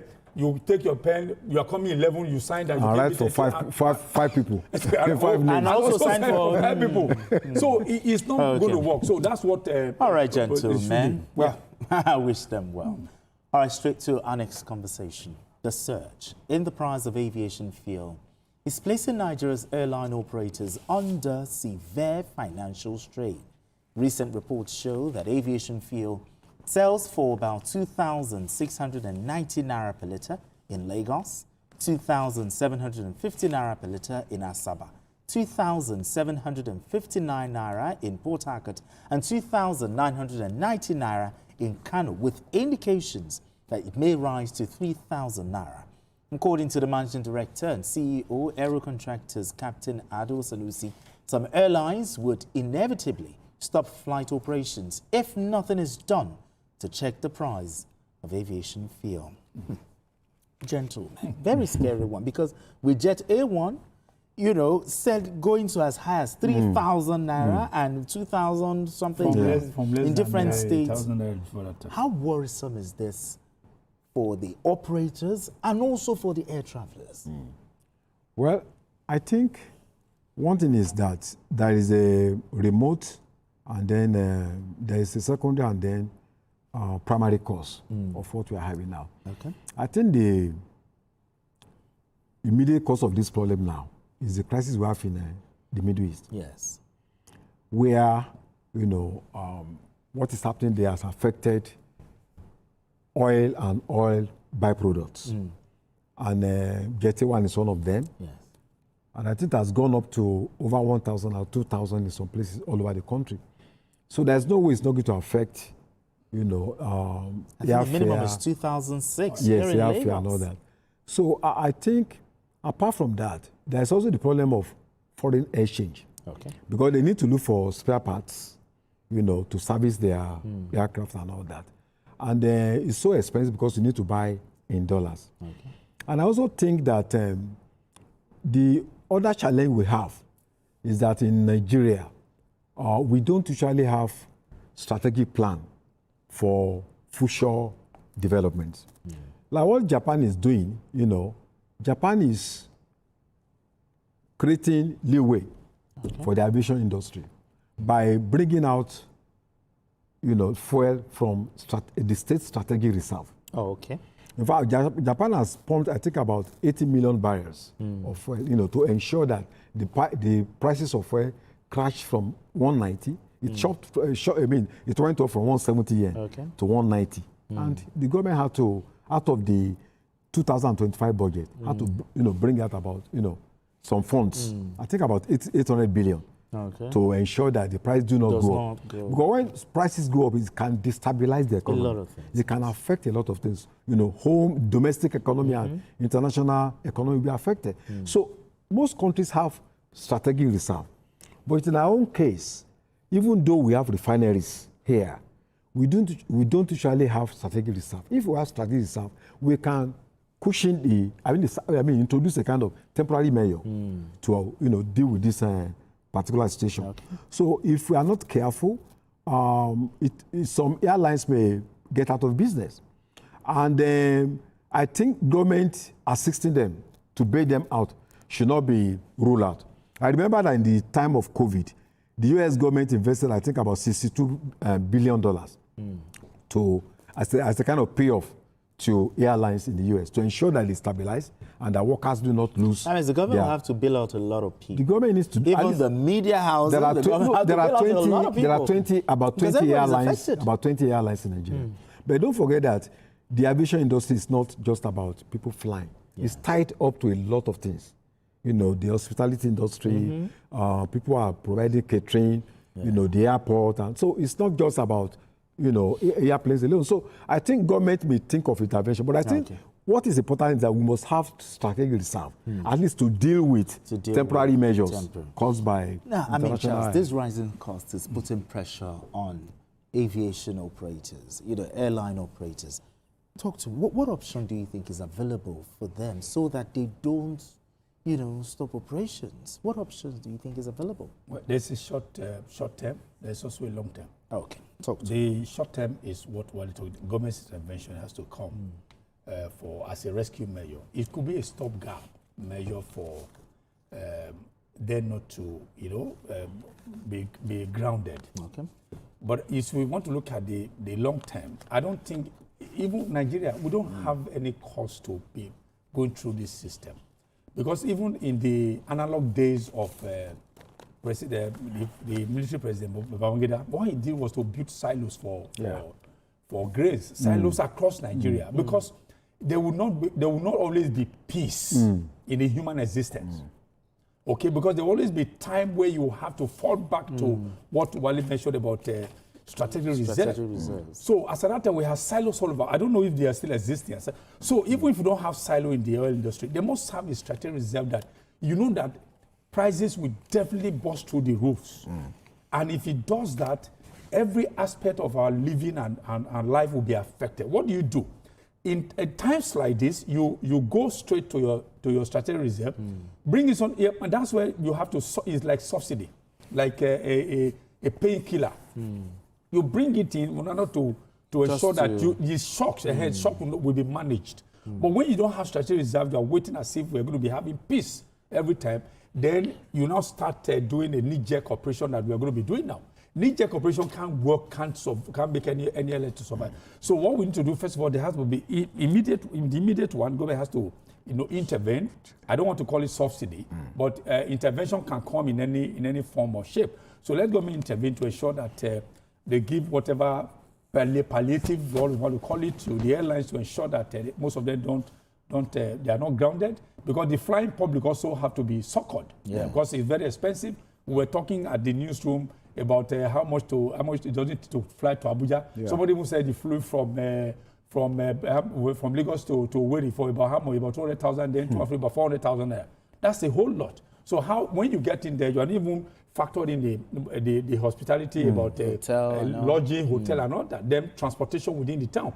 So the government has to immediately come in, intervention, whatever name you want to give it, to bring about palliative as a stopgap measure. If not, most of them may just be grounded. And even for those who don't even get grounded, the travelers will have to pay. The flying public, that's right. Yes. Because right now, we saw what happened in December when, the whole thing burst through the roofs and now again this time. So he has given us the long term, but you talked about the silos. Now that we don't have silos, we don't have strategic reserves, rather, what else can be done? The journey of 1,000 miles begins, with one step forward.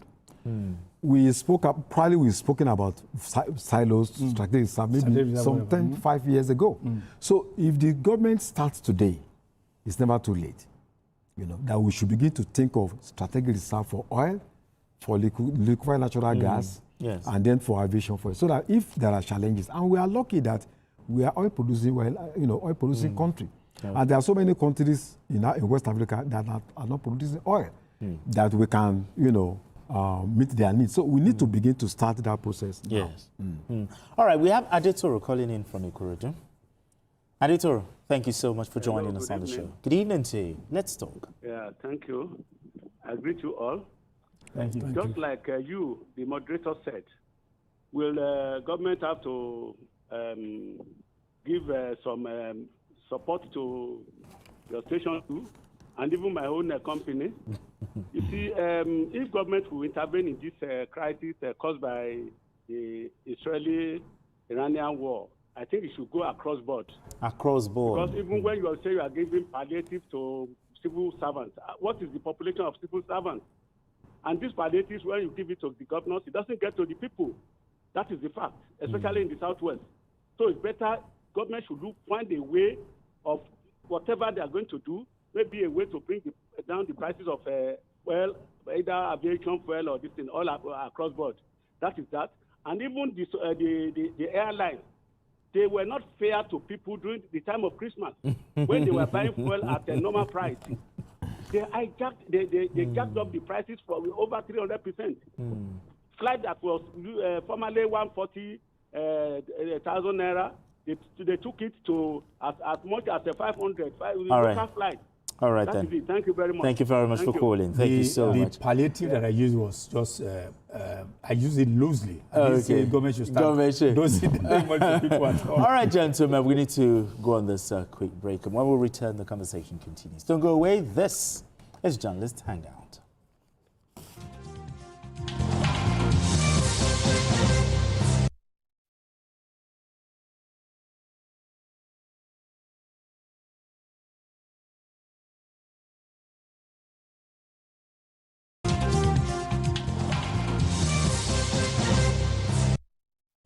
All right, if you just joined us, it's still journalist Hangout. We still have Adewale Adeoye right here with us and Charles Idao. So straight to our next conversation. The push for state policing in Nigeria is finally moving towards a practical implementation. The Inspector General of Police, Olatunji Disu, has submitted a 75-page framework on the state police to the Senate, outlining proposed modes of operation and key safeguards for legislative consideration. According to the IGP, the report covers the considered views, professional insights, and strategic recommendations of the force derived from extensive consultations and a careful assessment of the operational, legal, and administrative implications of establishing state police in Nigeria. I mean, Adewale, let's look at the key elements of the framework. Yeah. Talk to me about the key elements of the framework submitted by the IGP to the Senate. Well, first of all, let me say that since 1999, this is the most striking development. We are talking about democracy and governance. I've ever witnessed since 1999. Because state policing has been on the table for a very long time. And the successive governments and presidents of this country, they have played politics with it.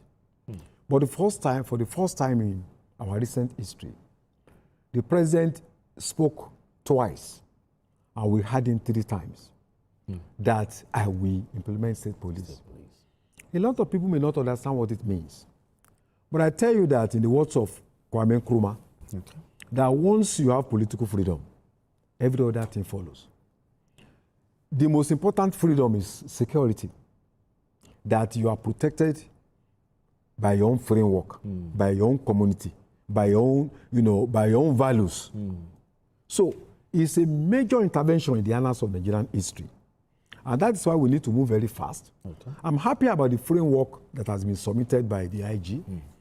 It's talking about structure and governance. It's talking about operational focus. It's talking about recruitment. It's talking about relationship between the state and the federal. But let me sound this caution. I attended a meeting last week. I said, sorry, just yesterday. We attended one on Wednesday. All the groups in Southwest came together. About 800 people, different groups and all that, And the issue of state police was raised. And what the people said, under Alliance for Unified Democratic Movement is that the people must be involved in the conception, in the process, and the implementation. And in the meeting we had at Ibadan yesterday, it was organized by Dawn. We were just about 7 of us. The DIG was there, one of the finest officers we have in this country, Adeoye, the retired DIG. I was also there. And the issue is, how would the people be involved in this new framework? So it's not just about the IG submitting a framework. There is need for, it's about us. There is need for public input. In fact, in the UK, they call it policing by consent. Because the framework must have, integrity. Must be people-centered. It must be trusted by the people. It must be driven by the people. The objective realities are different in the country. The subject relations in Southwest may not necessarily be the same with what you have in the Northwest. In the North, yes. So the functions of police in Northwest, in Kano, may not fundamentally be the same. They may be similar in form, but in content they will differ. Because the kind of crimes you have in Lagos and other parts of the Southwest are not necessarily the same with the kind of crimes you have in Kano. So the people need to be involved. How do we fund it? Communities need to be involved. How do we, the process of recruitment must be immune from politicization. If politicians think that, this is another empowerment program, and then you bring your brothers or sisters, those policemen will not be loyal to the state. They will be loyal to the communities. And policing is not just about policing government officials. That's what happens in Nigeria. The minister, they have 10 policemen. It's about policing the people. That's true. So we need, it's good that the IG has brought a framework, but we have to debate it. The state governors need to make a lot of input. Nigerian Union of Journalists, the labor movement, our communities. Do you know that surprisingly, in communities we fund almost every community contributes money. Yeah, money. In my estate, I think 6,000 or 7,000 every month. That means communities are ready to fund policing. So the question of fund will not be a problem. Each community in my own town will contribute money. Yeah, and some people, and sometimes we raise millions. People contribute from abroad. So it means that diaspora population can also contribute into state policing in their community. So we need a framework that is all inclusive. It's not about the IG alone. State governments must begin to also define their own framework and then present it to, especially at the regional level. Yes. So it's not just about the IG alone. Now, we need to be involved. Now, Charles, the debate has now shifted from should we have state police, and it has shifted to how exactly will it work? Exactly. Now, I have, as of today, the 1999 Constitution places policing under the exclusive federal control. Okay. And then, of course, respective commissioners of the 36 states, including Abuja, are mandated to follow the federal directives. Okay. And then, even though governors are technically the chief executive officers of this respective state, they do not command the police. Now, where I have a problem with part of what Disu said, I'm going to look at what he said about, you read part of it about I think he said something about the concern of the people have been taken care of. I'm not quoting him verbatim, actually. But I have a problem with certain aspect of the framework. I'm trying to get to that aspect so that I will be able to understand where my grouse is as of today. Because when he says that the thing covers, he said it covers the considered views of whom? Who? Okay. We look at that. He said professional insights, strategic recommendation of the force. Strategic recommendation of the force. Which force? The Nigerian Police Force. We're going to be relying on the strategic recommendations of Nigerian Police Force as it is currently constituted.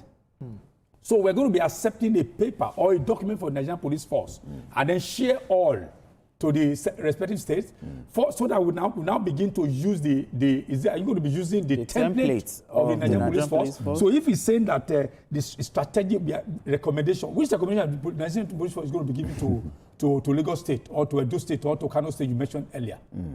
So which is why I tie my agreement to what he said about there should be the involvement. Exactly. Yeah. I think for sometimes when you're using a computer, if it's hanging, as they say in Nigeria, it's either you turn it off or you reboot. Yeah. We need to reboot the Nigerian police system.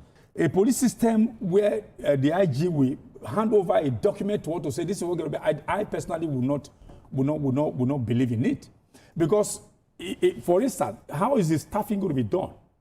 The inadequate training we are having now, the police have to be buying uniform for themselves. Is it going to be given to respective states about the recommendation of the police force? For me, I do not buy that line. The IG has done well by bringing at least in order to move with the times. Yeah. But what I would rather suggest is that in crimes where state policing is in operation, can we go there? Okay, now the thing is, copy up. It will be not place wholesale.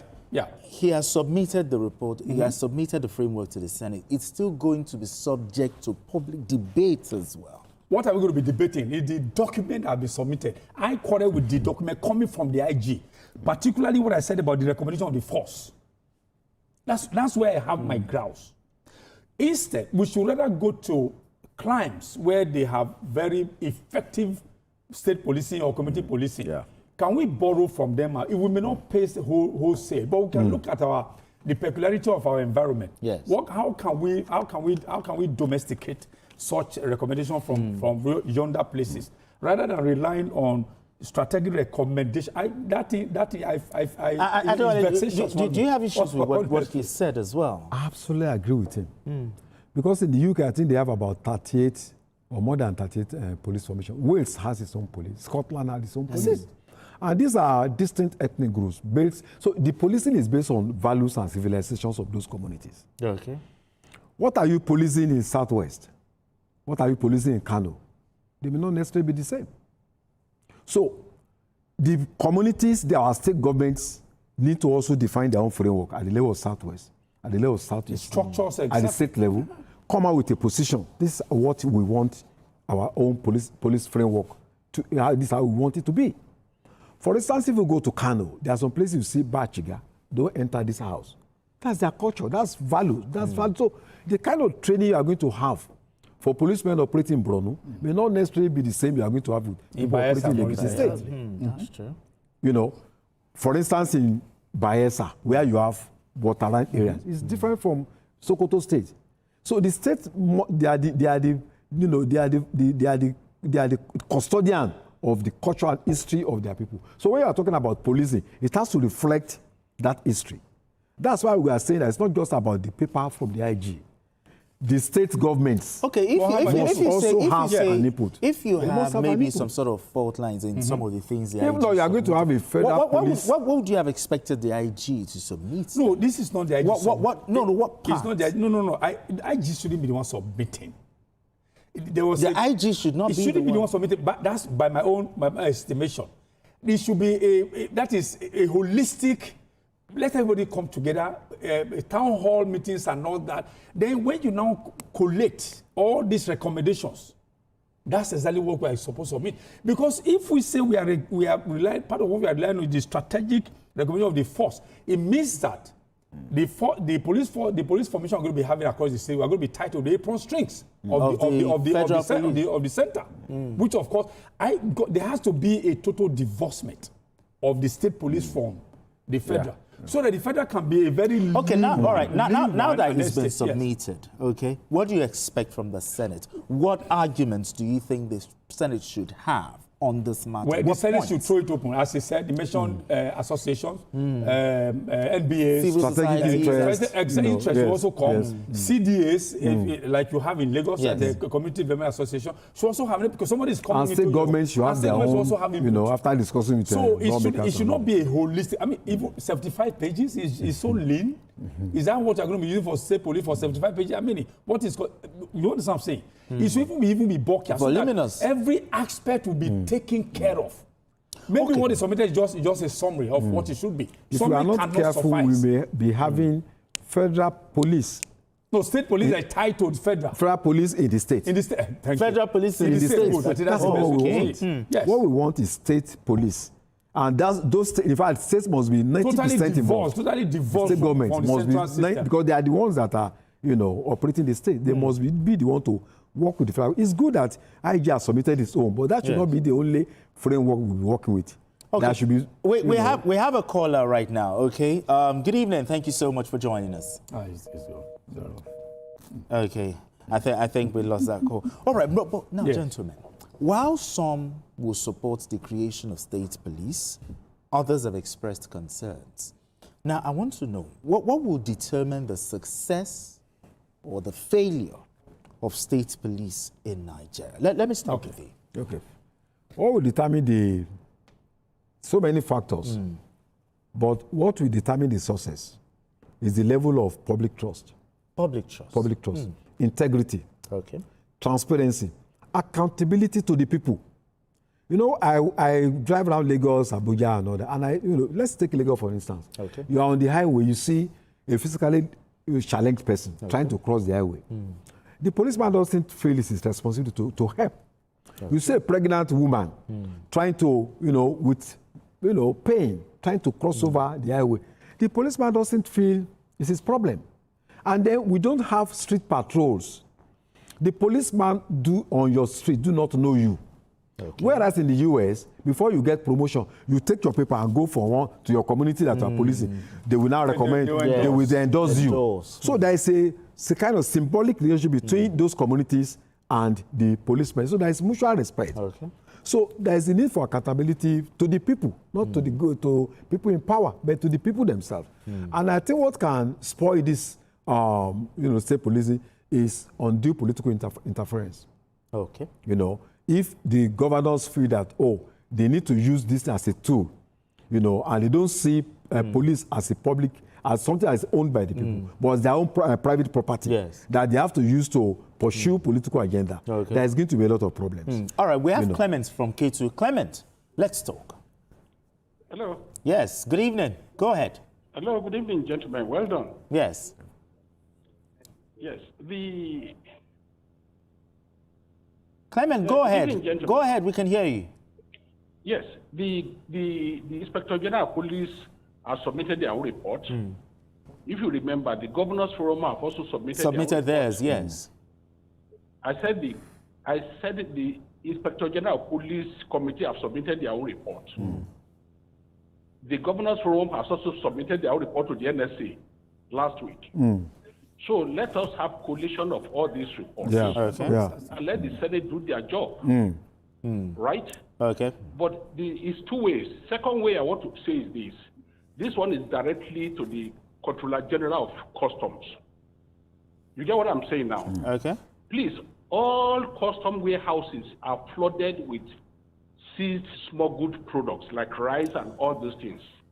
I think maybe somebody from Ministry of Finance. But at the moment we're not talking customs right now. Okay? I know, but because of our time, thank you so much. Thank you so much. But just what we are saying before, some have said, "Oh, we should have state police," and some, they have concerns. What would determine the success or failure of state police? Number one, before we talk about success and failure, state policing is not a cure-all. We must also look at that. Even Governor Zulu also mentioned you canvass the aspect of the likelihood of some state governments of the party, talking about the state of the nation, the economy, the slogan of the party as far as economic issues are concerned. Issues like healthcare, especially in Nigeria, issues like security. What is going to be there are going to be dynamic changes. What are the interventionist programs that the government really wants to have? So, but what I noticed that in Nigeria, conventions are usually about ceremonies. But I've just been told that accreditation has begun, at the APC convention holding at the Eagle Square in Abuja. So continue. Okay, so, we have conventions there that in the past, I don't know whether that will change. It's usually about festival, about dancing, about drinking, about women, about all sorts. So I hope that they will know that we are all watching all over the world. Yeah, sure. And what matters to us is not about the convention, people going there to shake hands and all that. But what are the policies that will come out that will address the challenges that we are facing as a people, especially in terms of the economy, in terms of terrorism, in terms of what are the policy changes that will come, that we tell, that a kind of communique, a kind of output that we address fundamental problems that we are facing. So I wish the party very well, and I think that figure 8,000 plus is intimidating. Intimidating compared with. But don't you think for inclusivity, so that everybody will be of course, that's shown clearly that the most dominant party today is the APC. I mean, your expectations? With over 8,000 delegates. Well, that's a whole city. Yeah. My expectation is that I hope. I'm wishing them well, to work well for them. Again, to also tie into what Wale said, they will be able to bring out policy papers that will have human face, because it's the party in power. And then those policies that people can lean on and say, okay, yes, this government is going to be taking a different direction from what is taking another. But for me, one aspect I would just mention is that this is where I have a problem. This in the 2026 Electoral Act, there will have been no need for you to have legislated the modus operandi of choosing those, the party officials as a law. I mean, if it's going to be indirect, because it's only APC that can muzzle that can. If at this funding, it's only APC that can do it. I can't imagine any other party. I don't want to mention that. Gathering about 8,000 people. Where are you going to be getting funding? Hotels are there, flights. Now, we just talked about a Jet A1. How are you going to be getting money to fly people from all over the country? You have to put in hotels. Come on, it's a whole lot. APC is going to spend so much money. At the end of the day, let Nigeria benefit from it. And then in terms of policies that the party in power is going to be giving to us as a people and as citizens of the country. And do you think maybe there are some fault lines maybe in the party that you think this convention will be able to resolve? Yes, there's one that I understand during the Zona Congress of the South-South that happened, that took place in Asaba on the 25th of this month. A certain Fubara Dagogo, who of course said he was disenfranchised, that he is met all the everything, that, including paying 5.5 million naira for the form. He did all this one, yet there was also this trial. I think he's gone to court, and that's the only thing. I think they should be able to resolve that, so that it will not negatively affect them. I think it's a fine place for us to leave it. Thank you so much for having this conversation with us. Charles Adele, thank you so much for doing this with us. And that's it on Journalist Hangout this week. You can watch the repeat broadcast of this episode tonight at 11. Join us on Sunday from 1:30 to 3:30 p.m. for Journalist Hangouts on Sunday. We are on YouTube at youtube.com/TVC News Nigeria. I am Benga Oresheng. Bye for now, and God bless Nigeria.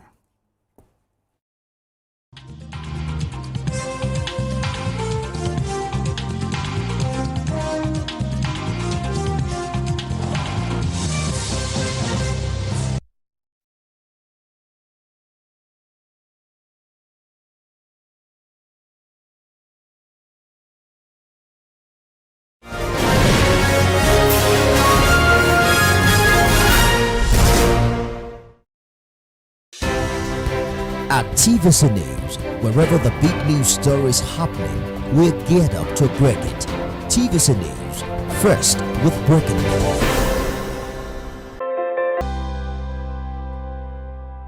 Good evening and welcome to Politics Tonight. I am Olajumoke Olatunji. Tonight, all is set and ready for the All Progressives Congress 2026 National Convention. The party says it will deploy the method of consensus. My guest tonight is a former member, House of Reps, and Chairman, Media Relations Subcommittee for the APC National Convention, Honorable Ganego. But before we get into that conversation, let's bring you some political developments. But less than 24 hours to its 8th National Elective Convention, the All Progressives Congress is poised to elect a new set